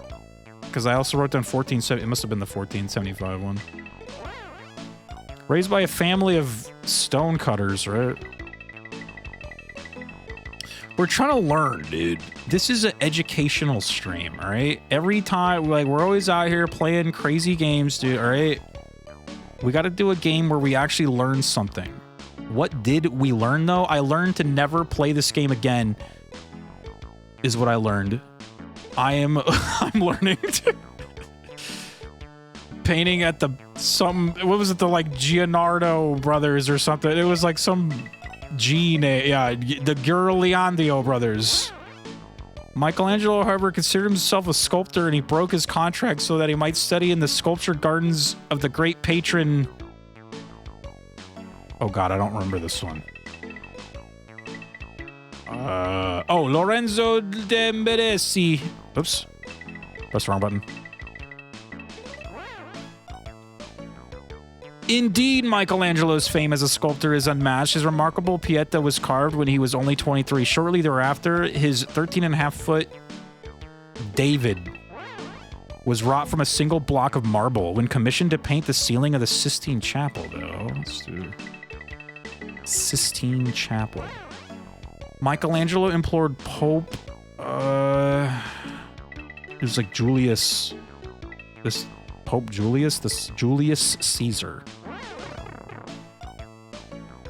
Michelangelo was given the job anyway, and ironically, the result was his true masterpiece. 500 years after his accomplishment, Michelangelo's influence as a painter, architect, and sculptor is still felt. Amazing. Where was he? He's like in here, right? Ciao, Michelangelo. Is this chisel yours? Grazie. I've been looking for that all over the studio. That's a relief. Often our worst fears are unfounded. Perhaps it is the same with the Sistine Chapel. So, Mike, are you gonna paint the ceiling? Oh, why not? You convinced me. Now, whose portrait should I put up there? Say Mario? Nah, dude, paint me up there, dude. Hell yeah. He hasn't chiseled the he hasn't chiseled the cock yet, dude. Damn, we were here all just too early. If only we had a time machine. If only. All right, we win. Thermal detonator?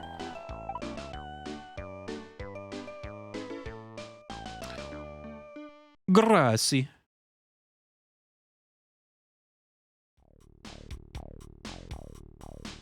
Oh, there's only 2 left. I hope this is, look, man, I hope this is the last, like room. I was like, I don't know if I can go past this, dude. This is getting, like, look, dude. I feel like I'm at school. Stratford upon Avon, Romeo and Juliet, Hamlet. Oh, Jesus. Shakespeare shit. Here we go. Fucking Shakespeare shit. Here we go. Ma check, dude. I'm at Escuela. Everyone get out your textbooks. Turn to page 439. We're gonna read about Shakespeare. Get out your Shakespeare books, please. Your history books. Everybody, we're gonna do a little lecture. Famous characters. These are only a few of the famous characters immortalized by the greatest playwright, I don't know, and poet in English literature. William Shakespeare, born over 400 years ago. 1564, Shakespeare's plays are still performed throughout the world. Shakespeare wrote during England's golden age, a time when Queen Elizabeth I was generously supporting the arts. It is said that Shakespeare wrote a play. I'm assuming play just for her. A blank as well as an author. Shakespeare is known to have written some blank plays. Some bad plays. Among them were blank, such as Richard III and Henry V, comedies such as The Taming of the Shrew, Twelfth Night, and blank, such as Hamlet and Romeo and Juliet. Most of Shakespeare's plays were first performed at the open-roofed blank theater where bad blank could cancel a performance. Bad what? Bad lighting? Bad something. Shakespeare lived until 1616, having made a modest fortune. He was buried in the village where he was born. I'm assuming it's Stratford, whatever. 1601. All right. 1601.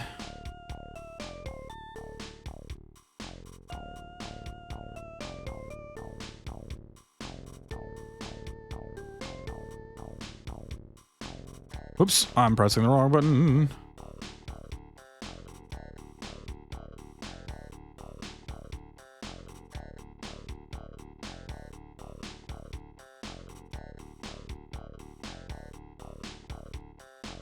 Wait, where else have we gone so far? We've gone to what was the first? We went to Joan of Arc. Like it's kind of like it's mostly based around like a character, like a person. So we did like Joan of Arc. There was, what was the first one? It was oh god, I don't even know. I can't even remember what the first stage was. I know there was Thomas Jefferson. So you did we go back to China? Actually, yes. There was a China stage, but it was for like Marco Polo though. Marco Polo. We went to London for Queen Elizabeth. We went to like Italy twice now. One for Michelangelo, and then what was the one before? It was Leonardo da Vinci.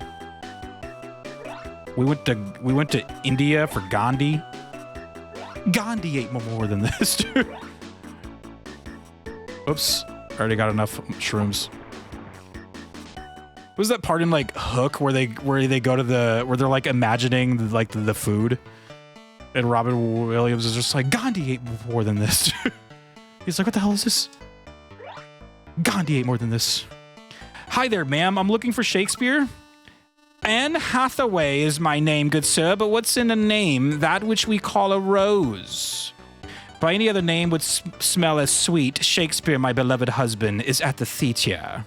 The jaw, dude, what are you jamming, dude? I love movies. What's he gonna see? Movies, an odd word, though you pronounce it trippingly on the tongue. If you speak of theatre, the play is the thing. They rehearse his latest effort even now across the square. Has Shakespeare lived here his whole life? Yes, Stratford upon Avon. Is that how you say that? I've like never...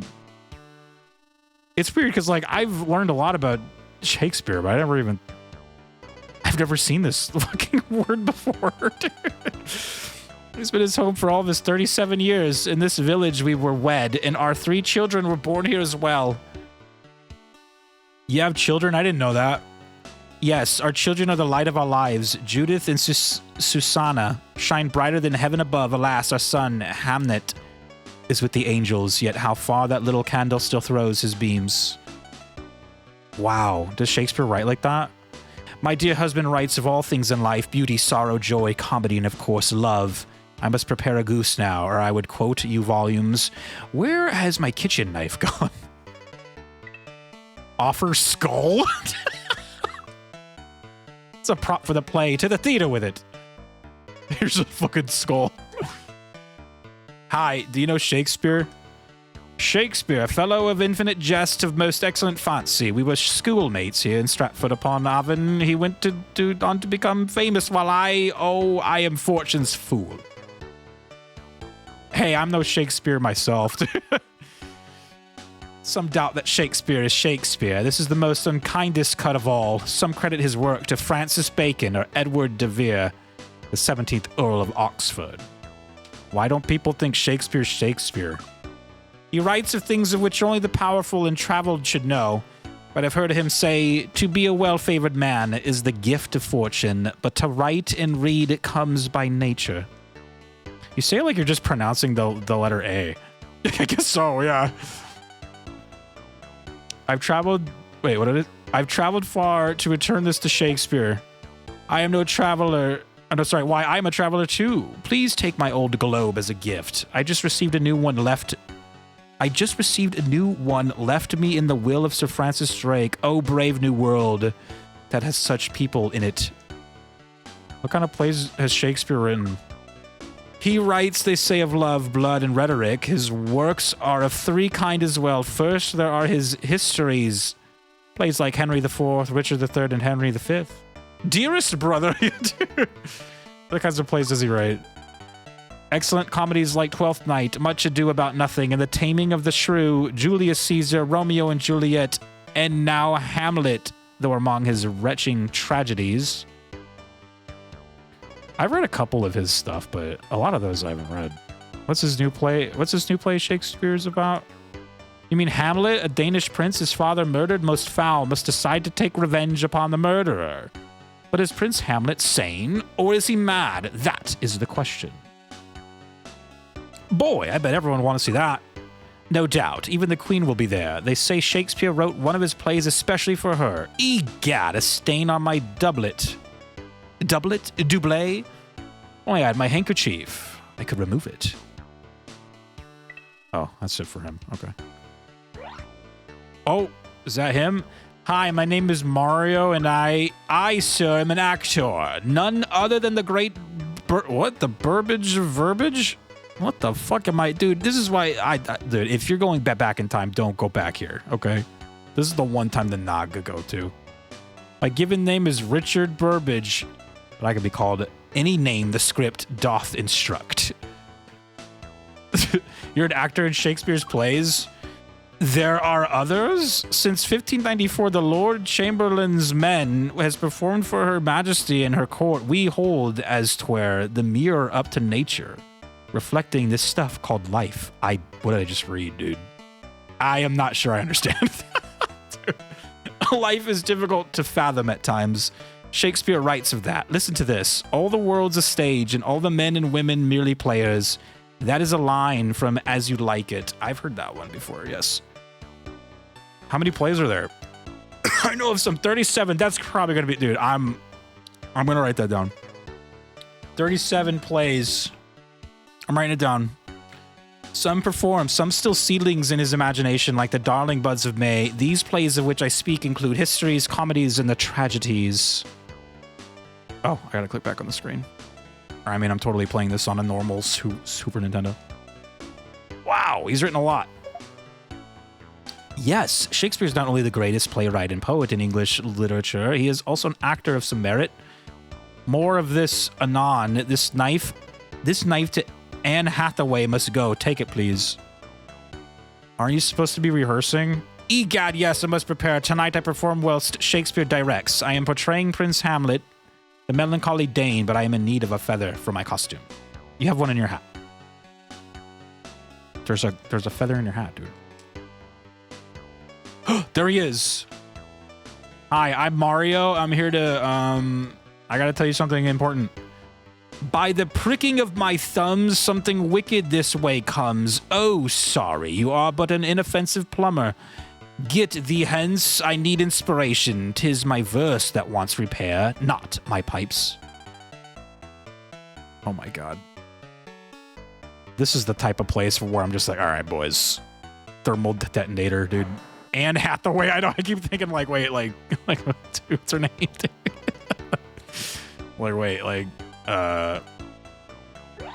Catwoman from Batman Dark Knight, dude, or whatever. Offer knife.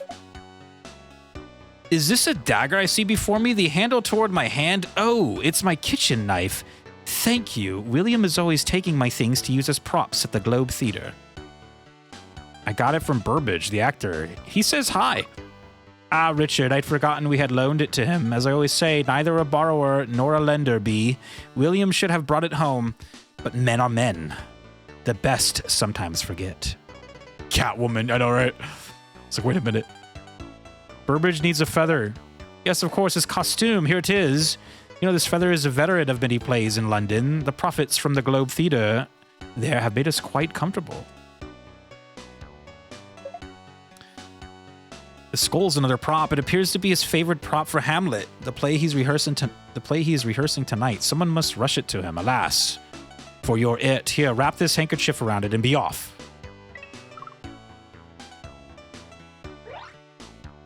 What did this guy want?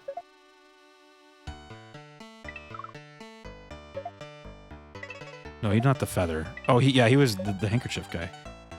Thanks. Out, darn spot. Out, I say. There, yes. Shakespeare has written much. I suspect he will continue to write till his final plot is the one he's buried in. Here in Stratford upon Avon. Saying it wrong still, I'm assuming. Can you tell me anything more? No. Okay. He's the feather man. You are a prince among plumbers, my costume complete. I am an actor, this above all. To thine own self be true, and it must follow. As the night and the day, thou canst not then be false to any man. I don't get it. It doesn't make any sense. Methinks the plumber doth protest too much. Listen to the words, and the meaning is clear. Simply put, if you are honest with yourself, you cannot help but show your true self to others. I get it. Where can I see one of his plays? At the Globe Theatre, but check the weather, for if it's bad, the performances are cancelled. Though the open roof admits both sun and rain, we'd admit more customers if we had a sign. Who wanted the Globe?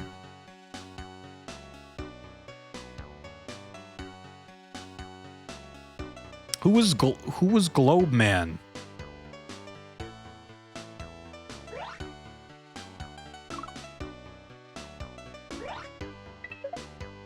Oh, it was the same guy. How clever. A globe is a sign for the globe. Oh, okay, I see. You're most generous. You have not only helped the player, you have helped the play. I'm off to the theater. I must bid you adieu. I think we got everything. Is it test time? You guys, test time. And something as well as an author. An actor. Oh, wait, I'm on page 2. It is actor, though, but... Romeo and Juliet, Hamlet, King Lear, Othello, Macbeth. There are only a few of the famous characters immortalized by the greatest playwright.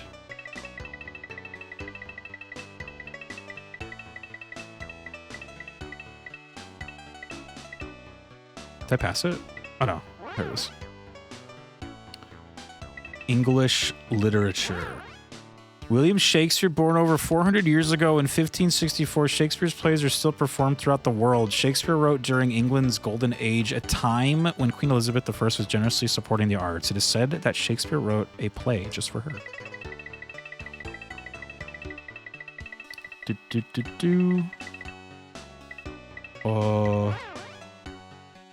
An actor as well as an author, Shakespeare is known to have written some... Oh, this was a number, huh? Did I write it down? Oh, I did. 37. Oh, thank God I wrote it down. Among them were something, such as Richard... histories, right? That's what they're called. Like, I remember back in the day when we had to, like, reread all this stuff for English class, I used to get these books called, I think they were called, like, No Fear... Shakespeare or something like that, and like every page, like I assume they still make these books, but yeah, it would like kind of like translate into like readable like current day English.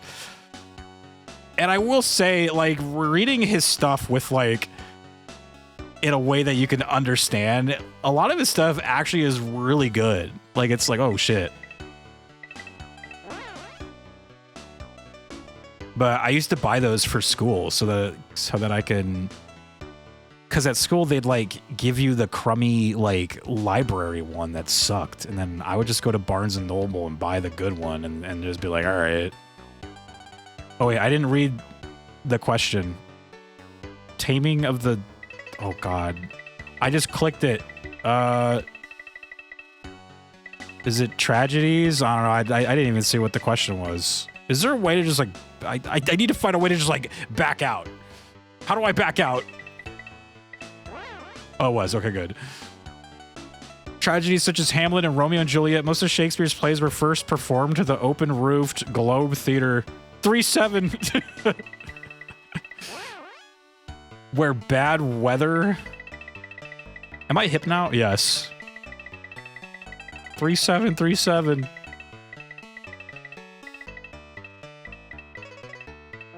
Wizard. A bad wizard could cancel a performance. Shakespeare lived until 1616, having made a modest fortune. He was buried in the village where he was born. Stratford upon Avon, dude.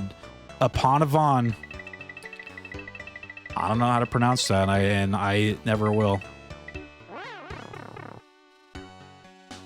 Here, let me do this. How to pronounce Strat. It's already on here. Stratford upon Avon. Oh my god. Okay, here we go.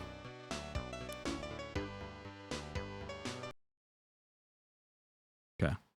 Hold my hand, you guys. Hold it. Stratford upon Avon. Stratford upon Avon. Stratford upon Avon. All right. Done. Oh shit, he found the way to back out? What? No one's ever done that. Like the fuck? Dude, how do I back out? How do I just not do that? Hi, I'm Mario. I'm here to enter stage right. Give prop to Shakespeare. I must bear a charmed life, alas, poor Yorick. I knew him, Mario, but now the play may commence. All's well that ends well. Well, Bill, it's late. I have to go. I have to go home. Good night, parting is such sweet sorrow that I shall say good night till it be morrow. I thank you again, my puckish plumber. Amazing. All right, guys, we gotta go home. Time to blow up Stratford upon Avon.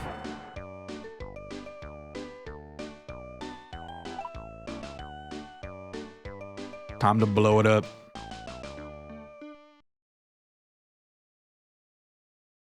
Oh, I'm not clicked on the window. There we go. Classique. What's last? Last but not least.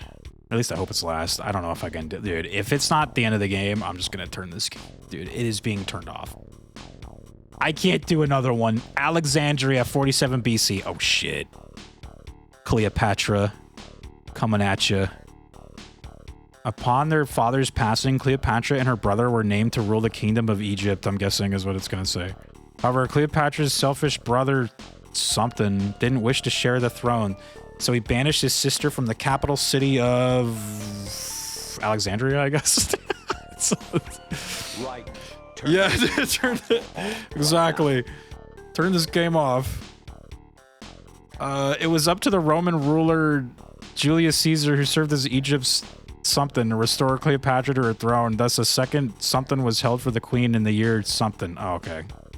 We got some year stuff. There's a lot in this one. Oh my god.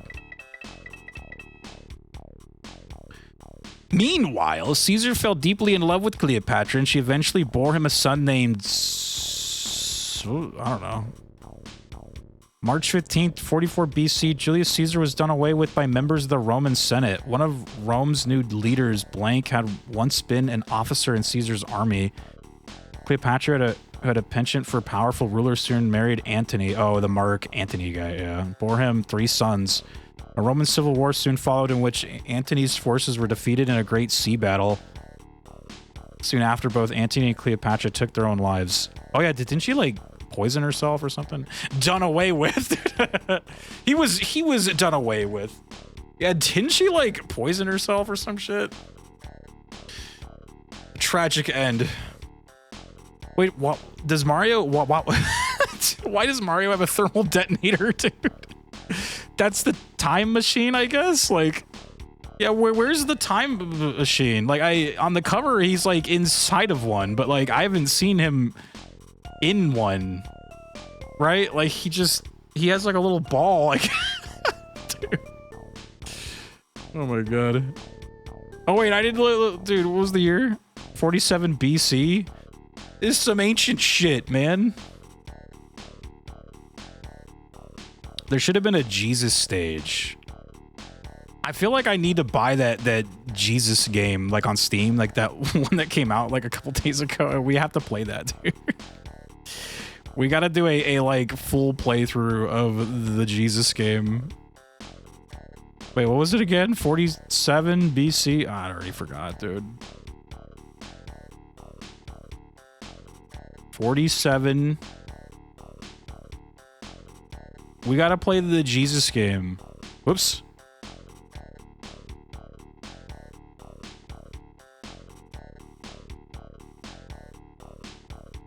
Oh my god, I hate the buttons on this game. Alexandria. Oh. Hold on, let me just double check if it was 47. I keep forgetting because I have the memory of a goldfish. Yeah, it's 47. Okay.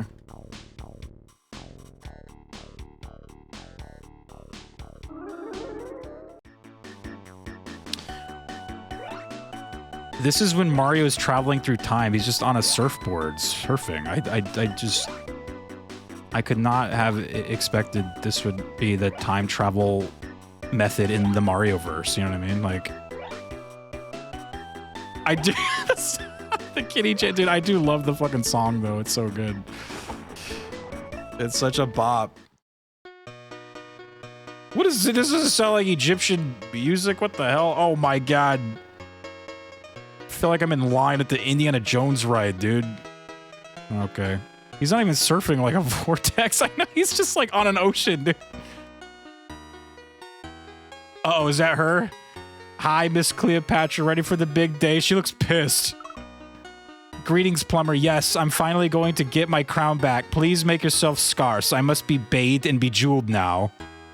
Dude, the fucking... Sounds like Pokemon, honestly. It does a little bit, yeah. Hello. Hi there. You look familiar.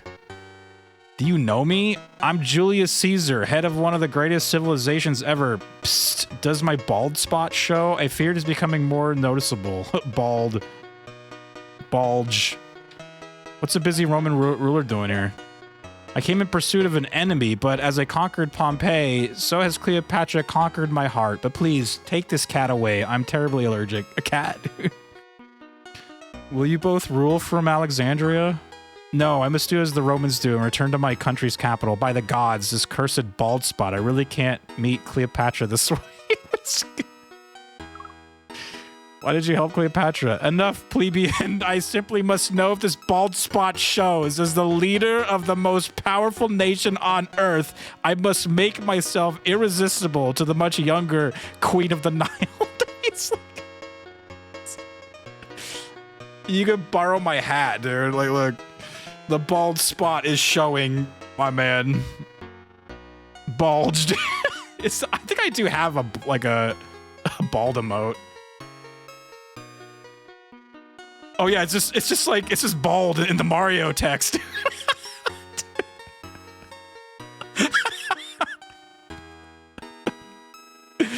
Oh my god. Oh god, I can't. Bald.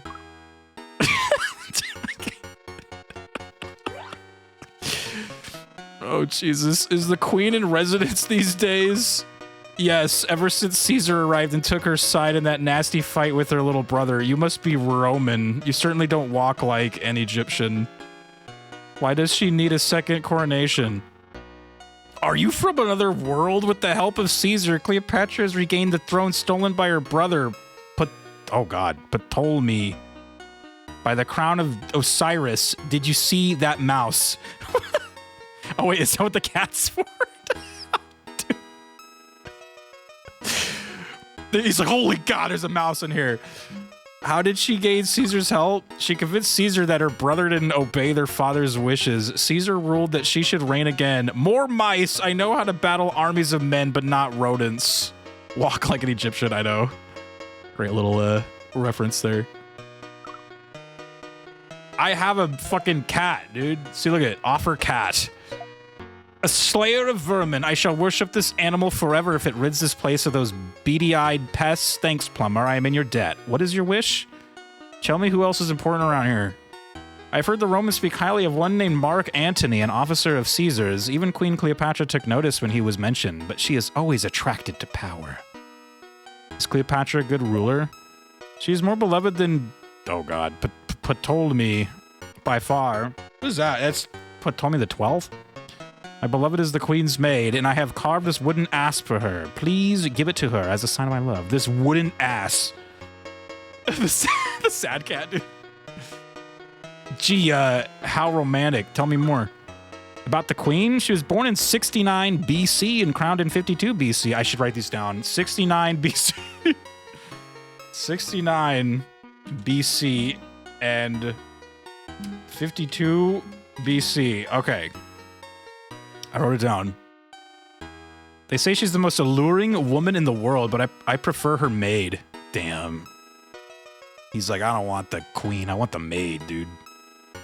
Yeah, well, anything else about Cleo?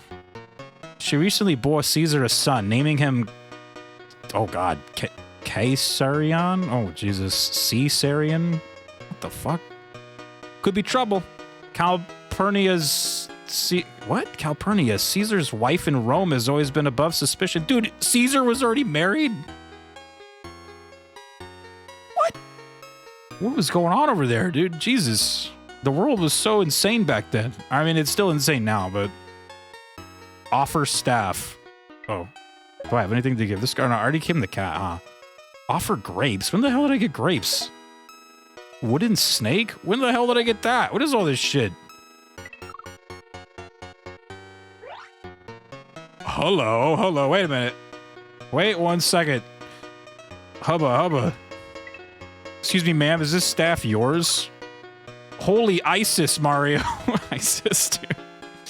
Well, that name has changed a bit in recent days. Mario, be careful with that. It's solid gold and very old. The Ptolemy line of kings looking, dude. What a time to be born, dude. Yeah, 69 BC. With that staff for generations. Cleopatra inherited the throne then? Her father, Ptolemy the 11th, named her to rule Egypt and Alexandria equally with her brother, but Ptolemy the 12th was selfish and wanted to rule Egypt by himself. Caesar planning on taking Cleopatra away? Oh, the queen would jump at the chance. I've heard that she will soon go with Caesar to Rome. I fear the Romans may not like her, though. She can be difficult. Your boss needs a lot of care, huh? Very high maintenance. She's known as a charmer, you know. We bathe her, massage her with scented oils, apply makeup and hairdos, tie her sandals, have a hand mirror. She has hundreds. Oh, cool. What do Julius and Cleo have in common? Well, they're both smart and powerful, both love strategy and politics, plus they're each very vain and ambitious, a true match of the gods. Are they really in love? It's hard to say. Cleopatra's usually all business, but around Julius, she recites poetry and blushes. Could be true love, or it could be the love of power. Damn. How can I persuade Caesar to talk to me? Grapes. Grapes would please the council. Excuse me, but I've been trying to catch the eye of that handsome guard over there. I don't think he knows I exist. Oh. What about the wooden snake? A serpent. Oh, but it's made of wood. A gift from him. So he has noticed me. Ever since Caesar arrived here last year in 48 BC. I'm going to write that down. 48 BC. Seems we've all been bitten by the love scarab. Get it? Anything else about Cleopatra? Only that she's considered the most alluring woman in the world. Take it from me, she works at it. You better return that staff to her or she won't be crowned. What is this other thing I have? I have a mirror. Who wanted the grapes? I don't know. I'm like confused, dude.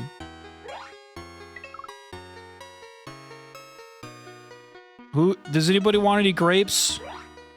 Oh, was it this guy? No, this guy wants like a hat or something because he's all like scared about his. Ah, your gift reflects both my power and good looks. My bald spot doesn't show at all. You have my gratitude, plumber. What else did you wish to know about me?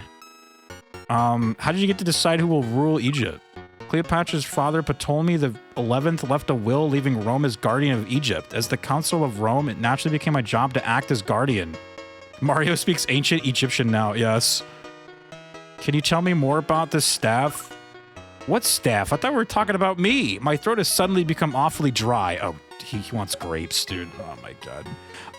Grapes. The fruit of Bacchus. About that staff, it's solid gold. They say whoever possesses it is the true ruler of Egypt. Of course, my own power is recognized without such adornment. Will the Romans accept Cleopatra? They fucking better. It's a delicate political question. The citizens of Rome distrust her. However, with that staff in her hands, Cleopatra becomes a very powerful ally. There's nothing more I can tell you. Is it test time? I think it's time to do the test, you guys. All right. Number 1.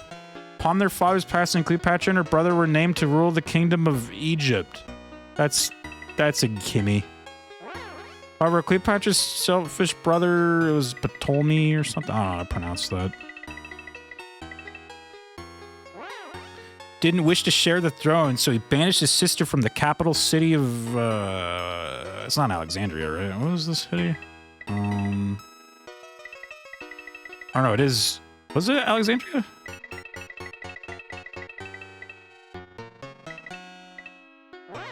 Oh, that's okay. It was up to the Roman ruler Julius Caesar, who served as Egypt's, was it like council or something? Oh no, what was the word? It was like council. I guess it wasn't. Guardian? Oh, to restore Cleopatra to her throne. Thus a second coronation was held for the queen. In the year 48 BC?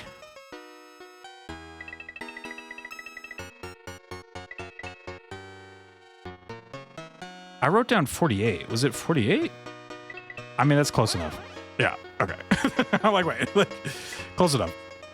Meanwhile, Caesar fell deeply in love with Cleopatra, and she eventually bore him a son named... Oh, it was like... Caesarion, dude. Nintendo fucked up. Nintendo fucked up.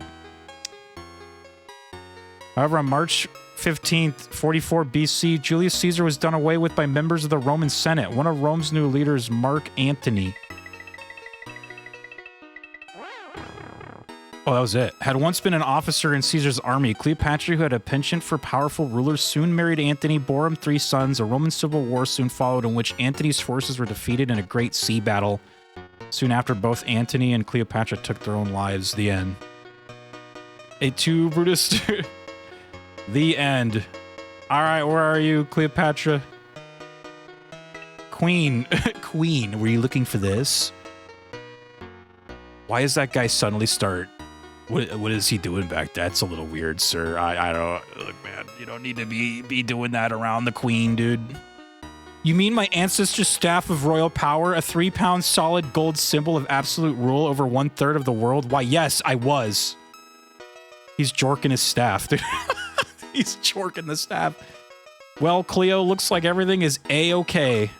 Yes, Mario, it's been another dramatic moment in my life. Perhaps one day I'll even be a play with Julius Caesar, Mark Antony, and I all living happily ever after.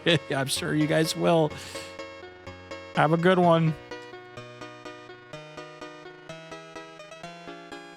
Time to blow this place up. I like how they said her father was her brother. Did they? No, there were 2. It was like, there was Ptolemy the 11th, and then the son was the 12th, right? Unless they fucked it up in there somewhere, but it sounded like that there were 2 Ptolemies.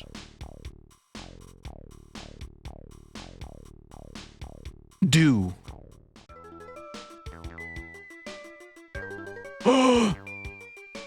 Dude, Bowser's like, what the oh. Paradise? 1993?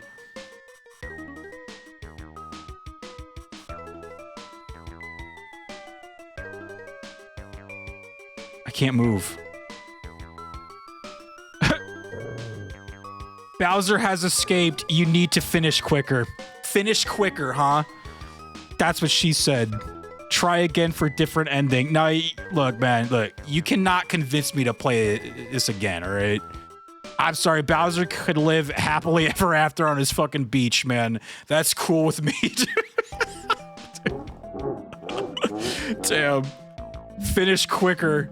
If only I had a time machine to go back in time and finish quicker, my bad. All right, well, that's the end of Mario's time machine. I think I'm good on that. Too bad. Too bad. Too bad and bald. Ugh. Well, this one definitely was not as good as the Mario is missing one, but it was all right. It was a cool tutorial. That was the warm-up run, dude. So how fast do you gotta play it then? Damn, I thought I did it quick. Well, wait. Could you just like, what if you, cause like we have all the answers, right? So what if you just did them all quick and just like flew through the game? Like, can you just, can we like go to the first stage and like see if you can just like what if I just like opened up the homework and like did it? Well, what was the first one? It was 1687. Okay. Cambridge. 1687. Oh yeah, just fill it out now.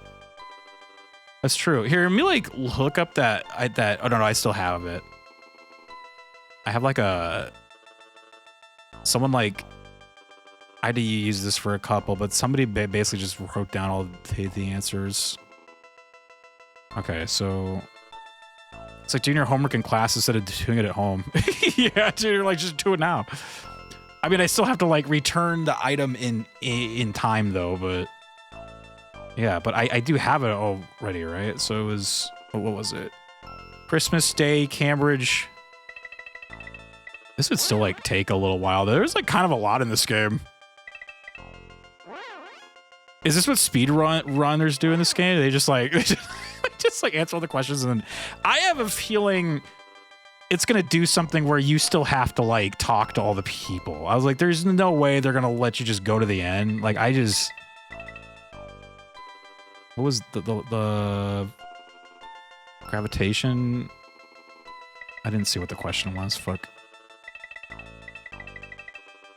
Only time I did my homework in class is right before the teacher collected it. I definitely pulled that move at least a couple times, yeah. For sure, dude. That is the true definition of a speedrun, dude.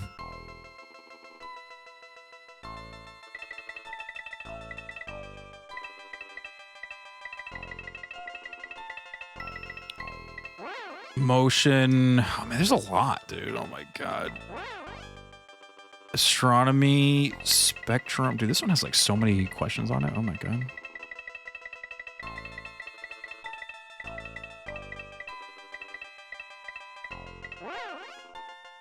Jesus, dude. Reflecting. I do like how this guy just put the answers though. This one's 30. This one was, yeah, the Principia one or whatever.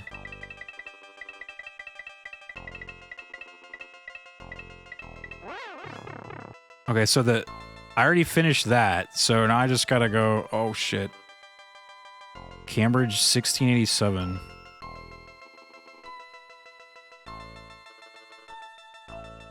No.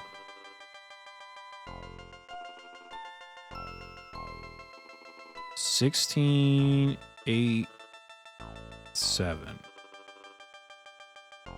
Okay. And then, oh, I chose the wrong fucking land or whatever. I didn't put Cambridge up there. wrong area. Dude, I'm gonna be sent to like a wormhole, dude, if I go to the wrong place.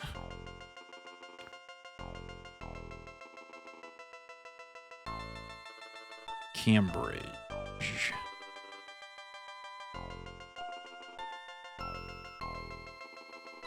Where are you at?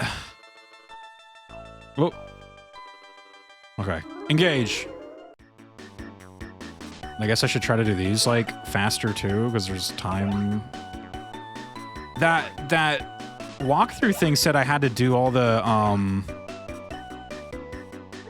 what did it say? It said like it wasn't time based, that we read like a 1-star and it said something about like how you had to do it in like a specific order, like you had to talk to the people in a specific order. But I wasn't talking to them in the proper order, so. Oh, you can. So are we done? Like, I just go? There's no way.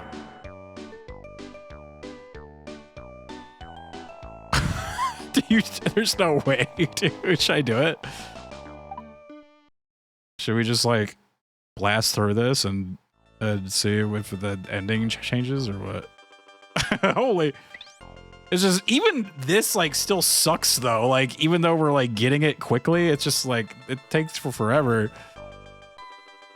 You know what? I'll just do it. Fuck it. If the ending doesn't change, then it probably is like tied to like how you talk to the people. Okay, so the next one's Joan of Arc.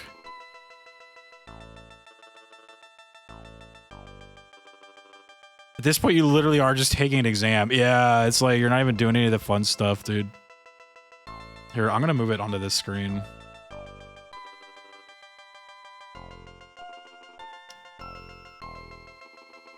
That way I can maybe do this faster.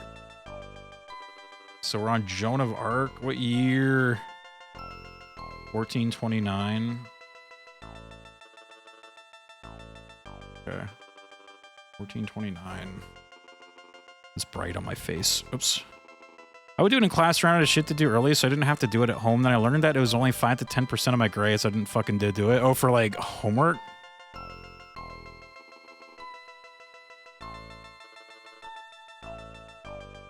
Yeah, I remember especially in college, like, I mean, a lot of times in college, they didn't give you homework, but a lot of your stuff was just, you know, like it was all like test stuff. Your grade was just based on how well you did on like 3 things, and if you fucked up any of those things, F, you're done, you're out, GG's. Oh wait, that's the one, yeah. Orleans.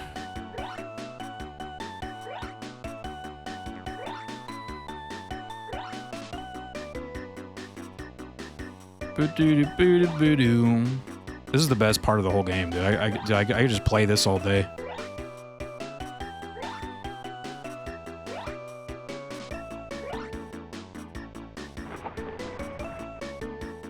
All right, so I'm immediately just gonna pull out the little thing.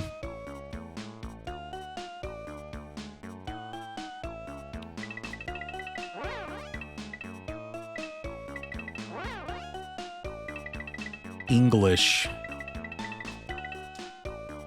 Press the wrong button. That has been this game's... Dude, I know I've said it like 10 times, but holy god, man. I'm in shock how these fucking buttons work. You press A to select the line, and then you have to press B to then like select the answer in here. That is insane. 4,000. Next one's Orleans. See, I keep pressing the wrong button. Press the wrong button again. Too many buttons. This is a game that definitely has too many fucking buttons, dude. Well, it was Dolphin. Yeah, I remember that. Charles. This is how the speedrunners play it, dude. I still don't even know if this will work, though, so...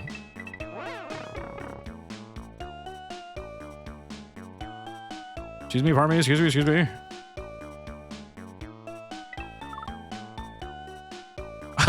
This is my favorite part though, where she's like, Mario asked her how she knew his name, and she says, "Let's just say it came to me in a vision, Mario." Joan of Arc is like, "The Saints told me about you. The Saints told me that you would come, Mario. I know of you." That shit is funny.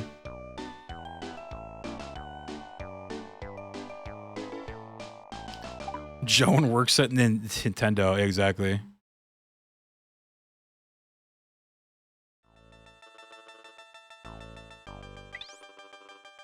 All right, let me do the answers in here too. I forgot to.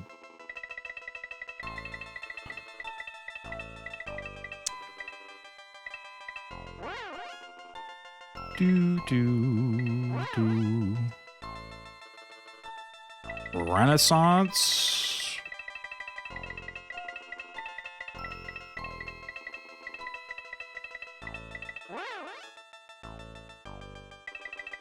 Backward. Oh no. Oh, this one has Renaissance on it twice. It's Florence. Patrons. Patrons.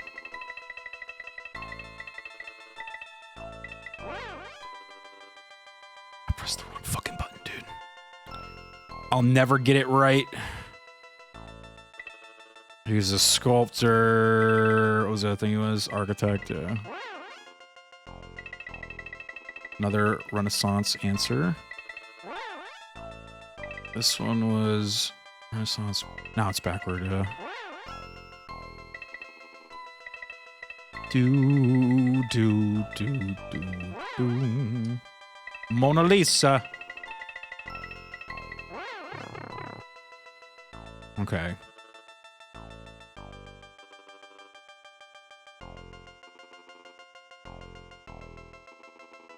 The year is 1505. Rochi of Walmart.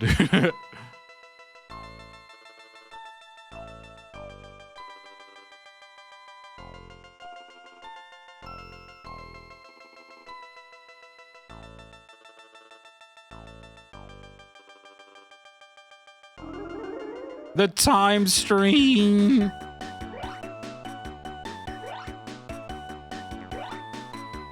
Oh shit, I passed one.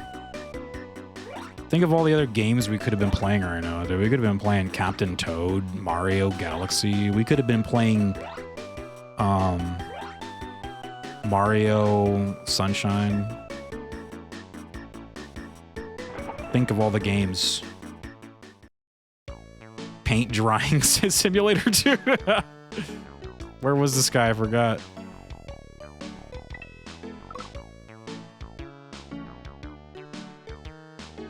Wait, was that it?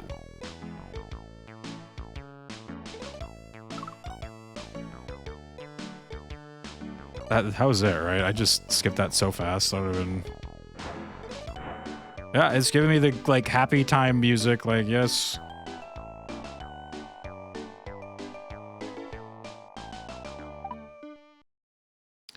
Mario's missing. Ah, we could have been playing the, like, Superior Mario Education game. I felt like that one was a little bit more entertaining. That one was kind of more fun. Vienna.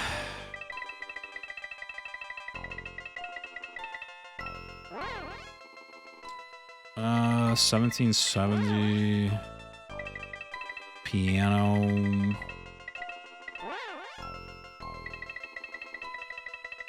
Mozart. Totally deaf. Oh. Yeah.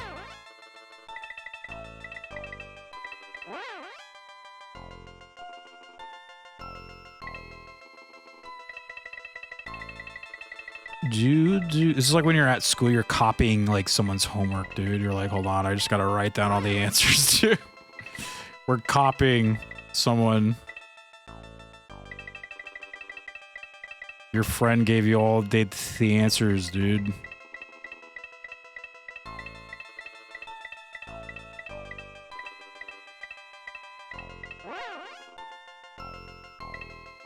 Might even be tricked into learning something. I know, right? Okay.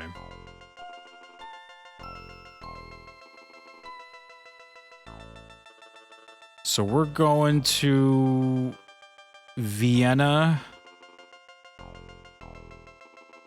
Vienna.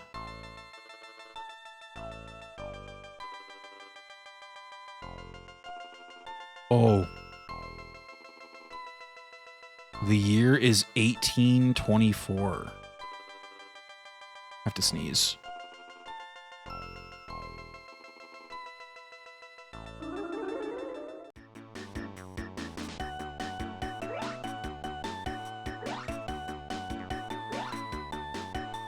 Oh, I missed one. Oh, it's like in the thing, dude. I don't want to risk that. It's in the time portal. Oh.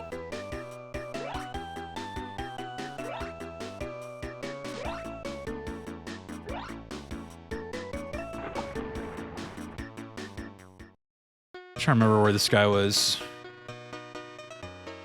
Actually, this guide tells you where they're at, too. He's in here.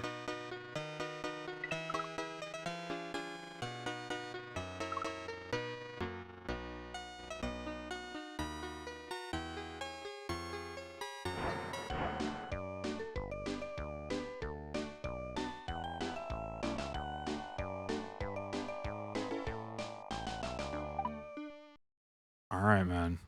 We're like almost 1/3 badge, yeah.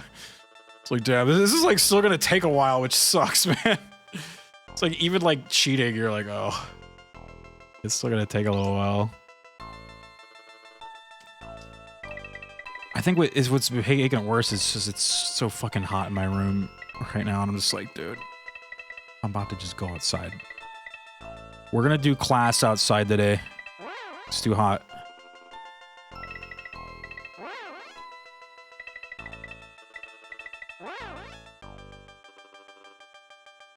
Voluntary.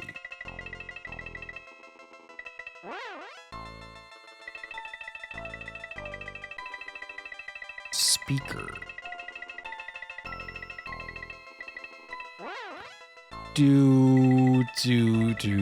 Independence. Light bulb. I don't even need to look at the cheat sheet for this one, dude. Boom. Third president. I don't need to look at the cheat sheet for that one either, dude. Who was the 5th president, though? Like, wait a minute. We always talk about the 1st, and we know who the 2nd and 3rd, and then the 4th, but who was the 5th?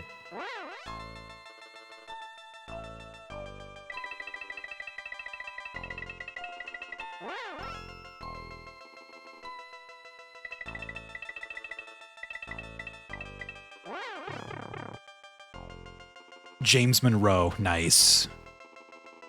Any James Monroe mains out there, dude?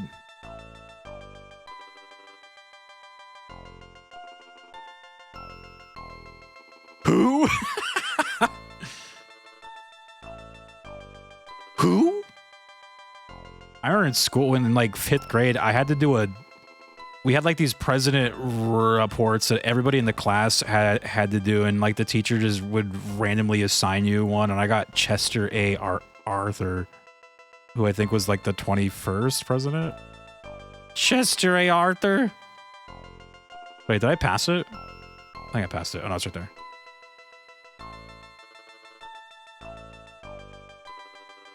Any Monroe goers, dude?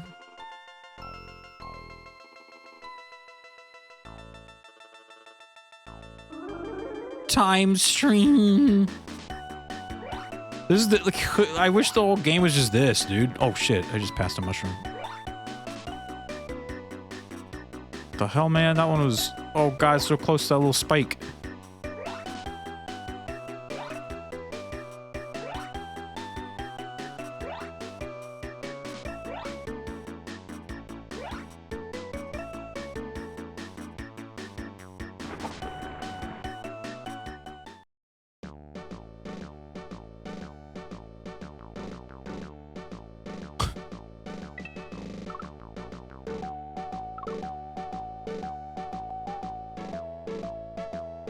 We're speedrunning.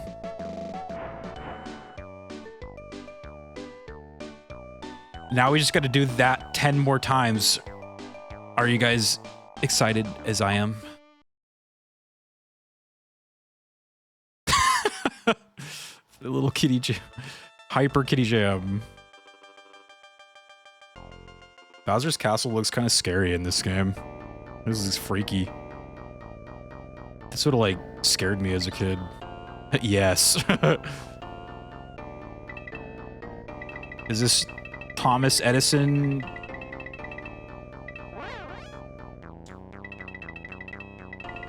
He was the wizard, that's right. The wizard, dude. Remember that movie when it was like where they first showed off Mario 3? They showed it off in like a movie.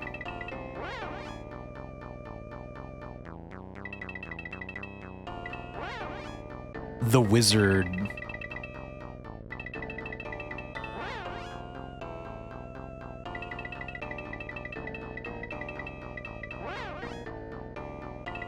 I remember this one. Oops. I meant to click bamboo, not carbonized Bibles, dude. Carbonized Bibles. Light bulb.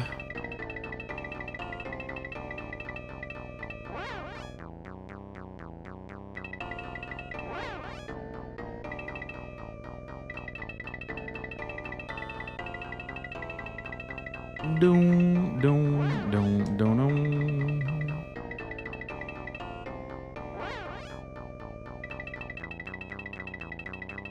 Do, do, do, do, do.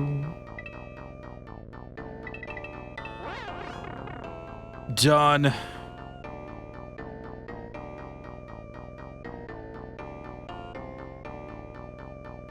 So the year was 1879. And then... Oh... Menlo Park. Oh, did I pass it? What was that? I was looking at chat. Hold on one sec. Stratford, Menlo Park. There was an existing gas lamp, was there? Like an old school one?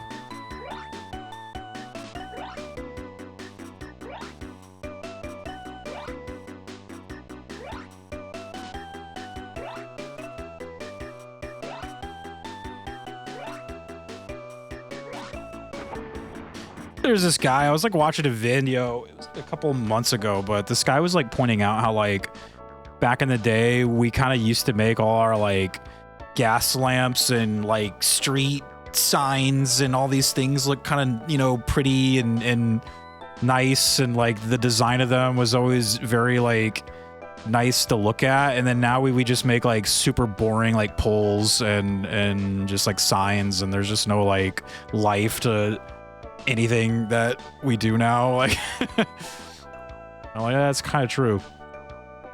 That's kind of true. All right, he's located in the house. I'm going.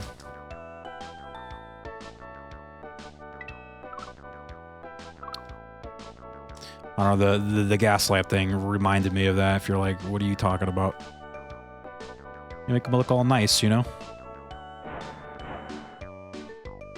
All right, I'm gonna get the highest score, dude, because I'm cheating.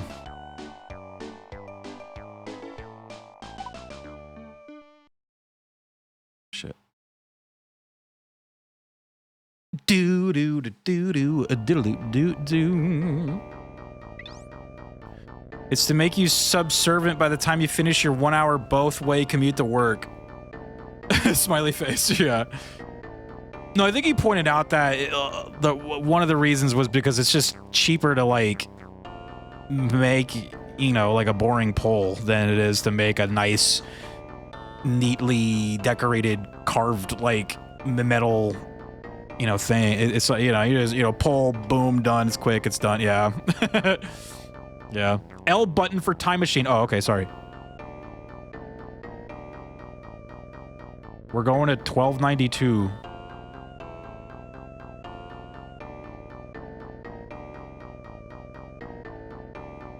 Yeah, there were like multiple things, but I can't remember all of them. Like I watched that video a while back, but it's kind of like interesting to look at, or interesting to kind of learn about. Yeah.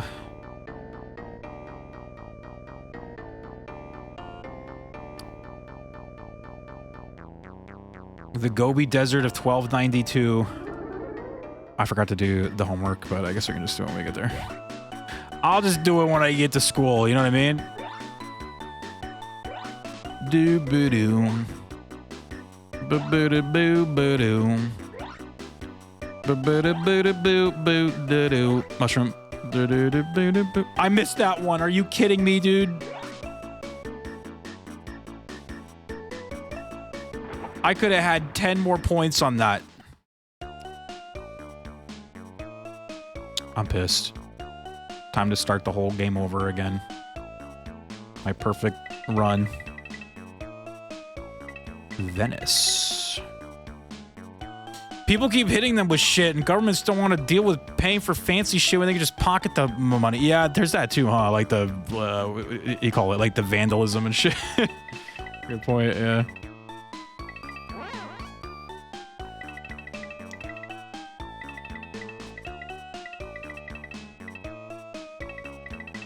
I think I passed it.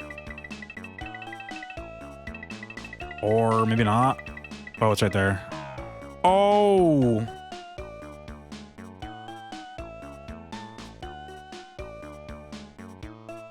Oh, the guide has it fucked up. Okay, what was it? It was his Marco's father. It was like Niccolo, right? Niccolo. It's a good thing I remember this shit. The guide has it fucked up. But yeah, he missed one. Yeah, so now it's now it's Kublai Khan or whatever. Okay. Gotta watch out. The guide might mess it up. Yeah, the guide just has like the answers, like just like boom, boom, boom, boom, like in the order of like these things, and it says Venice and then Kublai Khan 17-3, so he missed the Niccolo one. So yes, he was 17-3.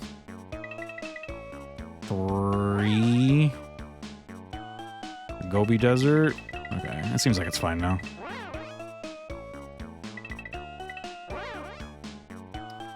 Boo the guide. Yeah, I gotta boo the guide. Dude, it's a GameFAQs guide from probably like 1993, dude. GameFAQs from 2003. Some guy in 2003 wrote this guide and he has no idea that I am using it right now, dude. Maybe I should send him an email and be like, yo, thanks, bro. Be like, huge guide, dude. Saved my ass. I forgot where I was at. Oh. Some of these I like still remember too, so I guess I learned, dude. I guess I learned.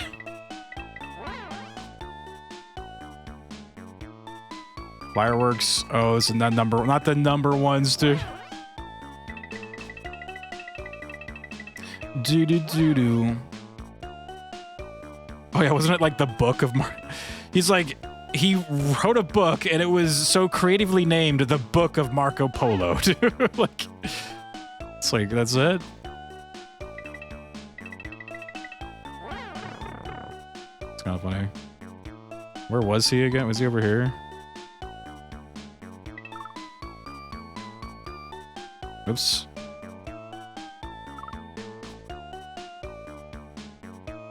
All right, we're good. 1 star for the guide, yeah. Boo this man. Boo him.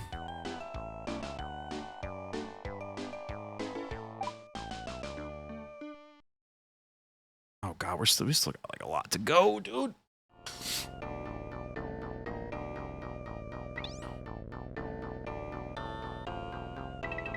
I don't know like how I like to like, do we do the answers first then go 387 BC.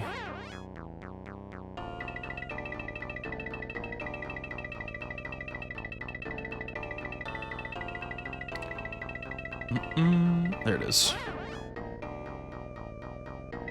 900.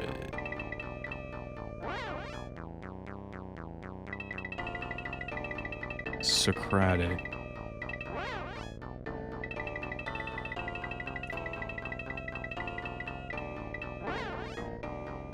I pressed the wrong button.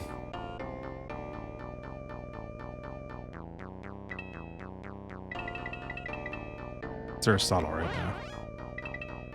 It's like, I know this one.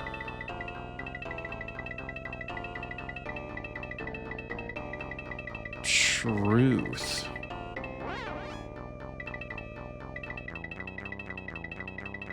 There's still like so much to go. 24.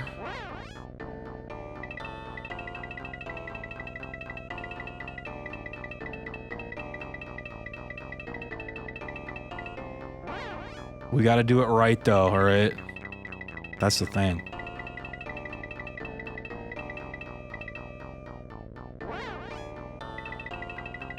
Oh, this one had too many answers, man. Jeez. Too many. Okay.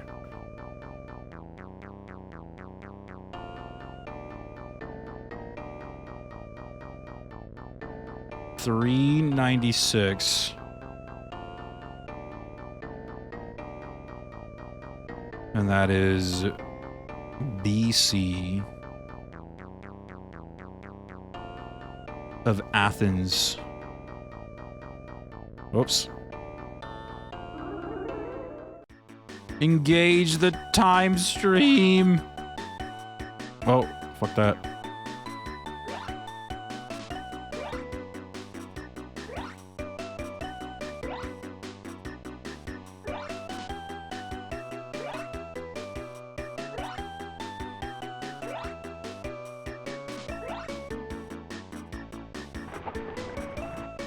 Okay. Oh, wait. Why did I come back? What did I get wrong? Oh, it was 369, but 396. I got it wrong. Why am I back at the Castel? It was the wrong year. We should go to the year 1. 369. There we go. Okay. We should go to the year 1.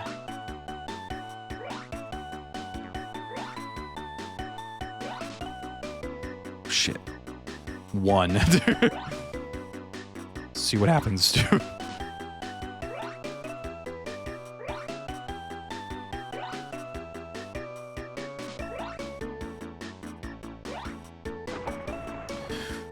We should go to the dinosaur times, dude. How come there's no dinosaur level?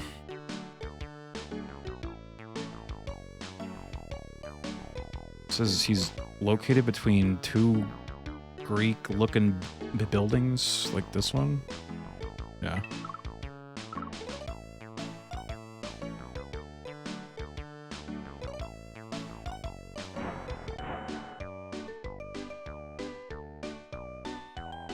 Mario.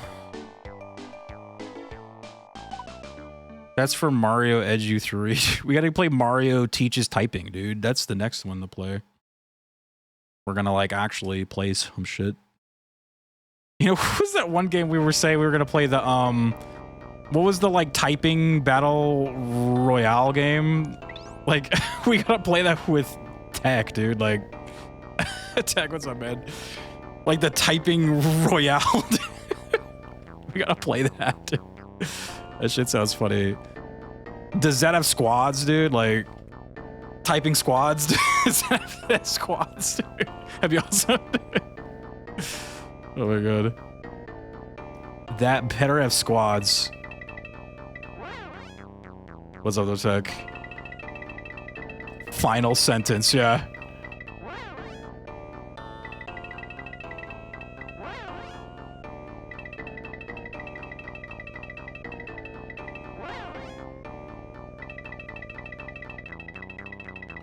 It's just my keyboard's like broken, so I would like get my ass kicked in that game. My keyboard has this problem where like sometimes it'll like double up if I push M. It'll like put 2 M's. And then it does that with the spacebar too occasionally. Like I'll hit the spacebar and it'll like click it twice. So I'm like, I would I would probably get my ass kicked if I was playing the typing royale too. Keyboard is rare. Yeah, like I need to get another one. Like it doesn't happen all the time, but it's like often enough where I feel like if I played that, I would be screwed. Spanish Armada. What's after Spanish Armada? Queen of Scots. Push the wrong button.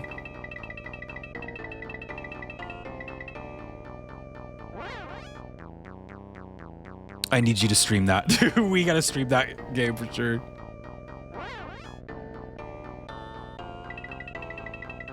Treason.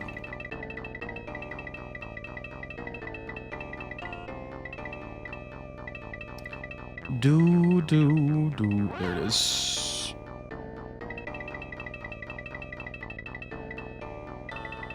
Yeah, it was weird because like it started happening like after I like cleaned my keyboard. Like I kind of took the I hit it with the what is it, like the compressed air, and then that's when it like happened, and I'm like, I don't know how that would like fuck it up, but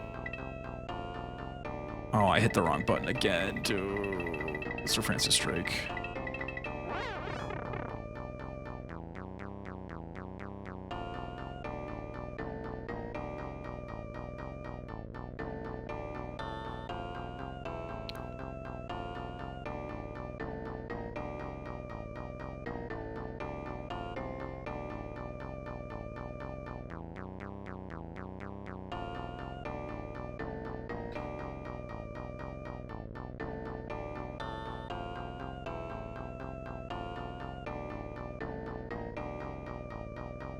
London. Oh, London's calling.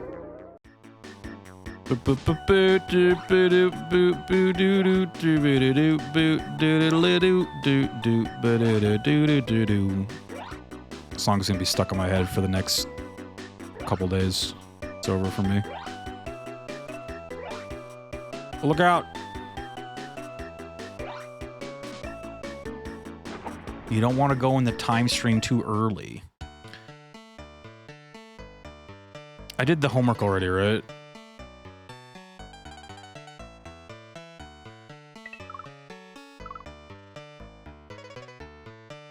I did, yes.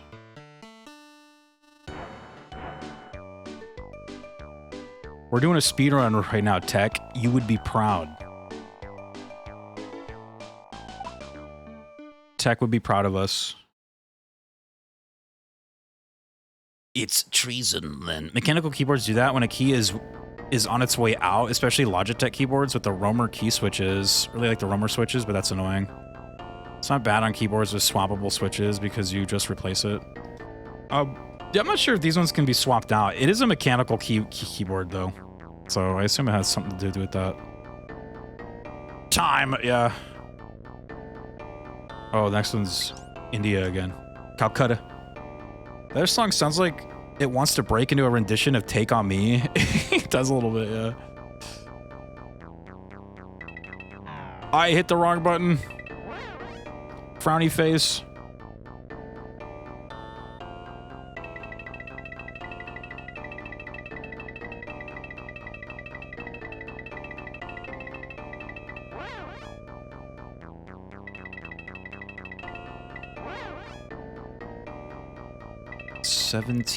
Was it 57? I hit the wrong button again, dude. I keep thinking you have to tap R to like go to the next page, which you do tap R on something to change some shit. This game's like, I'm telling you, man. I have played a lot of games where the buttons are just like kind of weird. This has got to be the weirdest like button thing I've like ever played. It's just like, oh my god. It like truly was built to just be as confusing as possible, especially when you're on that time machine fucking thing, dude. Oh, good dear god, man. Everything is not as it seems. Oh shit, which one I just... Oh, is it World War II? 57. The answer is 57.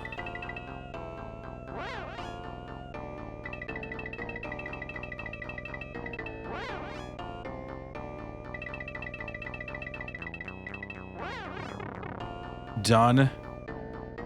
Okay. Yeah, this thing right here. So to flip it between BC and AD, you have to go up for BC and down for AD, even though that thing is on like a left to right thing, so you're already confused there. But then if you also want to get off this thing, you can't press up to go to the year, so you got to press down. Just kidding. I lied. No, sorry. Yeah, you have to press right to get to this thing. Now I have to press up and down to do this, which that one actually makes the most sense. Where were we going? We're going to Calcutta. Calcutta, Cambridge, Athens. Where is Calcutta? Oh, go back. And then the year. Now I have to hit right again. And then this one's pretty self-explanatory too. It's just the up and right to move around these. Oops. We're going to the year 2595. The Mario donuts are out. Oh, nice. Did you get one? 1995. Gotta go get one.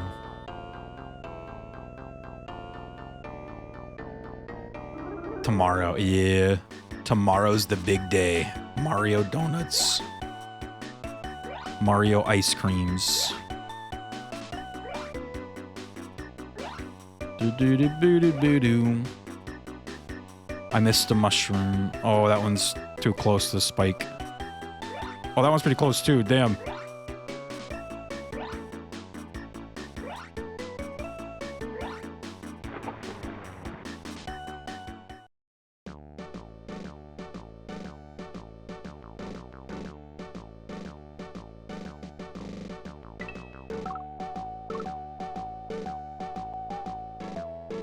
Gandhi. I eat the Yoshi egg. All right, final floor. I remember those ice cream bars with the derpy eyes. Oh, yeah, dude. Those were good, dude. Yeah, I remember they had like a Mario one.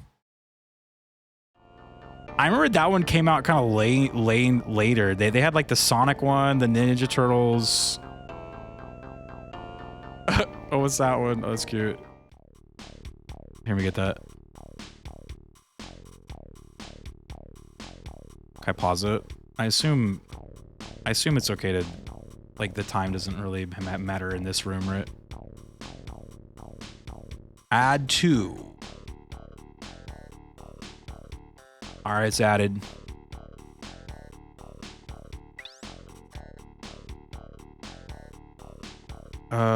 Homework time.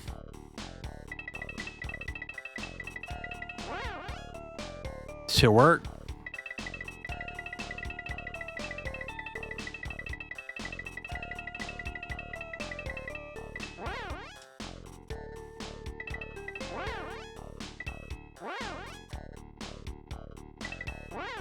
Damn, all the answers are on a little...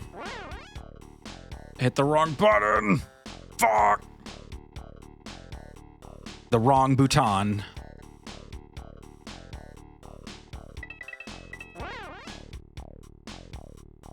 $30.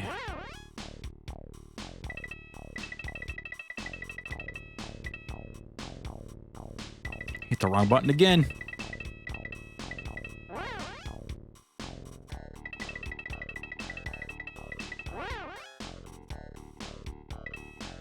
$14.55.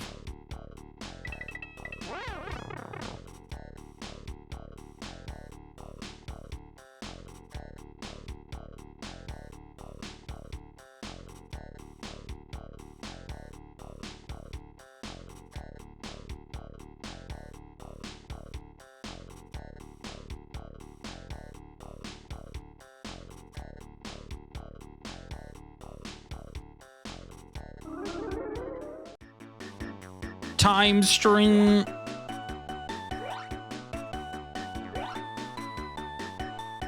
Oh god, that spike was like guarding it, dude. Oh my god. Why are these so close to the spikes? They're time spikes. Oh god, I'm not grabbing that one. That's too risky. Too close.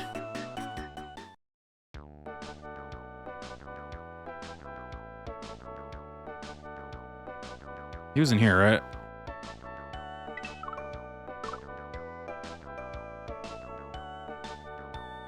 Wrong button. Is this what a speedrunner of this game? It's like they just have the answers, they just type them in and just go. Spike and Shroom are just trying to talk, dude.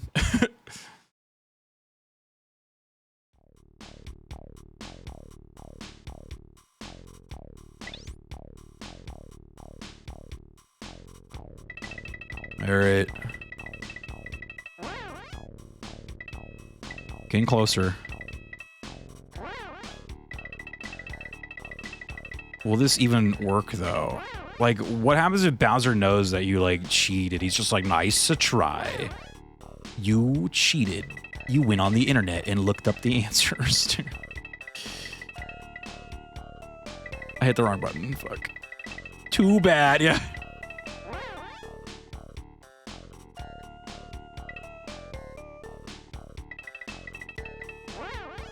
You are a cheater. You get an F and your GPA has gone down.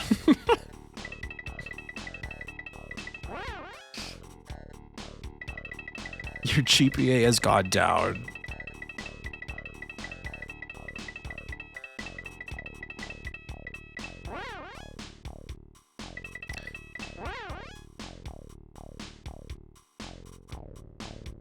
The next one is globe. Globe. The next one is oceans. Have you ever been in the ocean before? Has anyone never been in the ocean before? Like you just have like, you know, you might live in like a middle state or something. You just never been.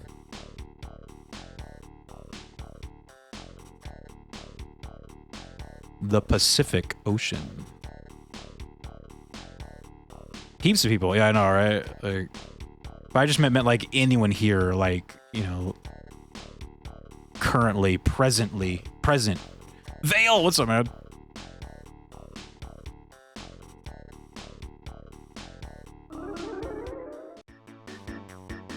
Do boo boo do do do do do do do do do do do do do do do do do do.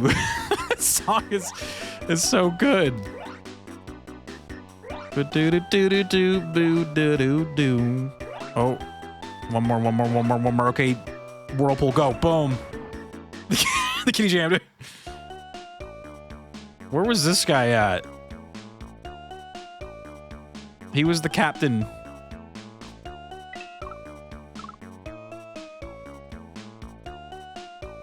Capitan. Like Mario's hand like creeps out from the side of the screen. It's so weird, dude. Oh man. I can't believe you actually went back to do this all, guy. I mean, it's like I have time, so I was like, I might as well, dude. Because like either that or I was just gonna end the stream, so it was like I might as well see if it works or not. Plus, we had like a shorter stream week, so I don't want to have these streams be too short. So it's like I'll just do it real fast and see if it works. If it doesn't, then oh well. Oh well. Too bad. All right. How's the Mario treating you? It's treating me well, man. We just completed Mario's Time Machine. We're trying to do it again faster to see if we get a different ending, and if not, then Sag, dude. I will be Sag.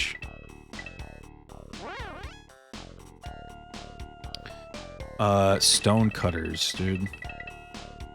Look how the bonus continues to count down like 8 to 10 ticks while the stupid animation. Dude, right? Yeah. I noticed that when I was playing it.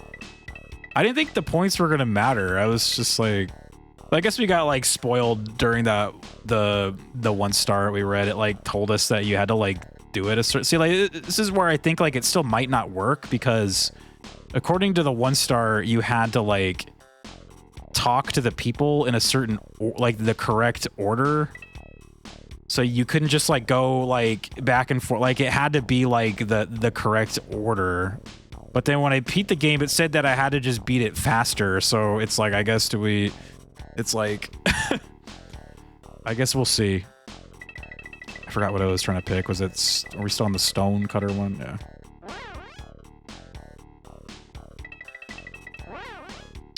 We shall see. Just beat it faster. Beat it faster, dude.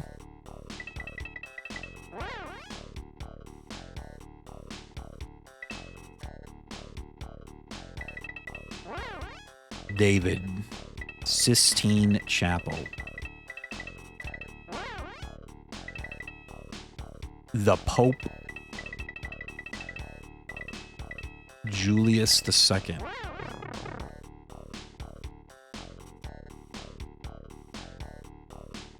Look, man, it's important that we save the time.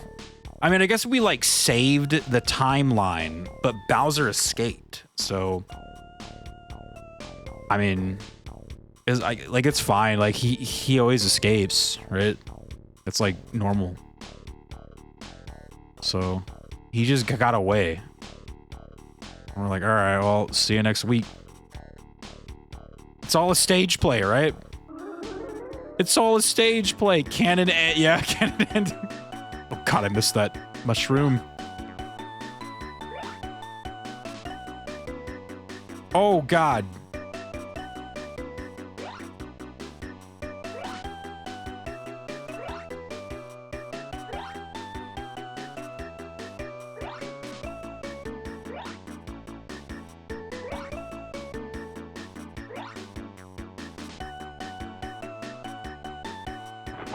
Give me 1 point bonus times 1. I forgot where he was. I think he was in the first door, right? Yeah. I remember him getting, like, super pissed off at me when I walked in there the first time. I was like, whoa, buddy, sorry. Yeah, the timer is still, like, going down. That's crazy. Stage play, yep. It's all a stage play. All right, are we on the last one? Isn't that like second to last one? Oh no, there's still a Shakespeare one. Fuck, dude.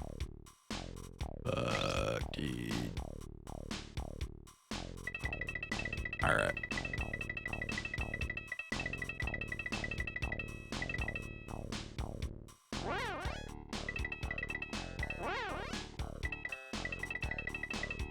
How'd they get the ocean on the stage? That's a good question. I don't know.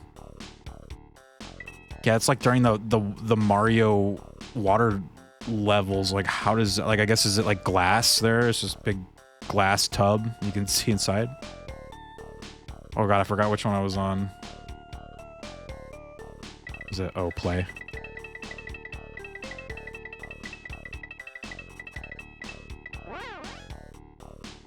Play.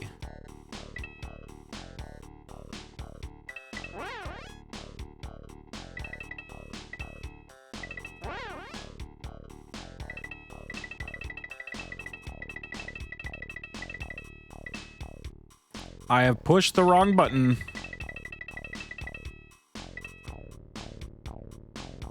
There's histories right now. Shakespeare? Is that what the kids are calling it nowadays? That's what they're calling it. The Shakespeare. The shake your spear.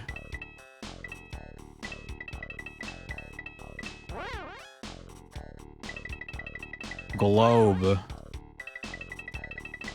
Glorp shaky.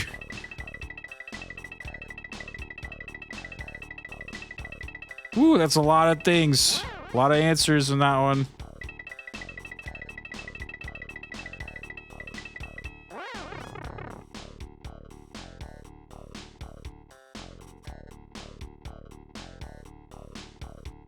All right. Stratford Avon or whatever it was, dude.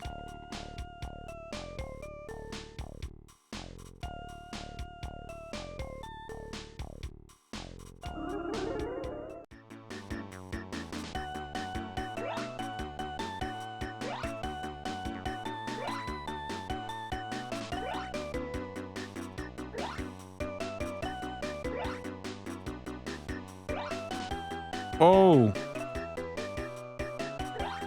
They try to trick me.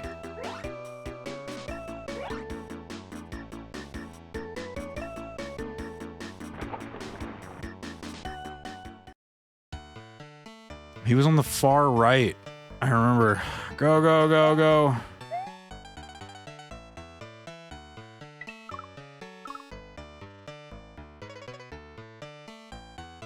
I'm pushing all the wrong buttons still, dude.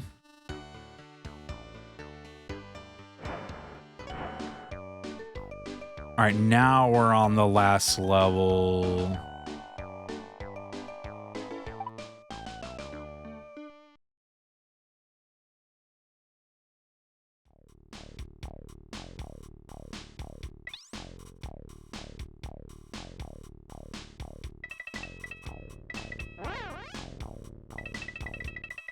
Last level. Whoops. Wrong button, though.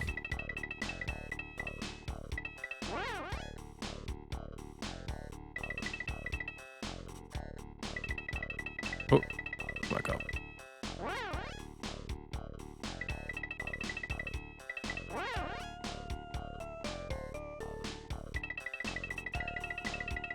Twas Guardian, I think. Yeah.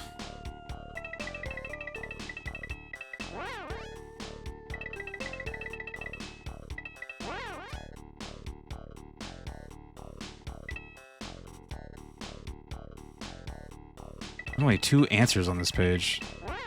That is crazy.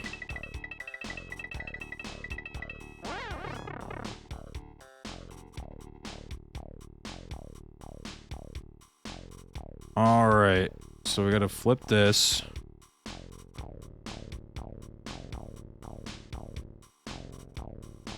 Dude. The jams in this game, the jams in the other one were pretty good too, though. Like, to be fair, I actually had like okay music in these games, I guess. Not bad.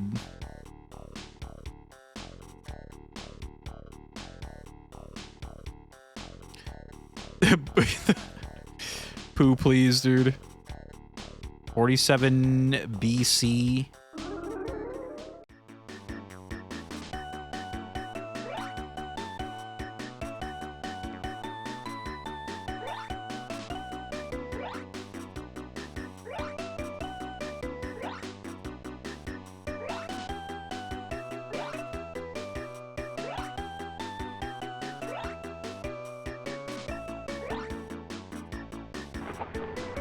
Bonus times 8. All right, where was she at? She's like at the front too, right? She's like right here. Yeah. That guy starts jerking off that staff over there. Classic. Classique. All right, let's see what happens. We did it pretty fast, but I have a feeling if you don't talk to the people in a certain way and order or something, it's gonna be like too bad, so sad. Bowser's gonna be like, ha, but you did it too fast that time.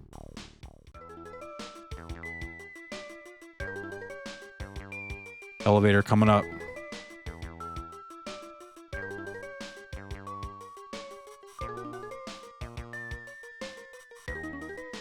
Overload? Oh!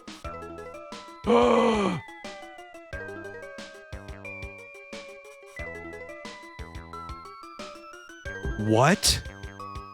Dude.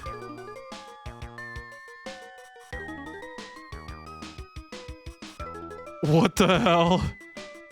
We sent Bowser back to dinosaur time. Oh!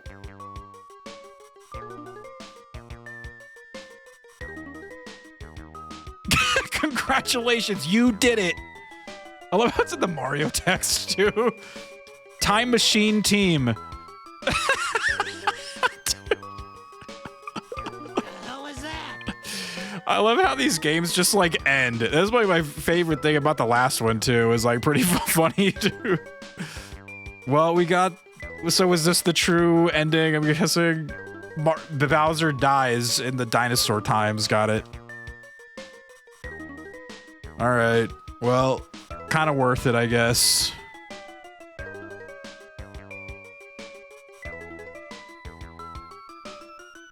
Worth.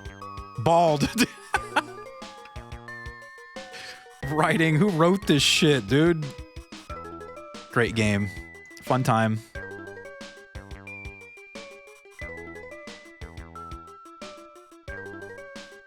Title and ending sequences, Jeff Davies. Jeffrey, listen, man. Huge good job on this one. Absolute cinema. All right, we'll let the credits roll out, and then I'm going to bed. I'm out of here.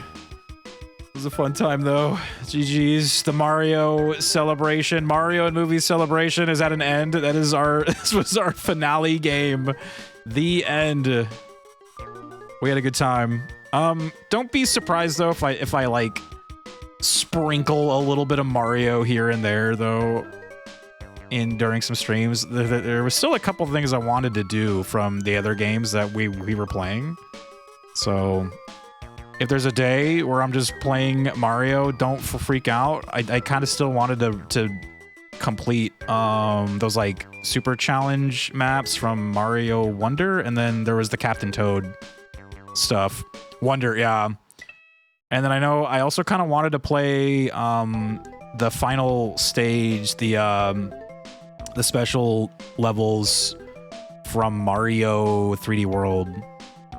Like that's where you go and like unlock Rosalina, and then there's like a bunch of like super challenging like maps up there. So I might do that as well, but that'll just be if I am in the mood, I'll just play it. But our next big game is going to be Kingdom Hearts 2. We'll start that on Sunday, possibly. And we'll just play that one out, man. Try to throw in some nostalgia nights as well. Try to figure we can fit in some older games too, maybe some Disney ones, maybe not Disney ones. I don't know. I also was kind of thinking of throwing in some like multiplayer nights back on the schedule as well, maybe. Maybe some like Fortnite rivals or Mario Kart or whatever, something. But yeah, Mario's over though. That's it. Bowser's dead. We never have to worry about him again. Mario went back in time and saved the world.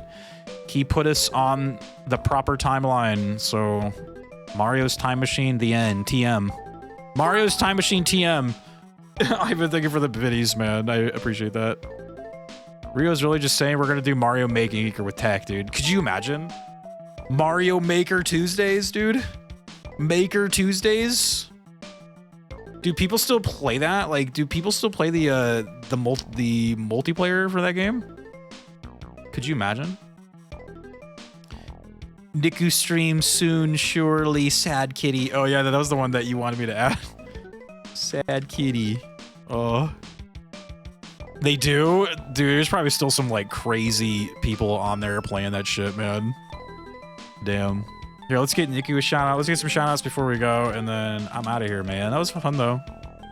Kind of a chill. Yeah, I know it was it was a boring game, but there are times where I don't mind like streaming a game that's just like kind of walking and talking, right? You know, we play a lot of games on here, and it was kind of cool to just see this like weird piece of like Mario history that like a lot of people don't really know about. So kind of wanted to see it, and we saw it. GG's, man. Yep. We saw it. We did it. Both endings have been completed. I know we had Tech in here, so let me shout out Tech as well. Yeah, I'll see you guys on Sunday. We'll start Kingdom Hearts 2. I did update Fortnite. You did? Oh god. You gotta come play with us, dude. Gotta get the Goku skin out, man. Later, Coolio. Let's get Tingles a shout out. Coolio. You guys need more channels and streams to watch. In the meantime, man, there are so many wonderful peoples streaming all the time. Infinite content out here on twitch.tv. Please go drop some follows, go show some love, go make some friends, join some communities, see what's going on out there. I'm gonna see who's live right now.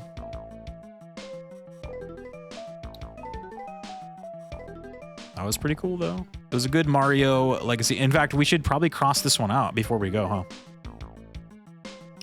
One Mario Legacy. I had a good time. Let's cross it off the list and make it official. Mario's Time Machine is done. Make you jump on Fortnite. I didn't think this game would be this long, Evie. I thought we were gonna beat this game. I did a like how long to beat on Mario's Time Machine, and they said it was between an hour to 2 hours long.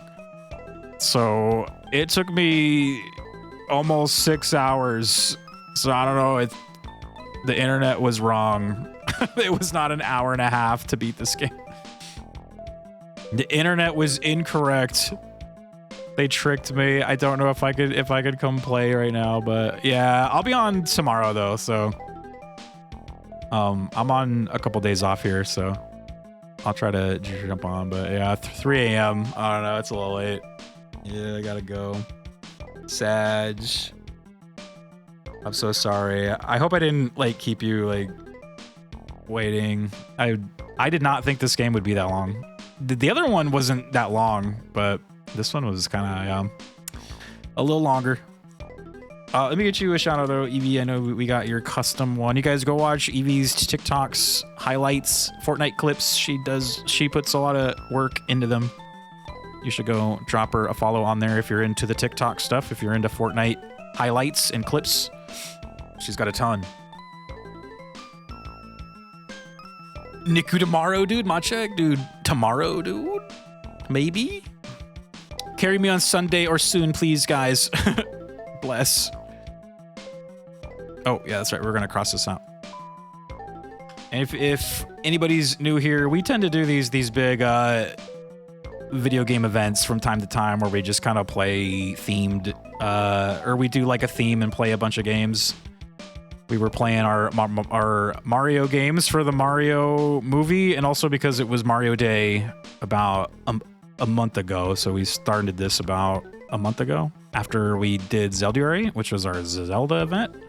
So we did some Mario. It was a lot of fun. It was cool.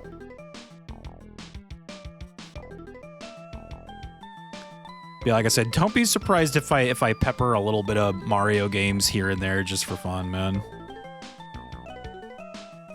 Mario's Time Machine.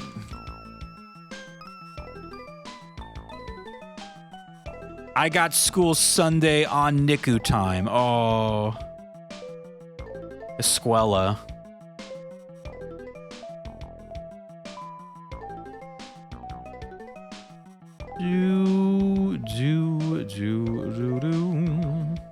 Here, we turn this music on. It's kind of getting annoying. All right. Let's get some more appropriate songs here, okay? All right, man. You guys, that is it. The game is crossed out. The Mario and movie celebration is completed.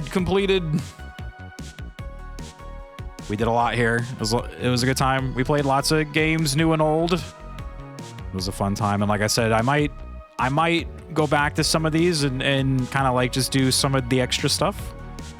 Especially the like Captain Toad one. I do really want to play more of Captain Toad. So if you see Captain Toad in the future, do not be alarmed. Do not be frightened. Be not afraid. The end of the Mario-thon. Yes, dude. Oh, we should get Pokemaster Link a shout out.